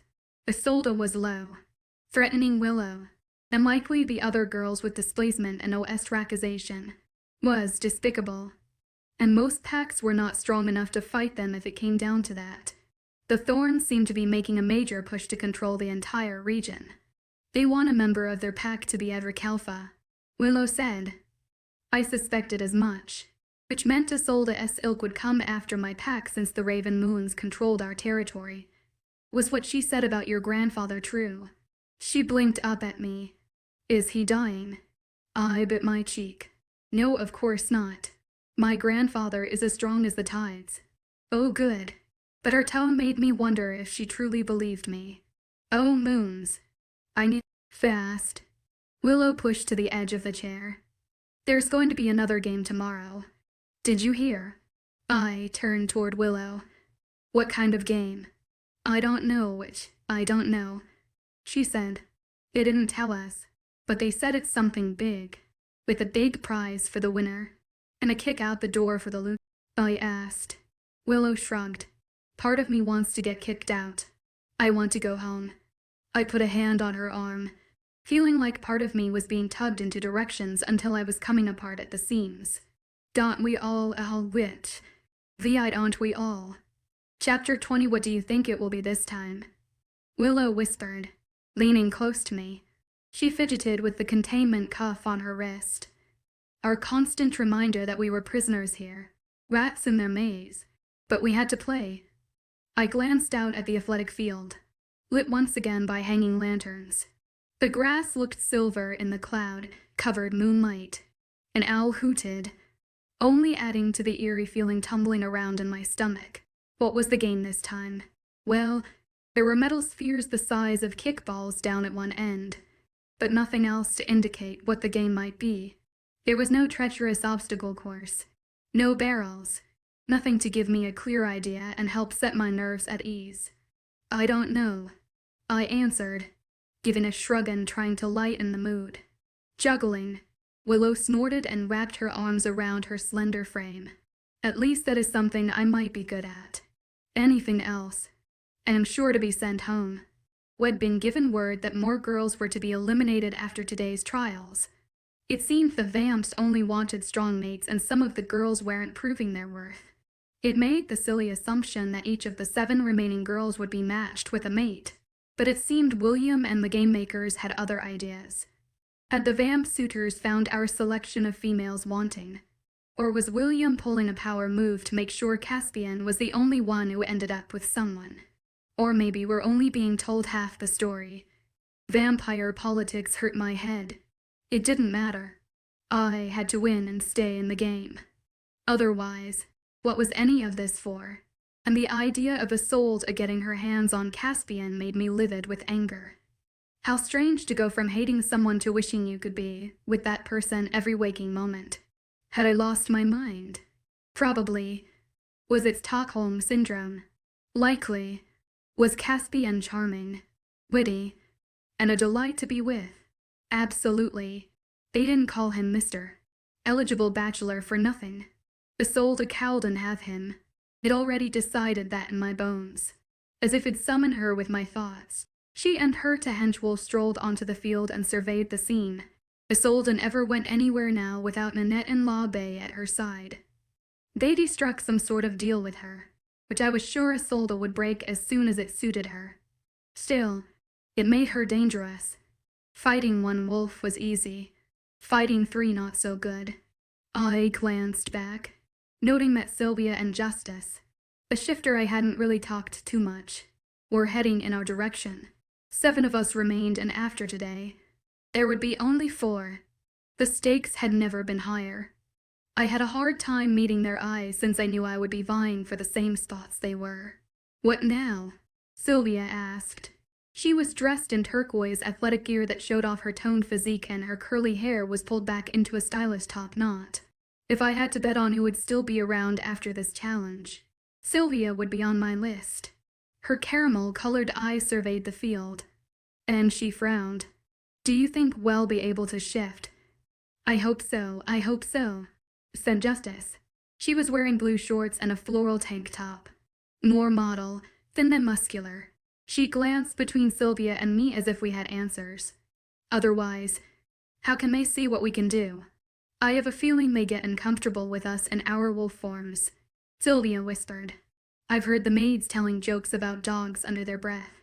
They're okay with us in our human form. But wolf, she shook her head. Was that true? Did Caspian not like me in my wolf form? It was another wrinkle. One I didn't have time to consider because the vampires were coming out. 8 of them marched out of the castle, and the camera swung from us to the procession. William walked in the front, followed by Caspian. Behind him walked Callan, head held high. Son of a bitch, bitch. HS still here. Even after he'd cut me, my eyes locked on him. Not to mention the fact that HED tried to kill Caspian. And yet, here he was. Caspian had been right. There was some reason William was allowing this. Another power play from the man that pulled all the strings. William took his spot in the center of the large field, and the 7 vampire suitors lined up behind him. The cameras, which were already in their silent corners before Wed arrived, trained their lenses on the elder vampire. Once he knew he had our attention, and the attention of everyone viewing at home, he began to speak. Good evening, ladies, gentlemen, and the folks at home. Thank you, once again, for joining us. As you know, tonight is very special. Tonight we will be saying goodbye to 4 of our contestants, and hello to our 3 finalists. For contestants were leaving. That was more than we counted on. A murmur went up from the girls behind me, but William's voice blotted them out. Yes. We are nearing the end of the mating games. Soon, you will be matched with your partner and you can start your new lives together. Wow, it sounded creepy when he said it that way. Like we'd soon be married off to vampires. Transacted off like cattle. Once again. I wondered what kind of choice would be offered. Yes, Beatty said we would be able to choose if we wanted our vampire partners. But I had a feeling personal choice was not high on William's priority list. Why did I have a feeling all matches between shifter and vampire were being orchestrated by the man in front of me? But you have one more physical challenge to conquer before that can occur. William continued. This one will test your mental strength as much as your physical strength. I listened carefully, trying to suss out what he meant. A puzzle, some sort of scavenger hunt. William began walking toward the far end of the field where the metal ball sat. We watched intently as he picked one up. It's a harmless ball right now. He set it down and waved over his shoulder. From behind him, a vampire servant appeared with a cart, a large metal can on top. Smoke billowed out of the can, saturating the air with its acrid scent. We watched as the servant unscrewed the tops of the metal medicine balls and began to shovel hot coals into each ball. William smiled, a sick pleasure on his face. When they were done and the last ball had been sealed, William reached down and picked the ball up again. His hands began to burn, adding the smell of burning flesh to the acrid stink in the air. Some of the girls behind me gasped. William grimaced as his hands blistered. Finally, he set the ball on a pile of rocks on the ground. Slowly, he held out his hands, smirking as his skin repaired itself. Finally, he clapped his hands together and let out a chuckle, so William could still heal. Maybe it was because he was older and more powerful. Another detail I filed away for later. I was too engrossed in this insane challenge, judging by every owner's somber faces. No one thought this challenge was cute or funny like William did. No, it was insane. You want us to burn our hands off? Minette asked, incensed. William played innocent. No. No permanent harm will come to you. You'll be able to shift and heal yourself when you get the ball to the finish line. He pointed to the far end of the field. No harm. No foul. We stared in horror at what he was asking us to do. He wanted us to carry a heavy metal ball across the yard, about half a football field in length, while it burned off our skin. On top of that, we could only shift and heal once we were done. We won't have any hands left to heal, Sylvia protested. A chorus of agreement went up behind her. William shrugged. We are looking for females who are willing to do whatever it takes to win. If that does not describe you, please, step back. He pointed to the line behind us, as the girls glanced back and forth, each considering if this was something they were willing to do. Caspian stepped forward. This is madness. We need to call this off. William glanced at the cameras and waved him away. Enough. Though Caspian shot back, his fangs eliminating as his eyes darkened. You can't ask them to do this. But pain alone will be akin to what we felt when we were turned into vampires. William's face was stony. He would not be swayed, especially not in front of all the people at home. Caspian turned to us. Don't do this, Elise. His eyes found mine, and he shook his head. You don't have to do what he says. I stared from him to the sizzling metal balls. The pain would be nearly unbearable. And could I heal from an injury so severe? Other girls were stepping back. Sylvia was the first. Then Justice. Labe was hedging that way. But Isolde grabbed her arm. You're staying, she growled with clenched teeth. I glanced at Willow, who shook her head sadly and walked to the line. I didn't blame her. I was seriously considering doing the same thing. How could I help my family if I permanently damaged my hands? Wait, William said, a devious twinkle in his eye. Don't you want to hear the prize? Another dumb date. And sure, Sylvia shot back. She crossed her arms over her chest and gave him a disapproving shake of her head. William smirked. Far from it. The winner of this game gets to leave the grounds and visit their family without being eliminated. His eyes landed right on me. Oh shit. He knew what I wanted. He had to. The prize he was offering was the exact thing I needed, and he was dangling it in front of me like a treat to a starving pooch. I looked at the sizzling metal balls, then at my hands. Elise, no. Caspian took a step forward, but William held him back with a hand on his chest. The look he gave Caspian held decades of manipulation inside it. I could tell. Caspian stared at me with pleading eyes, but I cowed him back down. Not with every coven and pack watching. Not with such a prize on the line. How would my sick grandfather feel if I had the chance to see him and I said no thanks? How could I look my family in the eyes if he died? And I never made it home. Stiffly, I walked to where the metal balls were throwing off heat and charring the stones beneath them. Several were now glowing red-hot at the bottom. Fear twisted in my gut, but I didn't let it show on my face. Isolde walked over and stood beside me. If she was afraid, she wasn't letting it show either.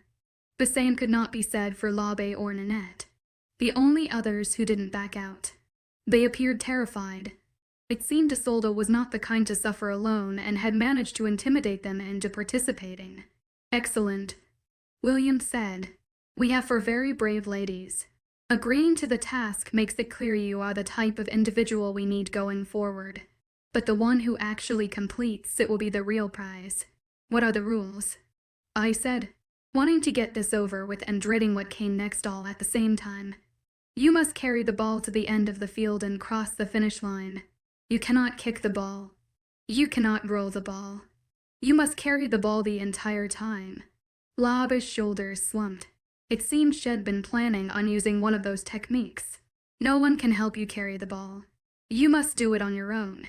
You cannot shift until the ball is successfully past the goal. No healing in between. They'd really thought of everything, hadn't they?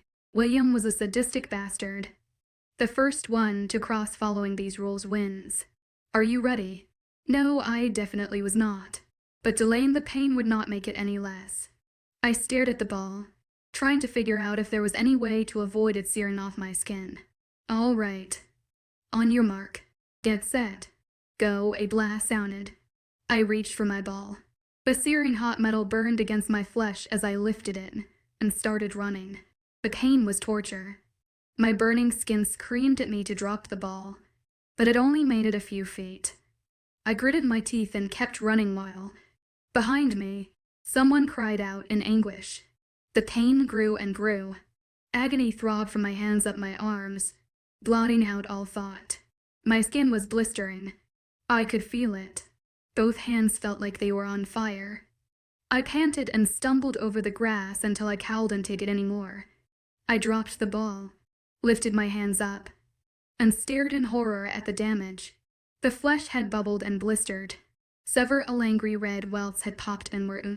Oh gods, I moaned, staring at my ruined hands. I wasn't even halfway, and I was ready to faint, which I might have if Caspian hadn't appeared on the sidelines. Isolde is coming. She's the one screaming behind you. If you stand there much longer, she will overtake you. I know you want to see your grandfather. This is your chance. I blinked, trying to focus on what Caspian was saying. Isolde was coming. If I wanted to win, I had to pick up the ball. Take off your jacket and wrap it around your hands. He didn't say anything about that in the rules. He pointed at the zip up I was wearing. It seemed my desire to cover myself might finally pay off. If only I had thought of it sooner. Hurry, Caspian pleaded, glancing back at Isolde. My hands screaming in pain. I fumbled with stiff, blistered fingers to unzip my jacket and pull it off. Every movement was agony, but I finally got it off. Good, Caspian said. Now find the part of the ball that was at the top. It should be cool. You want to grip it there. Through the pain. I heard him. He was helping me win, and it was working. I used the back of my throbbing hand to find the part on the ball that had been at the top. It was, indeed, cooler than the part where the coals had pooled, but my hands were a mess. I could barely wrap the jacket around them, let alone use them to pick up the ball. Tears streamed down my face as the pain and anguish threatened to take me under. So much pain. Isolde, screaming as she went, stumbled past me, still holding her ball. She was going to win. I couldn't let that happen. Not now. Not after it'd come this far. I thought of my mom, my dad, my pack. I thought of my grandfather. If he was dying, I had to see him. One last time, gritting my teeth as the tears slid down my face. I forced my ruined hands to lift the ball. A cry that I barely recognized emanated from my throat as my hands began to pulse with agony once more. Then I took off running. I didn't stop when the pain took hold of every sense. I didn't stop when the ball began to sear my chest and burn through the fabric on my hands and arms. I didn't stop when the jacket around my hands caught fire. I just kept running. I barely noticed when I crossed the finish line, but Caspian did. He was there, ripping the ball from my hands and pulling the flaming jacket off me. Shift, he urged, shaking my shoulders to get my attention. Please, Elise, shift. Oh yes, I could shift, using the last bit of consciousness I possessed. I found my wolf form. I felt her take hold of me, and then I knew no more. Chapter 21. I stared out the tinted window of the idling limo, my eyes on the castle. The gray stone had turned pinkish in the twilight. Flags snapped on the ramparts as the night descended around us. How long had it been since I'd sat in a car similar to this with my family? A week. Yes, almost exactly a week. Yet it seemed like a month or more. But today I'd get to go home. If only for a few hours. I'd get to see them again. The limo seats were comfortable and the air from the vent was cool. but that didn't quell the throb coming from my hands. They were tucked into my lap like injured birds. Carefully, I unfolded one, then the other, 5 fingers each, raw pinkish skin on both palms. They worked to hold and grasp things, but my shifter form had healed my destroyed hands. I'd been unconscious through most of it, waking only to howl with the pain that threatened to consume me. I'd only been able to stay conscious for a few moments, which I counted as a blessing. But each time I came to, Caspian was there.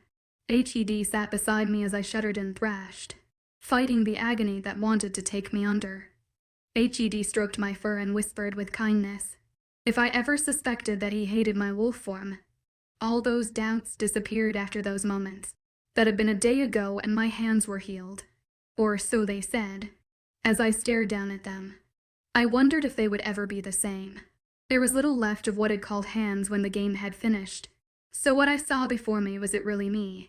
It had calluses and a few scars. But they were gone now. Could I even call these new things mine? I guessed with time, I would. But I cowled and ruminate on trivial things like that when I had much bigger fish to fry. I was about to go home, the thing I'd wanted ever since arriving at this castle. However, now I was apprehensive. Was my grandfather still alive? And if he was, what did he think about my performance? Had I made my family proud? Was I doing enough to save our pack? Isolde's screams were one of the things I did remember during the time after the challenge. Not only had I beaten her, but her perfect hands had also turned into raw meat to match my own. The rage in her scream let me know she was still someone to keep close tabs on. She told me she wanted to exact revenge, and I didn't doubt her. The contest was down to me, Isolde, Minette, and l'Abbé. I did not fail to notice that my allies had been sent home while I was unconscious. Healing, Willow Witch, Willow, Justice, and even Sylvia were gone, and I was now outnumbered. It meant only one thing. I had to be ready to fight all of them. The limo door opening drew my attention to the figure sliding onto the leather seat beside me. Caspian, I said. What are you doing here? He smiled.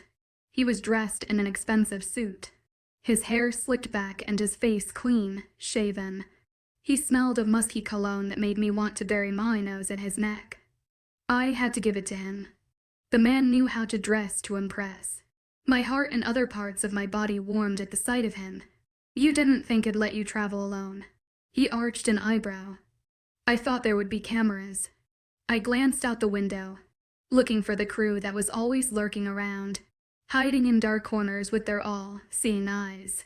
Caspian shook his head. This is a sensitive trip. We thought it was best to leave the cameras out of it. I regarded him, wondering if he had made this special arrangement for me himself. Either way, I was grateful. Thanks, I said. It's nice of you to come. I didn't think William would let me travel alone. I replied. He nodded, his smile dying. Speaking of William, the door opened again and Caspian and Caspier slid into the vehicle. Hello, Elise, he said, a bored look on his face. Where exactly are we headed? I thought they would send guards with me. This was unexpected. I glanced gratefully at Caspian.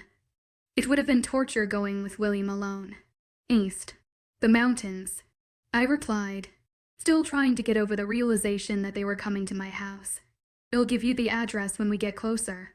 William narrowed his eyes, but didn't protest. Instead, he used his cane to pound on the divider between our sitting area and the driver's. The limo's engine gave a gentle purr, and we were off. The castle receded in the distance, and a host of strange emotions I couldn't understand swelled in my chest. What's your family like? Caspian said, clearly trying to keep the peace. My family. Well, I thought of how they might react to my chaperones. They'd ever been fond of vampires, and now a group of them had kidnapped their kin and forced some shady arrangement on them. Would there be a fight? What would I do if that happened? Caspian watched me intently as I ruminated. So patient. It was a great quality in a partner. A partner. I was getting way ahead of myself. My family is like most shifter packs. Wild, loud, outdoorsy, used to trusting and relying on each other. We're a small but loyal pack and ensure neighboring packs remain peaceful and fair to each other. Caspian nodded as if this had been something he was expecting. And your parents are Fenris and Aldo Pha Raven Moon. You do your research, I said, wondering what Caspian would think of my passive father and my overbearing mother. And the Edric Alpha is your grandfather? Felix, yes. Hes Gruffin, no. Nonsense. But if you impress him and are honorable, he'll be loyal forever. Duly noted. I have an aunt and uncle. A few cousins who will be around the property. My cousin Lizzie will likely pepper you with a million questions. She's 8. The youngest. And babbied if you ask me. But he repeated. Sounds lovely. I grinned. Well, see what you think after her 1,000,000th question. It'd been fidgeting with my jacket. And Caspian noticed. His hand slipped over to mine. How are they feeling? Your hands. I glanced at William, who rode silently on the other side of the enclosure. My hands were like this because of him. He was the one who designed the trial and made it so enticing I couldn't say no. He was the one who tortured me. And for what? To see if I was strong. He'd already proven that in the other trials. No, I had a feeling William liked watching us suffer. Or maybe just me. Moreover, he probably reveled in the control he was exerting over us. They're fine, I said, tucking my hands in my jacket pockets. Back to normal. Caspian frowned, but his quick glance at William let me know he was as aware of our chaperone as I was. After I gave the driver the address, it wasn't long before the limo was angling up mountain inclines, and the thick forest inched closer to the road as we went. The smell of pine and forest alone filled my senses. The deep shadows of the forest, cut into by the headlights, beckoned me home. When we reached the gate with our family crest on it, I knew I was home. The wolf's head with the words around it, Familia my presas dierais, greeted me. Family above all else. Putting them first was all I had been trying to do since I'd last seen them. I hoped they knew that. We pulled through the gate and onto the long driveway. They must have been expecting us because the normally locked gate was thrown open. My pulse quickened, and my hands tightened into fists. Caspian peered out the window as our land crept by. The drive was lined with ancient trees that stretched into the night sky speckled with stars. Your forest is beautiful. I glanced at it, trying to see it as he was. For the first time, you should see it in the daytime. The words were out of my mouth before I'd realized what it said. He was a vampire. He couldn't see it in the daytime without some serious protection. Caspian didn't seem to mind, but William's cold stare turned arctic. He'd been far too silent for my taste. Just what was happening in that steel trap he called a brain. If I hadn't been so desperate to see my grandfather, I might have passed up the chance to go home just to keep William away from my family. As we pulled up to the circular drive in front of our home, I could barely contain myself. The large log cabin looked just as it had for decades, rough logs stacked on top of each other that stretched 3 stories into the night sky. The exterior lights clicked on as the front doors burst open. My family began to pour out of them. My mother ran out first, followed by my father in his paint-stained overalls. After them ran my Aunt Lyda, my cousin, and my Uncle Rollo. The boys, Dolph and Remy, had to be out in the woods, or maybe playing PlayStation in the basement with the sound turned up way too high. Damn, it was so good to be home. I didn't wait for the driver to get out and open my door. I didn't wait for anything. I yanked open the handle and threw myself out of the car. Elise, my mother shouted. I ran into her arms. Her long hair tickled my face as she pulled me close. More hands circled my back. Soon, I was wrapped in family. It's so good to see you guys, I said. Tears I couldn't keep backtracking down my cheeks.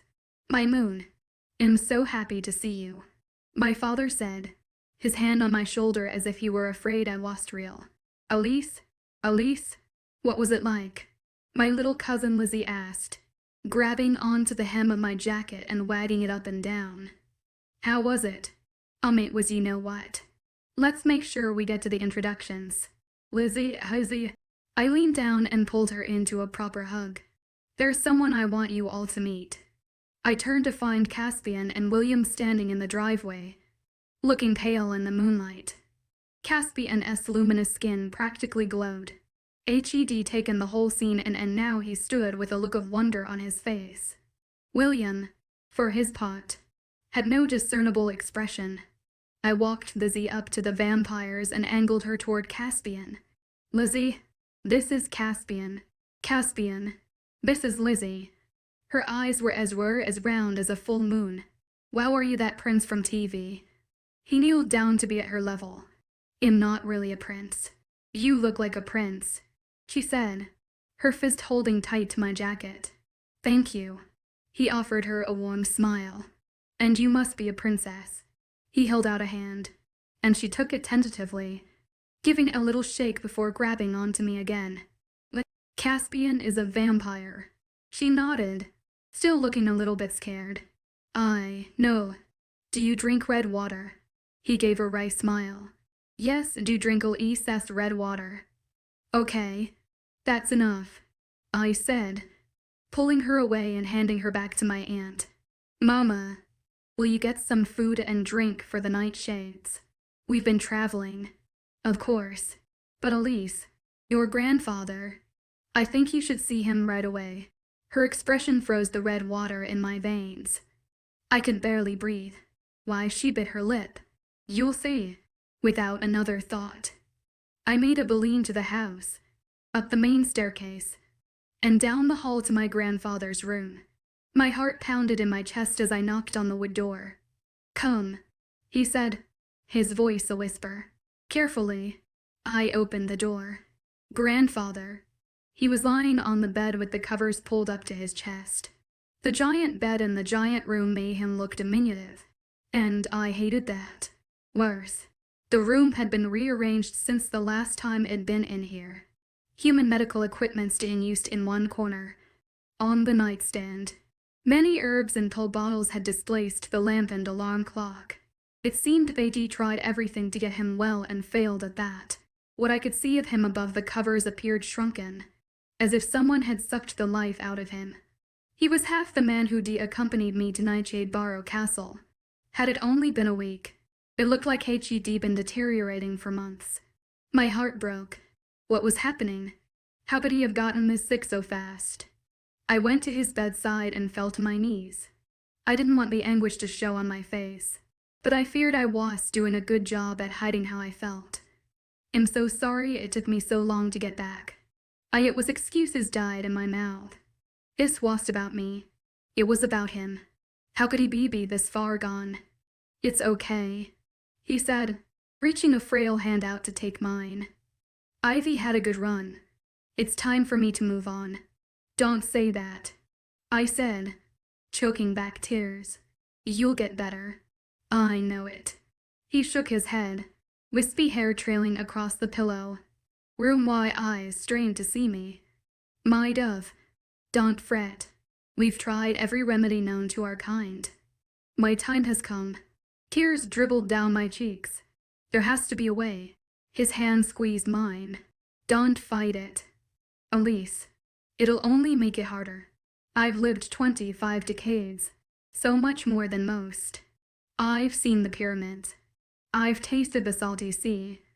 I've held at Mother Moon more times than I can count. I've done it all. I shook my head, but I still need you. He patted my hand, and that is why I'm so glad you are here. Listen to me. We don't have a lot of time. I've been waiting for you. We need to talk. Okay, I said, sniffling and hoping to talk about anything other than the fact that he was dying. I want you to have this. The trembling hand that was clasping mine came up out of the blankets, and it was his alpha necklace, the one he used to command the pack. Not only was it a symbol of leadership, but it meant that whoever wore it commanded our pack and those in our region swore fealty to us. What? No, I shook my head and pushed his frail hand away. It should go to Dad. You know he doesn't want it. Elise. He coughed and fought to regain his breath for a moment. It has to go to you, he continued, pushing the necklace back at me. Even though he was weak, this time his arm seemed to have more strength to it. Don't exert yourself. It couldn't be good for him. He gave me an annoyed look I was familiar with. I shook my head. I can't take the necklace. Grandfather. That's ridiculous. He was losing it. There was no way I should be in charge. I was only 19, not nearly old enough or wise enough to be the leader of our family and the packs around us. The sickness had gotten to him. It has to go to you, he said, his voice suddenly serious. I felt the alpha tone echo in my head. He was commanding me to take it. I tried to fight it, but pain blossomed in my brain. Any wolf who tried to fight an alpha command must obey or risk madness. And was this really how I wanted to spend this borrowed time with him now? I'd take it now, and we could figure out how to give it to my father later. I reached out for the necklace. Grandfather, can I go get Dad? No. Take the necklace, he said, nodding. Now put it on. I slipped the chain over my head. It felt like slipping on an anchor. There was no way I was meant to wear this. He would come to his senses in a minute. Maybe I should get Mom, I said, getting up. He gripped my hand to keep me in place at his bedside. Listen to me. You need to match with that Nightshade boy. And you need to do it soon. Grandfather, Listen, he ordered, but without the necklace. There was no alpha command with it. It didn't matter. I stayed rooted to the spot. Our pack, our very lives, rest on you mating with Caspian Nightshade. I'm sorry to lay this on you, but you need to know that. You need to know what is at stake. Our lives, I asked. He nodded. William is a dangerous, cruel vampire. I've kept an eye on him for a long time, fearing his hunger for power. He's the monster you have to keep an eye on. You need to be close to learn his plans. The future of our kind may depend on it. My hands began to tremble. What he was saying sounded like the note we found in the library. If I didn't do what he said, would we die out? That couldn't be. Unless the prophecy was right now. This had to be my imagination convoluting things. Still, I had to ask, Grandfather, do you know anything about the dark match? His cloudy eyes went wide. Where did you hear about that? A book. What do you know about it? He shook his head as another coughing fit took hold of him. He began to shake with coughs that rattled in his lungs. Wet, phlegm-wise sounds that scared me. It was the same thing that was happening to our other shifter elders. Whatever was afflicting our people. It had reached my grandfather. I'll get you water, I said, getting up to search the bedside tables. When I didn't find any, I turned back to tell him I was going to the kitchen. But the coughing had stopped. He was still as the grave, trembling. I put my fingers to his neck, but there was no pulse. My grandfather was gone. Chapter 22. I couldn't believe it. My grandfather was dead. I tried to console myself with the fact that I'd been able to see him before his death, but the anger still came, filling my chest and threatening to drive me into a mad rage. If I hadn't been kidnapped, I would have been with him this whole week. I might have been able to help him, heal him, or find answers about the strange affliction that caused him to grow so ill, so fast. At least I wouldn't have had to hold his hand for only a few moments before losing him forever. My rage simmered inside me as we performed the howling ritual and buried his body in our woods, as was our custom. The fury burned as I comforted my family. It roiled as we howled at the moon in his honor. It was William's fault. And when I went downstairs to give my family the news that our alpha was gone, I couldn't even bring myself to look at the vampire for fear I would let my fury take hold and would lunge to rip his face off. Fortunately, he was called away moments after my grandfather's funeral and left with his driver, leaving Caspian with us. I counted myself and William lucky we weren't going to ride together all the way back to the castle. I couldn't guarantee his safety. Now my family and I sat in the kitchen, nursing cups of coffee and staring into space, while Caspian waited outside. Dad's eyes were red, rimmed and swollen, even though he hadn't shed any tears. I couldn't imagine how he was feeling. His father was gone, a father who always loved him and respected his mild, tender-hearted spirit, who didn't force him to become someone he was not. Grandfather gave me the alpha necklace, I said, breaking the heavy silence. No one seemed surprised. They had expected it. What am I supposed to do with it? I'm too young. I don't even know how to use it. Mom reached across the table and patted my hand. Gilix gave it to you for a reason. Elise. He knew your strength, your drive, your fair-minded spirit. He knew you would make a great leader and would do all that's necessary to protect the pack and keep the peace in our territory. Next to her, Dad nodded his agreement. From where I sat, I could see Lizzie dozing on the sofa in the next room. She had exhausted herself crying and collapsed as soon as the burying ritual was done. In her slumber, she appeared more vulnerable than normal. Small and innocent, she needed protection and a peaceful place to grow and thrive. And yes, I would do anything to ensure she had that. Still, that didn't mean I had to be the Edric Alpha. I can still do all those things without. I set the necklace on the table, wishing there was someone else who could take it. Someone else. How about a thorn? A wary voice asked inside my head. But how do I use it? I asked, slowly becoming resigned to the fact I couldn't pass it along to anyone. Grandfather was supposed to pass that knowledge down before both Mom and Dad hung their heads. They had no answer for that. Your instincts will help, Mom said after a long moment. You have the natural strength to be a leader. An alpha. I have no doubt you'll find a way. Reluctantly, I slipped the necklace on, the chain heavy around my neck. Grandfather had left me without a choice, and I tried not to let resentment build. He hadn't had many choices either. I should go. I stood, walked out of the kitchen, and kissed Lizzie's forehead on my way out. I knew limo had come for us. Luxury was but a phone call away for the Nightshades. It seemed. How nice. Caspian and I climbed in and got on our way, but it wasn't exactly the romantic ride I might have enjoyed. The anger I felt toward William had extended to Caspian. He hadn't exactly kept me prisoner, but he hadn't helped the situation either. How was I to know to what extent he was involved in the kidnapping and hostage holding? He could be just as responsible as William for keeping me away from my grandfather. We rode in silence, the near darkness of the approaching dawn making it easy to hide the pained expressions that were likely apparent on my face. He seemed to know how upset I was. However, maybe from his vampire senses or just the fact that I picked the seat furthest to the back and stared out the window to avoid conversation, he let me ride in peace. At least I could be grateful for that. My hand found the alpha necklace now resting on my skin. It hung like a lead weight, pulling me down with the strength of every shifter who was supposedly under my care. In a last-ditch effort, it turned around and asked my mother to take it from me, but she claimed they couldn't challenge my grandfather's final order as Edric Alpha. But just because HED left me in charge and my parents thought my instincts would guide me, it didn't mean I would be able to use the necklace's power. Responsibility without the ability to wield any of the power. What a great way to start off my day.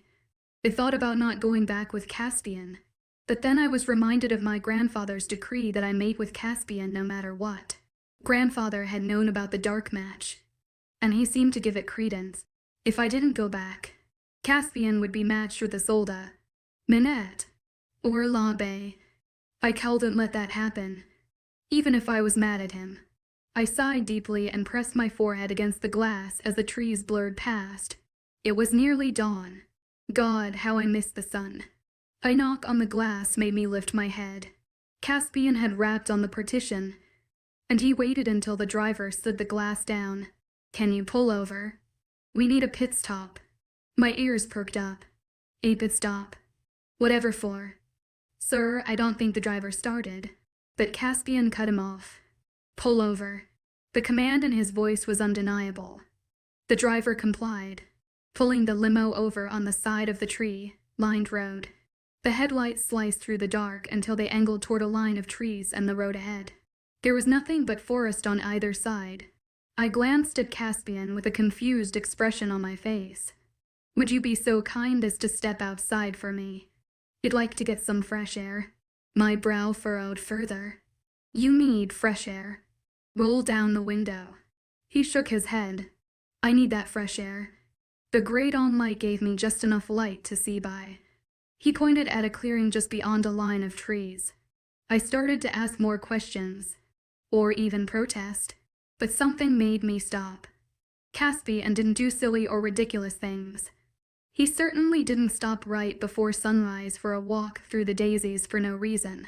Nodding, I followed him out of the limo and off the beaten path. We walked quietly, both of us cutting through the wet grass without making a sound. At least we had that in common. If nothing else, we could move with stealth. When we were through the trees and standing in the field about 20 yards from the limo, he turned to me, me to whisper. The driver is a vampire, albeit a low, ranking one. He might still be able to hear us if we talked aloud. He to listen to our conversation? I asked. Caspian nodded. Yes, one of William's spies. Spies. My heart began to pound. William has a network of vampires working for him. It's one of the ways he controls those around him. Even if HES not here, William is everywhere. Caspian gritted his teeth at the words. I reminded myself that Caspian might be as much a prisoner in all this as I was. He had insinuated as much before. Why would William want to spy on us? I asked, feeling I already knew the answer, but wanted to hear it from him. Nonetheless, Caspian clasped his hands at his waist as if he was buying time to find the right words. Keep this between us. Okay. I nodded. William wants to control everything. Every vamp. Every move. Even the shifters. That's part of why he set this all up. He can't have packs like yours interfering with his plan. And what's his plan? He wants to save our species. Which is noble, I guess. But his reasoning is not. He thinks if he can save us, he can rule not only our region but all vampires because he'll be regarded as a savior. My eyebrows shot up. He wants to be a vampire king. Caspian sighed. Essentially, yes. So what does that mean for us? It means that if William thinks you are the best match for me, he'll approve of our match. If he docent him out. He nodded, but I'm done playing his game. I raised an eyebrow. Are you? Caspian took a step forward and grabbed my hand. A movement was sudden. It caught me off guard and sent my heart pounding, my anger cracking. What can I do to show you I'm here for you? He asked, his dark eyes searching for mine. After the funeral, you wouldn't even look at me. I wanted to hold you. I wanted to. Tears welling in my eyes. I glanced up at him. You wanted to what? Anguish flooded his features. I wanted to take away all the pain you've ever felt and feel it for you. I wanted to erase anything that had ever hurt you. I wanted to kiss away your tears, but you wouldn't even look my way. Tears that had held back started to slide down my face. I cowed and looked at you. Can't you guess why? He nodded and was quiet for a beat. How you must hate me. I helped to keep you locked up. You missed the last days with your grandfather because of me. His head dipped. I stepped forward and gripped his chin. Not because of you. The last of my anger toward him dissolving and letting me see things cleared. Because of William. He hasn't given you a single choice since you got to the castle. Right. Caspian paused and then shook his head. Did he ever give you a choice? Even when he turned you into a vampire. Caspian's jaw hardened. And it isn't your fault. I have to stop him. I can't let this go on. I caressed the cheek that rested against my palm. We can do it together. His arms slid around me and then we were kissing. His softness and longing made my legs weak, not to mention my heart. Caspian was a prisoner too. We had a common enemy and needed to find a way to work together to secure both our freedoms. But not only for our sake. This was bigger than I had imagined. And there were many at risk. William's plans were terrifying. And had already seen the cruelty he was capable of. And I had a feeling the answer to William's plan and the key to defeating him lay just within reach. and Caspian and I could find it together. Our kiss deepened. I was in mourning, but I also craved his closeness. Something solid to cling to in these tumultuous times, without thinking and seeking only to feel something good. I pulled him down into the soft grass. It was damp with pre-dawn dew, but all my attention was on Caspian, on his body and how every inch seemed carved out of marble, sculpted into the finest male specimen it ever laid my eyes on. We lay side by side, gazing into each other's eyes. I pulled his shirt apart and slid my hands over his chest. Smooth, taut muscles dipped and rose beneath my fingertips. He shivered, one of his hands caressing its way down my hip. "Elise, you drive me crazy." I smiled. "A good type of crazy. The best." Then he leaned forward and licked my lips apart. Soon, his mouth, his hands, and his deft fingers were coaxing tingles out of me I didn't even know were possible. What about the driver? I breathed into the hollow of his neck. Will he come looking for us? He shook his head. He knows to stay in the car until we come back or face my wrath. Then what about the sunrise? I asked, noting the gray light of dawn all around us. Caspian brushed an air from my face. "Elise, at this moment, I burn for you more than 1,000 sunrises." His hand went under my shirt, but it stayed at the edge of my bra. There was a question in his gaze, and a nod from me gave him permission. When he cupped one of my breasts, delicious heat exploded between my legs, causing my back to arch. I clung to him, reveling in the raw sweetness of his touch. Caspian reached down, grasped the edge of my shirt, and pulled it over my head. His eyes raked over me with hunger, making me want him even more. He removed his shirt next and, along with mine, blanketed it over the ground. I sucked in a breath, admiring the perfection of his body from his round pecs to the hard lines of his 8-pack to his perfect V. But before I could get a good look, he lifted me as if I weighed nothing. He moved me to lay on top of our shirts, unbuttoning my pants. I pulled them off with Caspian's help. He did the same until he lay next to me in tight boxer briefs. I shivered with anticipation. I'd pictured this for so long. No matter how many times it tried to deny it. It wanted nothing more than to claim Caspian Nightshade as my own. With practiced hands, I removed my bra. His eyes went dark and his fangs elongated over his lower lip. I had the power to drive him crazy, and it felt good. Taking him by surprise, I grabbed his shoulders, pushed him down, and crawled on top of him. He hissed in a breath as I slithered up his body, brushing my torso against his. "Damn, Elise," he groaned, his eyelashes fluttering. "What you did?" When I reached the top, I sucked his bottom lip, tasting him. His tongue slipped into my mouth just as his hardness grew beneath me, and his hands cupped my breasts. His cold touch on my bare skin, need built inside of me like a bubbling well of desire. I wanted Caspian so badly, like I never wanted anyone or anything before. One of his hands traveled downward and slipped under my panties. His fingers parted me and glided over my most sensitive spot. Pleasure lit up my brain as I closed my eyes and sucked in a breath. "Caspian, do you want me?" he asked in a raspy voice that sent goosebumps stripling over my arms. "Yes," I said in a hot breath. "Say it. I want you." One of his fingers slipped inside of me, and I groaned in satisfaction, my eyes fluttering of their own accord. He lifted his head and took my nipple inside his mouth and sucked. A sweet agony was killing me. Unable to help myself, I reached down, took him in my hand, and began stroking. "Elise," he groaned. He moved in a blur, and the next thing I knew, I was under him. I gasped, then let out a pleasure-heavy moan. When I glanced down, I realized his underwear was gone. He removed it so quickly that I hadn't even noticed. He lowered his head to kiss my breasts, my stomach, the edge of my hips, then parted me to give one slow lick between my legs. I threaded my fingers in his silky hair, and I felt myself teetering over the edge of pure ecstasy. Every inch of my body trembled with need.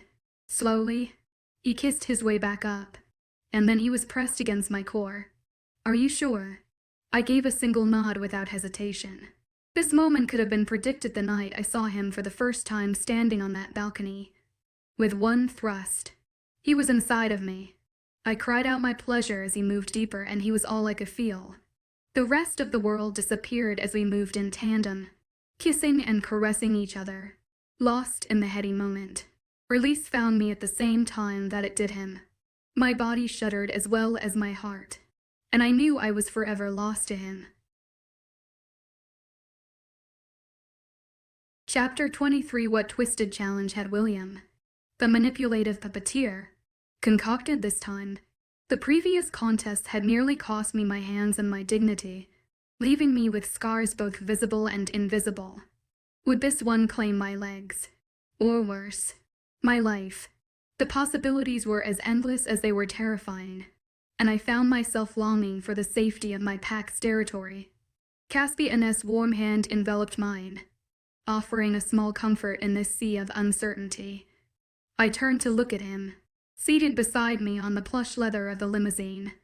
His supportive presence was a balm to my frayed nerves, but I couldn't shake the feeling that we were walking into the lion's den. How I longed to voice the fears and anxieties threatening to overwhelm me, but I knew better.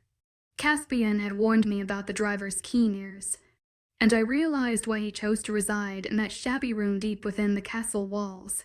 It might be the only sanctuary from William's ever-present surveillance, a small pocket of privacy in this suffocating atmosphere of control. "It's going to be okay," Caspian whispered, his voice barely audible. His presence was my anchor in this storm of uncertainty. Even if we couldn't openly discuss recent events or our shared passion, a shiver ran through me as I recalled our intimate moments, the way his touch had ignited a fire within me that I never knew existed. But I forced myself to maintain a neutral expression, knowing that William must never discover what had transpired between us. The stakes were too high, and the consequences too dire. I yearned to seek solace in Caspian's embrace, to feel his strong arms around me as we faced this ordeal together. The cruel irony of our situation, to have connected so deeply yet be forced to act as mere acquaintances, was almost Perhaps our actions had been rash, but I couldn't bring myself to regret them. Caspian and I were destined for each other, and it was William and his infernal game that stood in our way. If only fate had brought us together under different circumstances, away from the watchful eyes of our tormentor. "It'll be okay," Caspian reiterated, his tone gentle but firm. I nodded, though internally I questioned his certainty. William still held all the cards, and his agenda clearly didn't prioritize my well-being or sanity. The memory of his cruel smirk and calculating eyes sent a chill down my spine. Nevertheless, I had to persevere. For the sake of my family and our pack's future, I had to emerge victorious in this accursed game and unite with Caspian. My grandfather, ever the strategist, wouldn't have proposed a union with a vampire if it was crucial for our survival. His forward-thinking nature had always been our pack's greatest asset, and I trusted in his wisdom even now. Whatever knowledge William possessed, I was certain my grandfather had been aware of its significance. Moreover, defying William's twisted game could potentially ignite a devastating war with far-reaching consequences for all involved werewolves, vampires, and humans alike. As the castle gates loomed before us, I steeled myself for whatever challenges lay ahead. I may be anxious, but I was also determined. William had underestimated me before, and I would use that to my advantage. With Caspian by my side and the memory of my grandfather's strategic mind guiding me, I would find a way to overcome this trial and secure a future for my pack and for the love that had blossomed in the most unlikely of places. Only by seeing this through could I hope to free myself from the crushing weight of my responsibilities and secure a future for those I held dear. Or would I? If Caspian and I were joined, didn't that mean I was signing myself up to deal with William forever? Maybe I could convince Caspian to move into our family compound away from William and his meddling ways. But then I was getting way ahead of myself. I still had to face Isolde and her ilk. They would be gunning for me, and now it was 3 against 1. And I still needed to figure out what a dark match might mean. all while dealing with my grandfather's death and my newfound position as head of the family. Yeah, everything was hunky-dory. The limo pulled up to the main entrance, stopping right in front of the huge wooden doors. I gave Caspian another look, and he pressed a chaste kiss on my lips before getting out and walking around to open my door. I slipped my hand into the pocket of my coat and gripped the alpha necklace it hidden there, hoping it would give me strength. Then I stepped out of the vehicle. Caspian and I stood beside the limo and stared at the castle. "I've got you," he whispered in my ear. I leaned into him, wishing we could stay right here for the rest of time. The broad front door swung wide, a giant mouth opening to swallow me whole. The vampire guards appeared, waiting for us to walk up. Taking a deep breath, I headed toward them, ready to meet my fate. The minute we were inside, the guards were practically on top of us. I wanted to cling to Caspian, but they maneuvered between us. "Mr.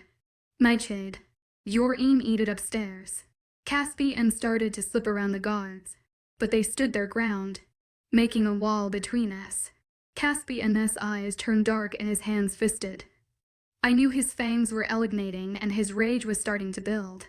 But what good would a fight here do? "It's fine," I said, trying to keep the peace. "I need some rest. Anyway, go take care of your business. I'll see you later." His eyes narrowed, but he gave a curt nod before turning and heading down the hallway, leaving me alone with the guards. Back to my room. Then, "Fellas?" I asked, trying to keep it light. Their stony expressions let me know nothing had changed. They didn't like me. They might outright hate me for all I knew.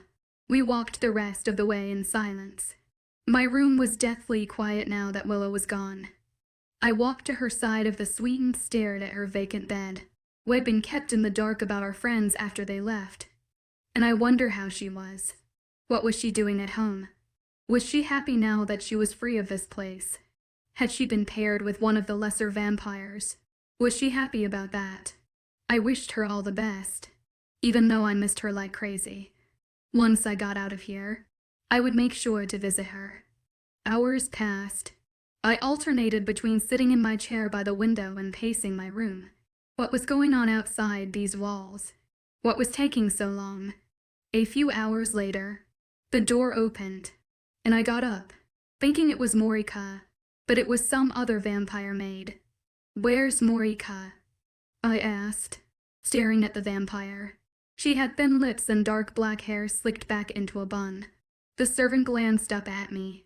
"I don't know who you are talking about." "The maid. The one who was assigned to me before." She shook her head, set the lunch tray on the table, and left. So even she'd been taken from me. Was I being punished for something? I picked at my food, my appetite long gone. Finally, after nearly a whole day had passed, my door opened again. The same maid walked in with a garment bag over her arm. "What is this?" I asked, getting up from where I'd been dozing by the window. "Put this on. Be ready in 30 minutes. "For what?" But she didn't answer. I walked to the garment bag and found another fancy dress. I was perfectly capable of getting ready myself, but I wondered what it meant that no one was here to help me. Were we done with glamorous appearances, or was I truly being punished? For some reason, I suspected the latter. Did William know what Caspian and I had done? That we were developing a true connection and didn't feel like playing his game?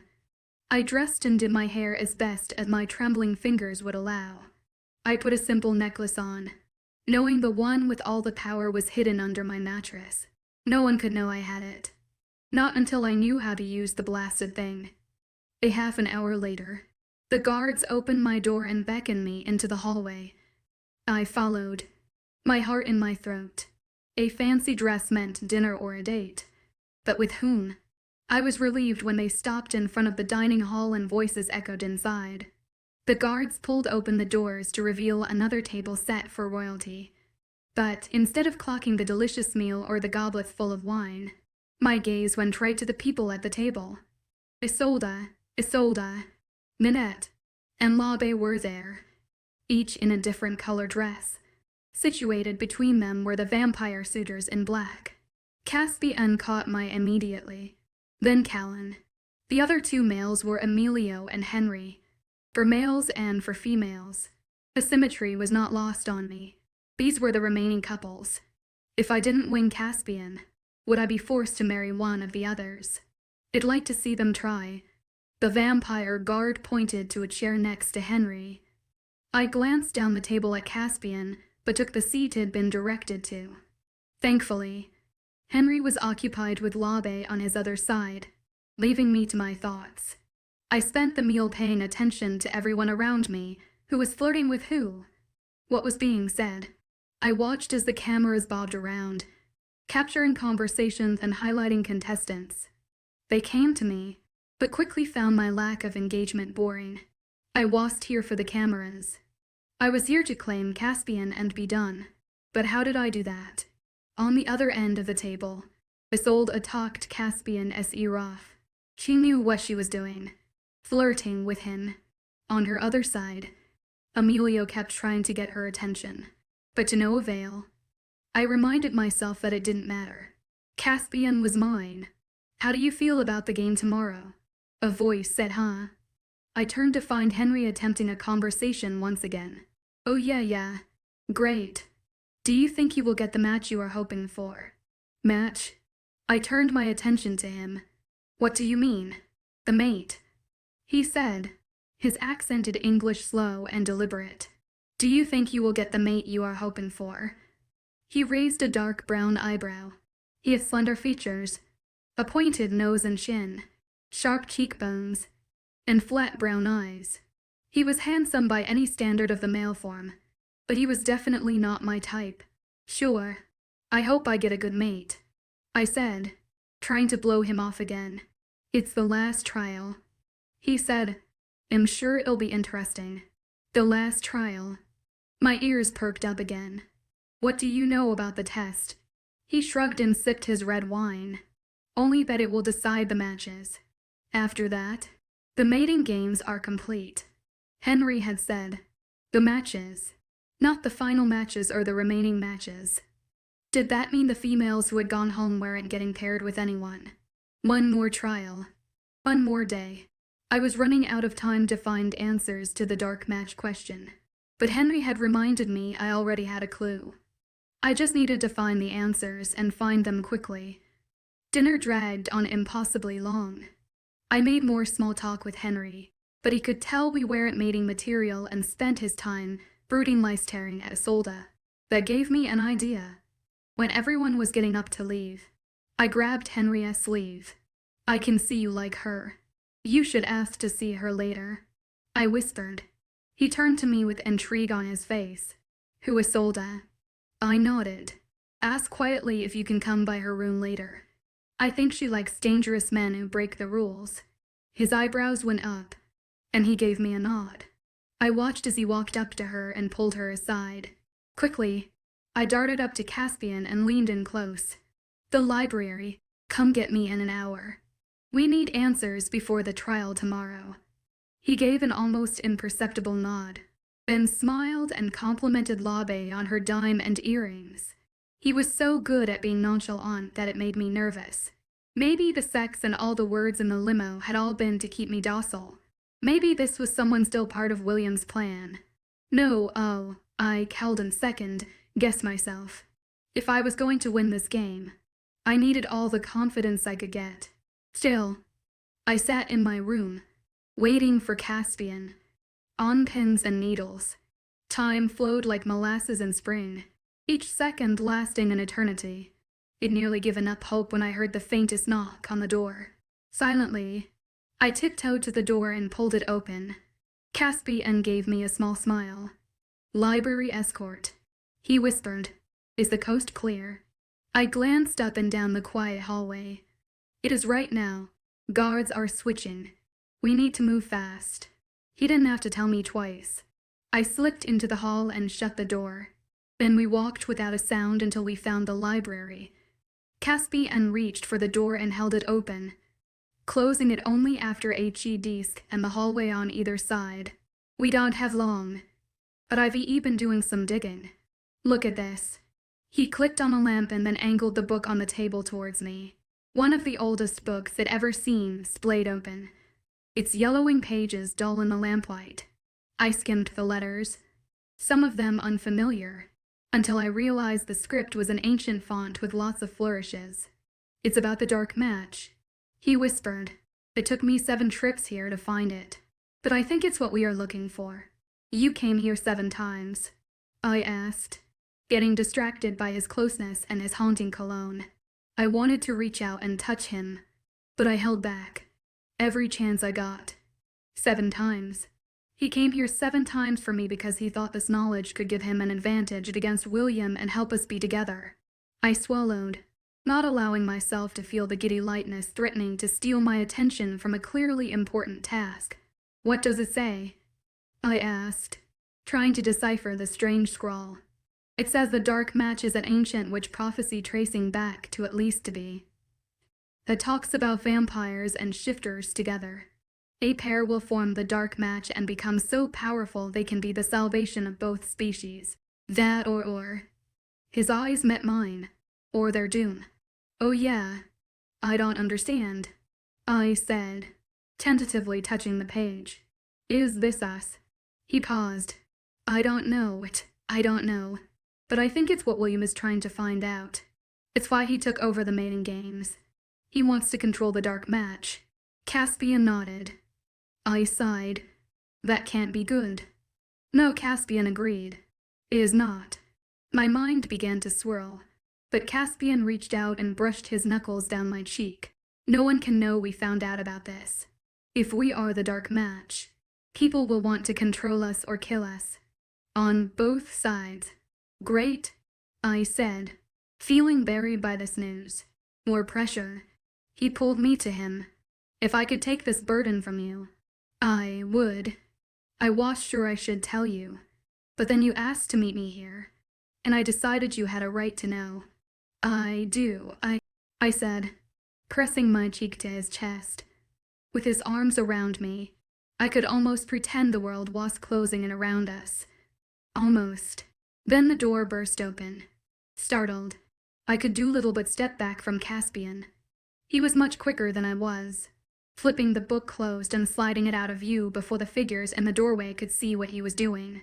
Then he stood protectively in front of me, a posture I was getting far too used to. There and here, a male voice said. The cloaked figure stepped into the room and pulled his hood down. Kellen. Caspian stiffened as his hands fisted, though I couldn't fully see it. I sensed he was donning his fighting posture. Not this again. I'd prepared to fight. Another figure stepped in. Isolde, I said, shock in my voice. What are you doing here? Isolde smirked, but it was the third figure who answered. William joined our enemies, his features hard and unforgiving. We should be asking you that question.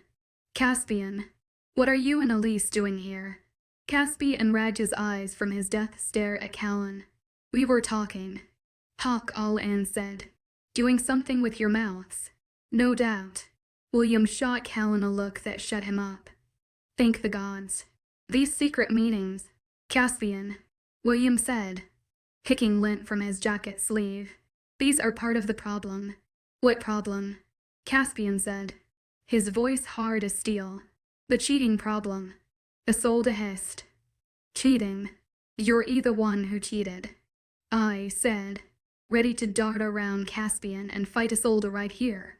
She isn't the one in the library breaking the rules. William said darkly. I brought her out. Caspian said, if it's anyone's fault, it's mine.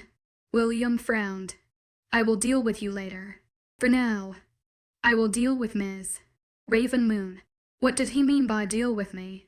Elise, he said, because of your insubordinate behavior and disregard for the game's rules, you are hereby banned from participating. What? I asked, not sure what he meant. Isolde's smile curled up like a snake. HES saying you're kicked out. Pack your shit. You're going home. Chapter 24. We leave in 10 minutes. The vampire guard said, staring at me from the doorway. I gave him a wave. The only thing I could muster to let him know it heard. When he shut the door, I slumped down on the bed and put my head in my hands. How could I be going home? After all it'd done, all it'd been through to stay here. It just didn't make sense. Had I broken William's rules? Technically, yes, but so had others. And where had it said that if the rules were broken, you were excluded like some sort of Willy Wonka morality clause? I gripped my head, wanting to tear my hair out and cry myself to sleep all at the same time. If I left now, I would leave with nothing. I had no makeshifter or otherwise to secure my standings and help my pack, and I had let my grandfather down. Being kicked out made me look weaker than the girls who were sent home. I would leave in disgrace and likely be portrayed by the media as some sort of rotten apple. The worst part was, I knew who was responsible for this. The two people who stood to gain the most from my departure. Isolde and Callan. Isolde, that bitch. She'd said she would pay me back. And she had. And Callan. Hed been gunning for Caspian this entire time and saw it tearing us apart. It thought William would protect his so-called son. But I had been wrong. It was clear that William didn't care what Caspian wanted. Their relationship was not on good terms. Hed made some sort of deal with those two snakes. Anything to solidify power. William was more dangerous than Callan and Isolde combined. It underestimated him. Caspian had tried to reason with him. We'd stood there in the library, Pleading our case. But William wouldn't hear it. Caspian had tried diplomacy. And when that failed, violence. Telling them they'd have to get through him to get to me. William had come prepared with 7 vampire guards. Even then, it took every single one of those vet Caspian out of the library. He raged and fought like nothing had ever seen. Some of those guards would not be feeling so well right now. Oh moons. Caspian. What would happen to him? Isolde was the next best match, and I had no doubt she'd try to claim him. Would William force their match? Would Caspian consent? It felt as though my heart were being split apart by 2 teams of horses every time I thought about Isolde wrapping her claws around Caspian, dragging him to her, and I reached up, grabbed the vase on my nightstand, and chucked it across the room. The sound of porcelain shattering made me feel better for a millisecond. Then the depression descended once again. What would I say to my mother? I told her grandfather's words about finding the best match, but I didn't find one. It failed in every possible way. Worse than disappointing my family was the fact that it let my pant all the packs in this region down. My grandfather always ruled with mercy and reason. The thorns were power-hungry monsters. If Isolde managed to pair with Caspian, she would gain power and money, to things that would help her subject everyone to her pack's whims and demands. There would be fighting, maybe war, death. Tears burned at the backs of my eyes.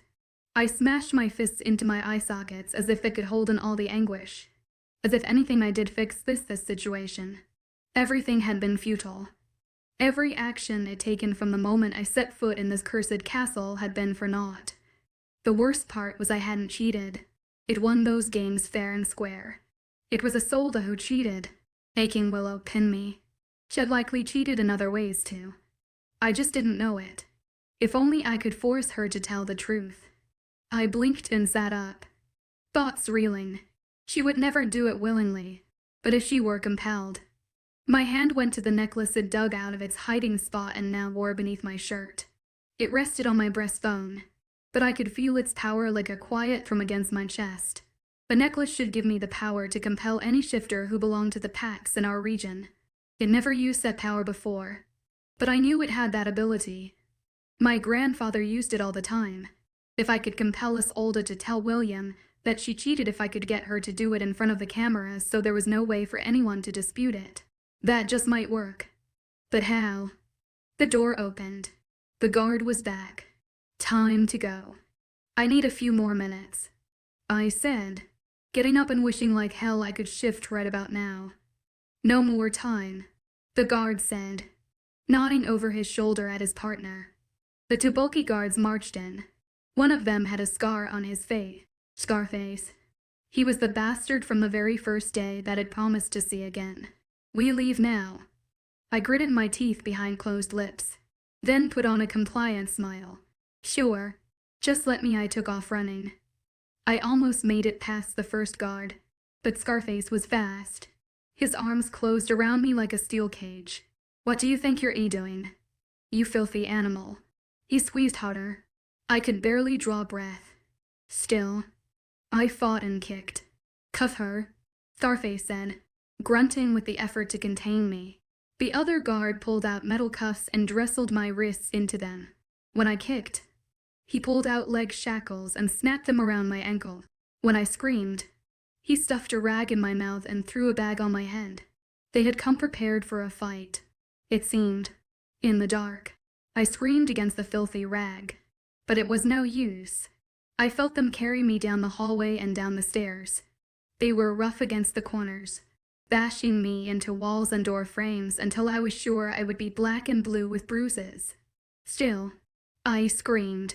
When the night air hit my skin, I knew we were outside the castle. A few more steps and a car door opened. They tossed me roughly inside, and I crashed against the seat before hitting my head on the opposite door. Have a nice trip. Dog Scarface laughed. Then the door slammed. I was alone. That was when the tears came. It was over. It failed. There was nothing I could do. I sobbed, nearly choking on my gag.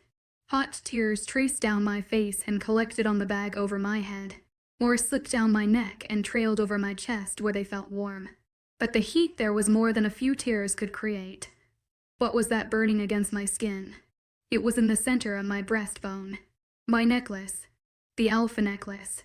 That was when I realized I wasn't in the castle anymore, and they only used regular cuffs. Their nasty spells had no hold of me anymore. Could it work?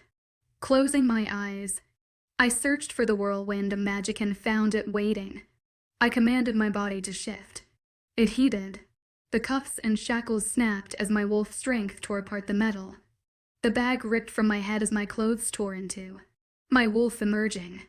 I spit the gag out, reveling in the feel of freedom and power. I was a wolf. God damn it. And it was time to show these vamps what this dog could do. I reared back and dove toward the car door, smashing against it. Glass shattered and fell around me, but I was free. I climbed out of the broken window. The glass cut me, but my body quickly repaired itself. My paws crunched on gravel as I stood in the driveway and shook the glass out of my fur. What the hell? The two vampire guards stared at me with open mouths. The shocked looks on their stupid faces were nearly enough revenge. Nearly. I charged. Instead of running, they took up a fighting stance. But they were used to human me, not wolf me. Before they could grab me, I dodged sideways and snapped my jaws onto Scarface's arm. Digging my teeth in, I snapped my head back and forth before tossing him aside and going for the other. The awful crunch they made as they hit the pavement was far too satisfying. The door was open since the vampires were about to enter before they charged back at me. I skidded to a stop before the main threshold as it occurred to me my shifting powers might not hold once the magic of the castle took effect. What would I do if I was forced back into human form? I decided I would just have to try. Closing my eyes, I ran through the open front doors. Magic throbbed around me, burning my skin, but my fur did not recede, nor did my claws retract. The necklace around my wolf throat acted on its own. It started glowing hot. The necklace's ancient power fighting the vampire magic, something I had no idea it could do. Come on, alpha power. The magic quieted down, but my shifting held. It was a good day to be a wolf. Now to find the traitors. Keen wolf senses made it easy to find the scent to follow. I tore after it, my claws clicking on the tile floors, even as shouts of other vamps called after me.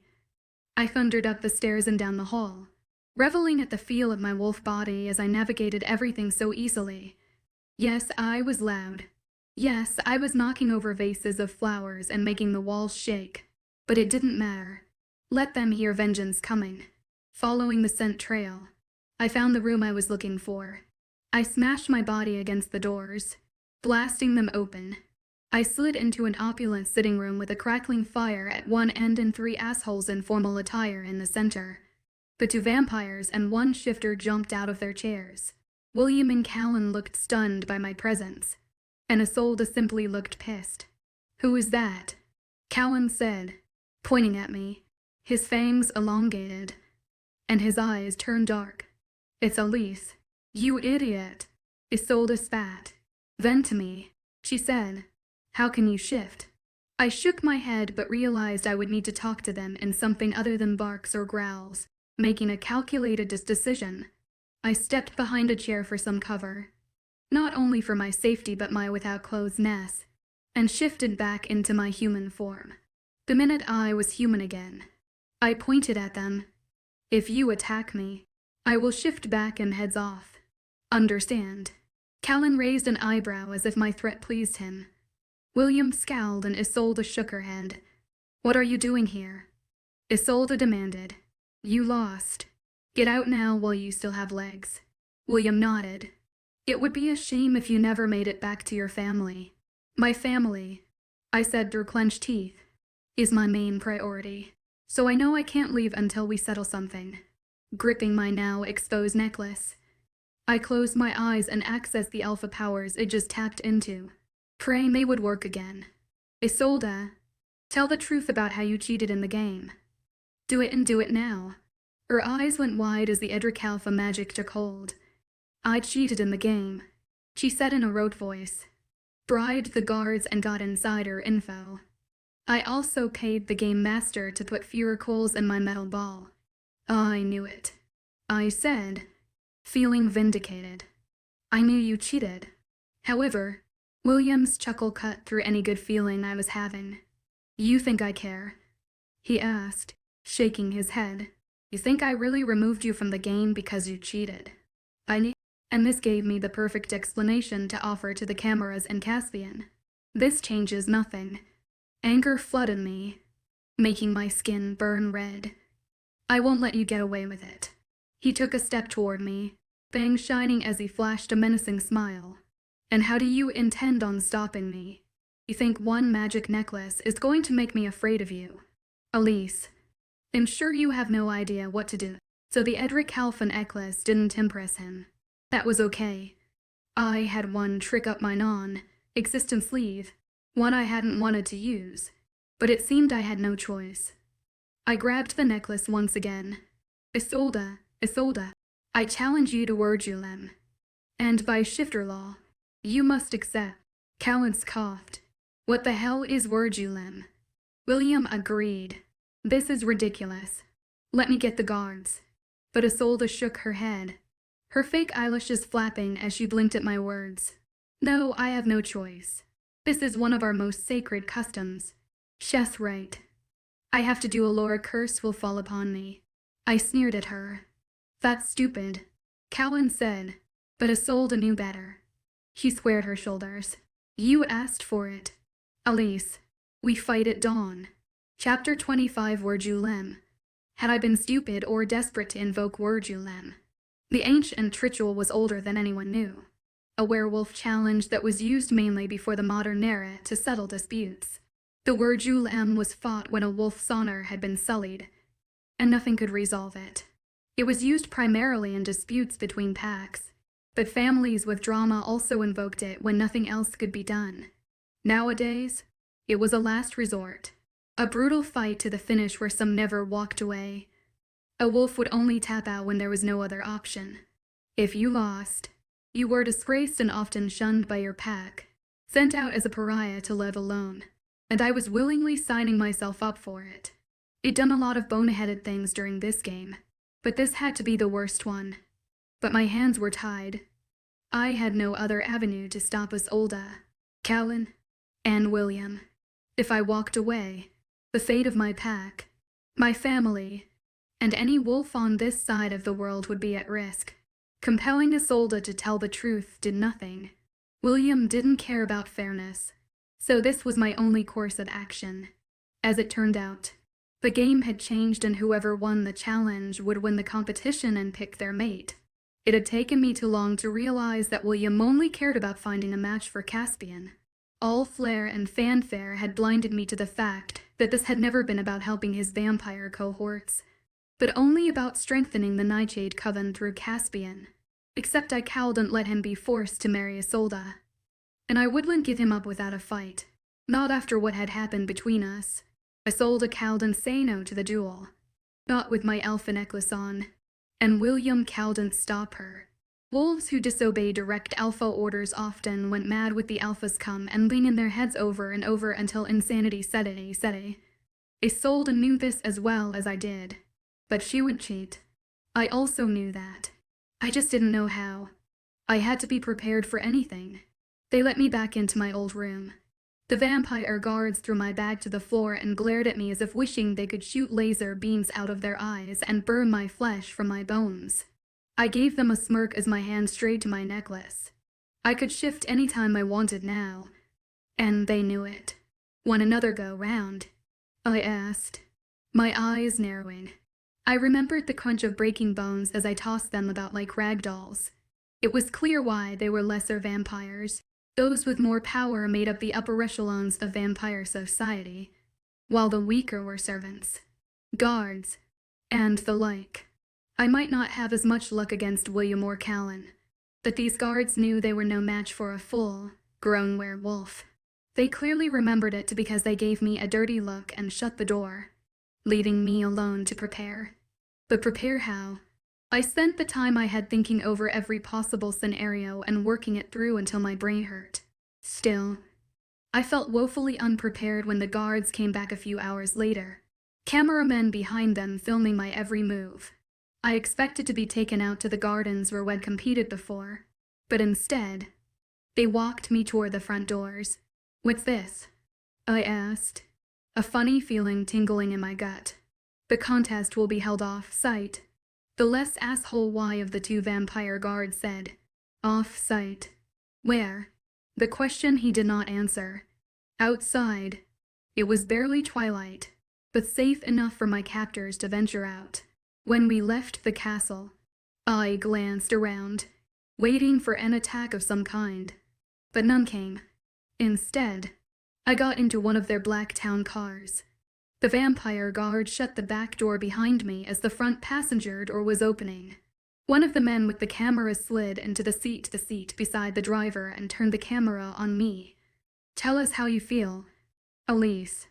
I feel like ignoring your questions. I replied, wishing I could toss him out of the car, but I doubted that would fly. He might though, for a little while at least. What do you think your chances are of beating Isolde tonight? The camera was still trained on my face. I sighed and rolled my eyes. I'm going to crush her.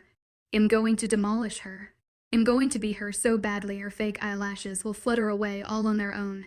There. That was what they wanted. Right. A soundbite to play for their audiences. Now, maybe HED leave me alone. But instead, he continued to ask me asinine questions about my feelings and what I thought Caspian would think about the contest. I gave one-word answers and stared out the window, wishing I could be alone now more than anything. After about half an hour, we pulled up to a gate that swung wide for us. We drove deep into the woods. When we were quite a way off the main road, the trees pulled back and a giant structure came into view. It looked as though someone had created a miniature version of the Roman Colosseum. I stared up in wonder at the circular, cream-colored stone structure. This one appeared to be about 1/4 the original size, but it was still spectacular, with ornate carvings, arched doorways, flags flapping in the breeze, and a lighting enhancing the best features. It was so beautiful I almost forgot that I was one of the gladiators here for the slaughter. Who built this? I asked the vampire behind the camera. He was still filming, but managed to answer. This was built by dwarves for the vampires. Some of the elders are very theatrical. They'll say, I noticed some of the etchings on the overhangs. That's where a big theme as well as other vampire symbols artistically carved into the stone. The car slid to a stop near the back of the structure. Wide metal gates sat open, leading to a set of stone steps that descended under the structure. It must be like its counterpart in Rome. The fighters and animals were stored underneath until they were released to fight in the main arena. Dread clung to me as I stared down into the depths. What if Isolde was already down there, ready to cut me to pieces? Was there anything in the word Julem about the use of weapons?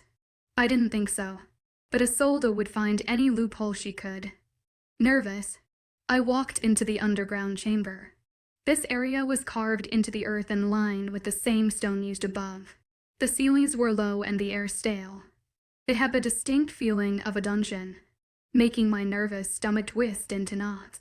"You'll wait over here." 8th Empire guard pointed to a dark alcove, all stone and with very little light. There was no furniture, so I sat on the floor. I wanted to save any strength I had for the fight. Then I waited.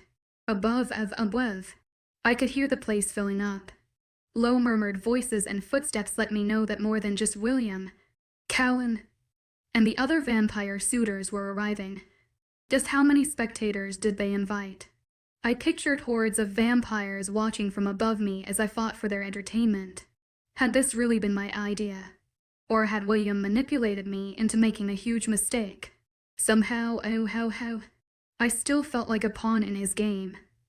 Closing my eyes, I gripped the alpha necklace, now always hanging around my neck. Give me strength. Grandfather, give me guidance. The necklace pulsed against my hand. He was here with me. They all were. Every ancestor who had ever worn this sacred relic. Everyone who had ever led the pack and made impossible decisions, all to save our kind. That was what I had to do, and I would do it, no matter what. The vampire guard appeared at my door. Time to go. I stood, ready or not. The time had come. We walked the long corridors until we came to a set of stone stairs. Artificial light poured down, letting me know the arena was above me. The echo of many voices and even some sort of music drifted down to me. Go up. The vampire guard gave my shoulder a shove. Where's Isolde? Go up. He shoved me again. I growled and snapped my teeth at his hand. He snatched it away, looking intimidated. I smirked, winked, and began walking up each step, my gaze scanning left and right. As my head crested the top step, the entire arena came into view. The inside was exactly as I'd pictured an ear replica of the Colosseum. My eyes traveled around the rings of seats, noting the faces of people I recognized. Some of the other girls from the contest, their families. More shifters who had not taken part in the games occupied the seats. William had spared no expense to make this a giant event. I didn't know whether to be flattered or pissed as hell. Were all the packs here? My gaze desperately scanned the crowd. Then I spotted them, my family. My mom gave me a worried wave. My father sat stone-faced beside her. My whole family was here except for my younger cousin, Lizzie, and my aunt. Probably because they were worried to be murdered, and they didn't want to subject an 8-year-old to something like that. Seeing them here made me want to forget this whole thing and run into the stands. I wanted to feel my mother's arms around me. I wanted to go home, but had been left with no choice but this. I reluctantly kept scanning the stands until I found the vampires. There were some I didn't know. Pale-faced creatures in dark capes and sunglasses to hide against the nearly sunlight glare of the artificial lights. There were also vampires I did know. I saw the 7 suitors. There was Callan, watching me with calculating eyes. Emilio and Alon and Henry. Everyone except Caspian. I kept searching. In the center of the 3rd row, the highest and most prominent spot, I noticed a spectator's box. It was clear this was reserved for the most important, most powerful observers. William glared down at me from that box. He looked both pompous and completely at home. Caspian stood off to the side and slightly back, as if he wished to blend into the darkness. Was he there against his will? What did he think about watching me fight like this? Would he be proud when I bested Isolde? Or would he think me foolish for being William's pawn once again? William? Every detail of this was his doing. No doubt. He wanted everyone to see who was in control. Here he was, a vampire orchestrating a fight between 2 shifter females for sport. He was the emperor, and we were his lowly gladiators. And our families would be forced to watch as we thrashed and fought and kicked around in the dirt like the animals they claimed us to be. As for the first time, I saw things the way William must. I realized this entire spectacle had to stop. I had to explain this to Isolde. I had to make her understand.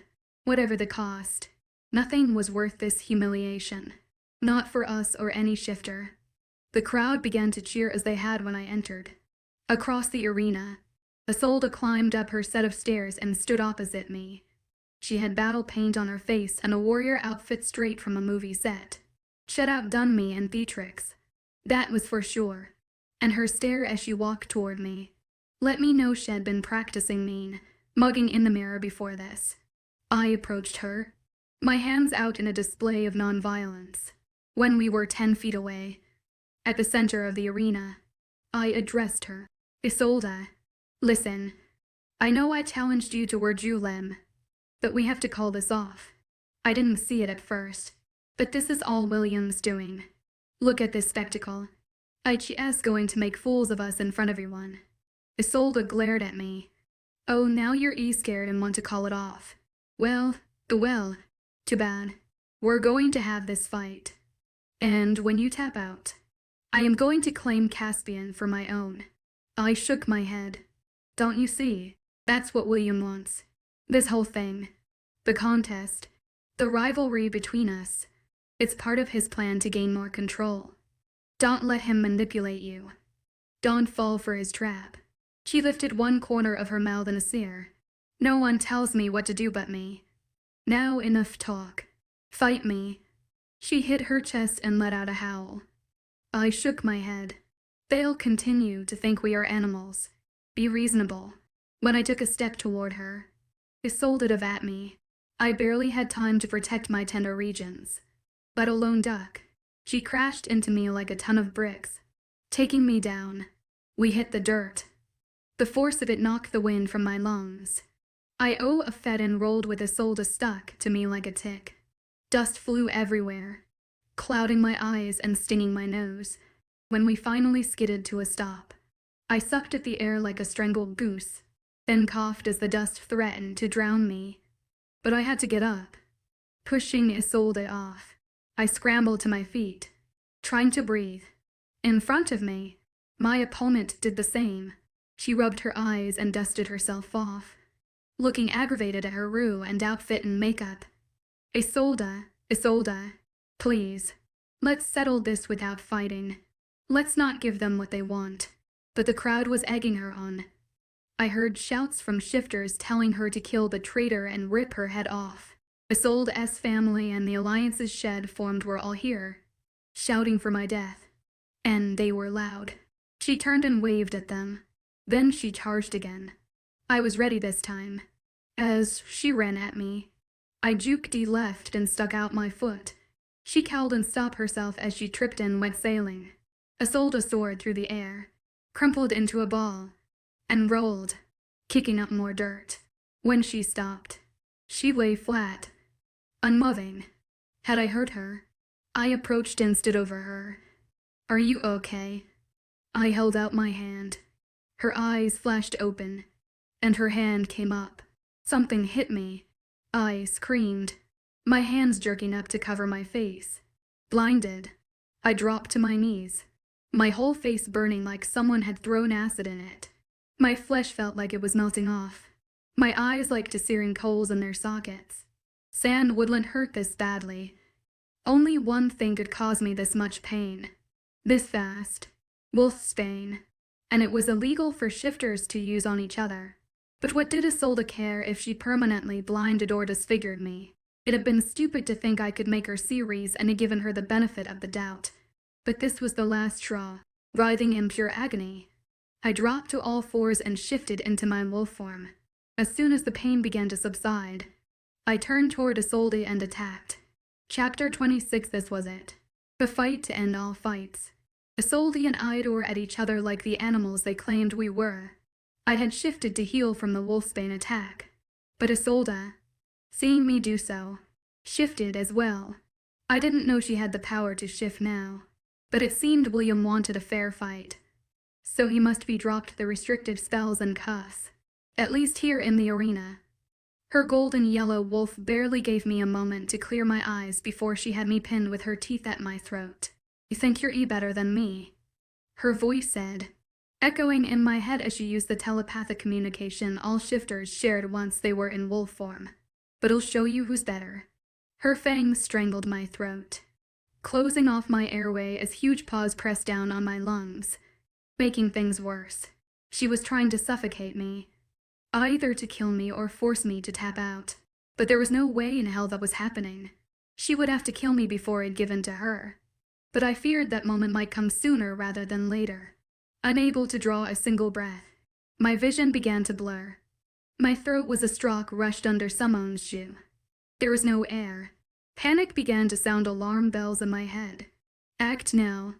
Desperately, I called on my necklace, hoping for some shred of power that might help me get free of Isolde. But nothing happened. I tried again and again, but I'd had no idea how to use the damn thing. Giving up on that stupid notion, I went limp.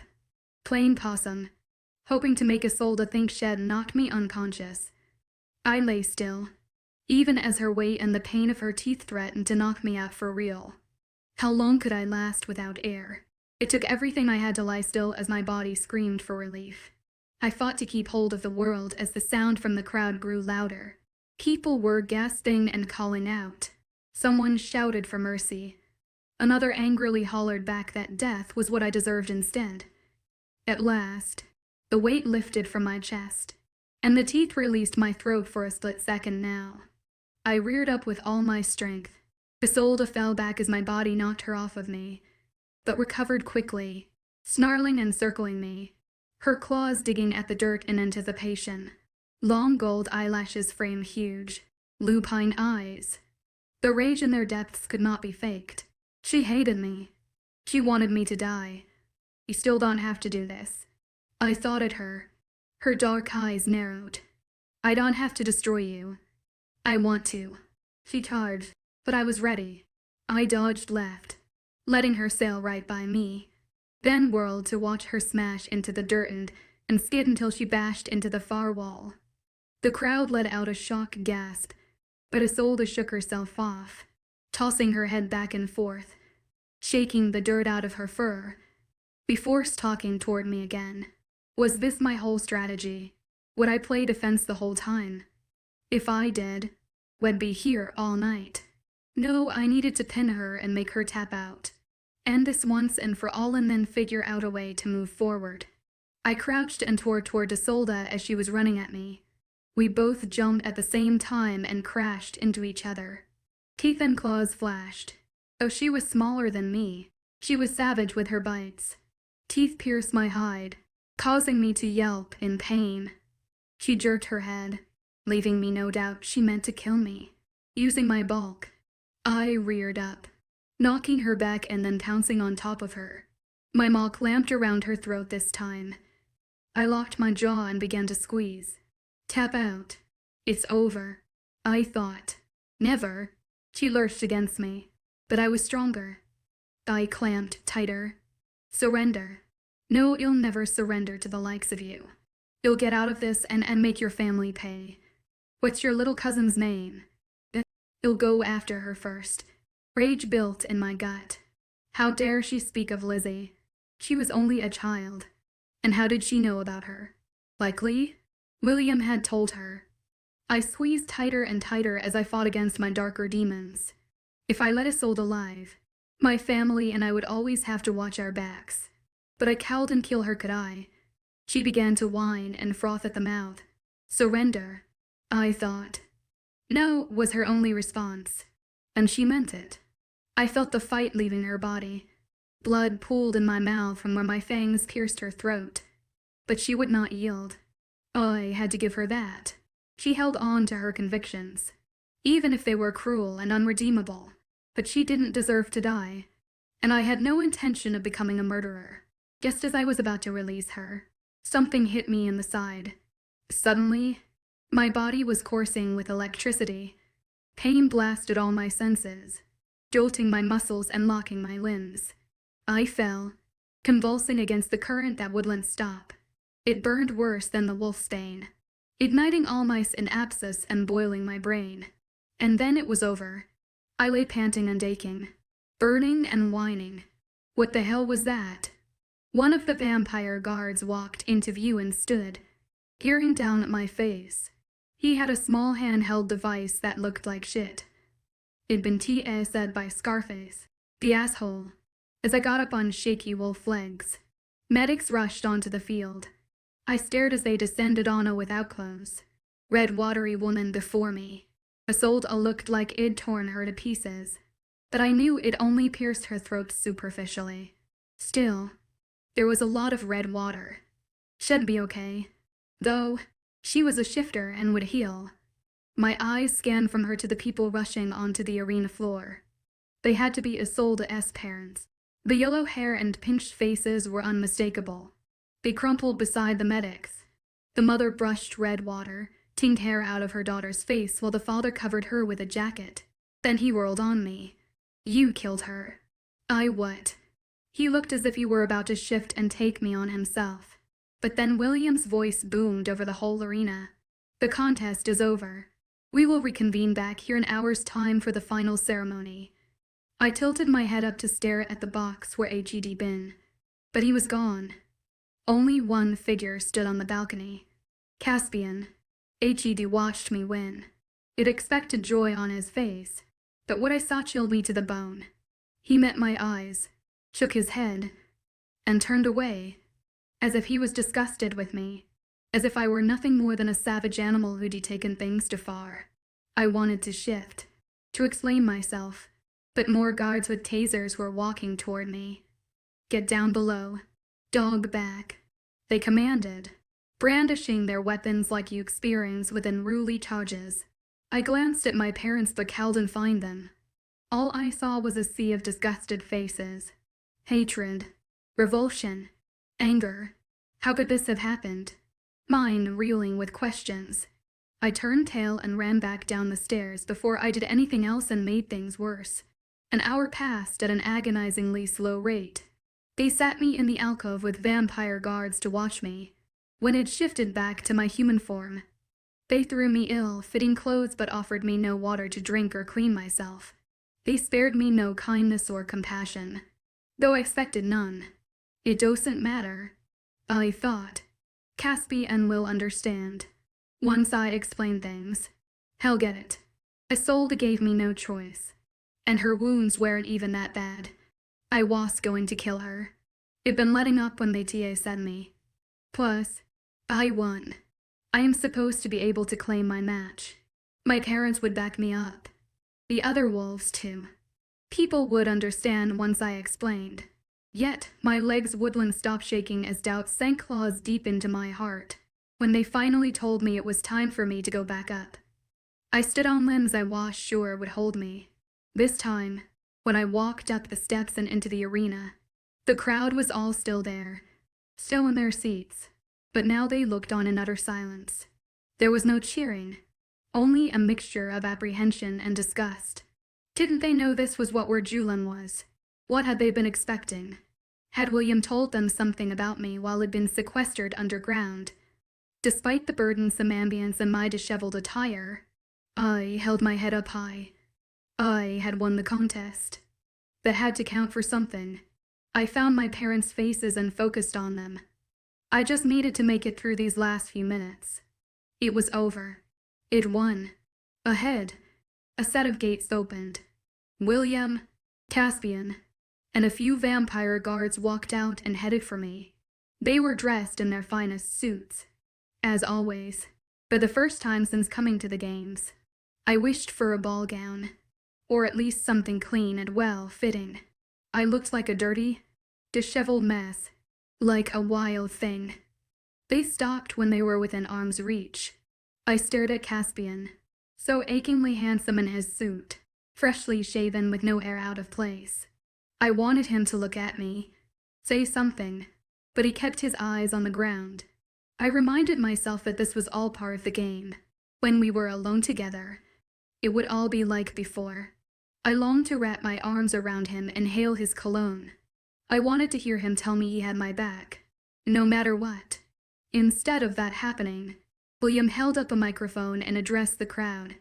Thank you all for coming to the last contest of this year's mating games.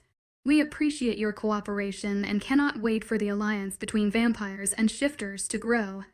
To that end, we will now announce the first shifter and werewolf couple, the pair to symbolize all we will build together. His smile did not meet his eyes as he turned to me. Elise, you fought fiercely, and for that, you should be proud.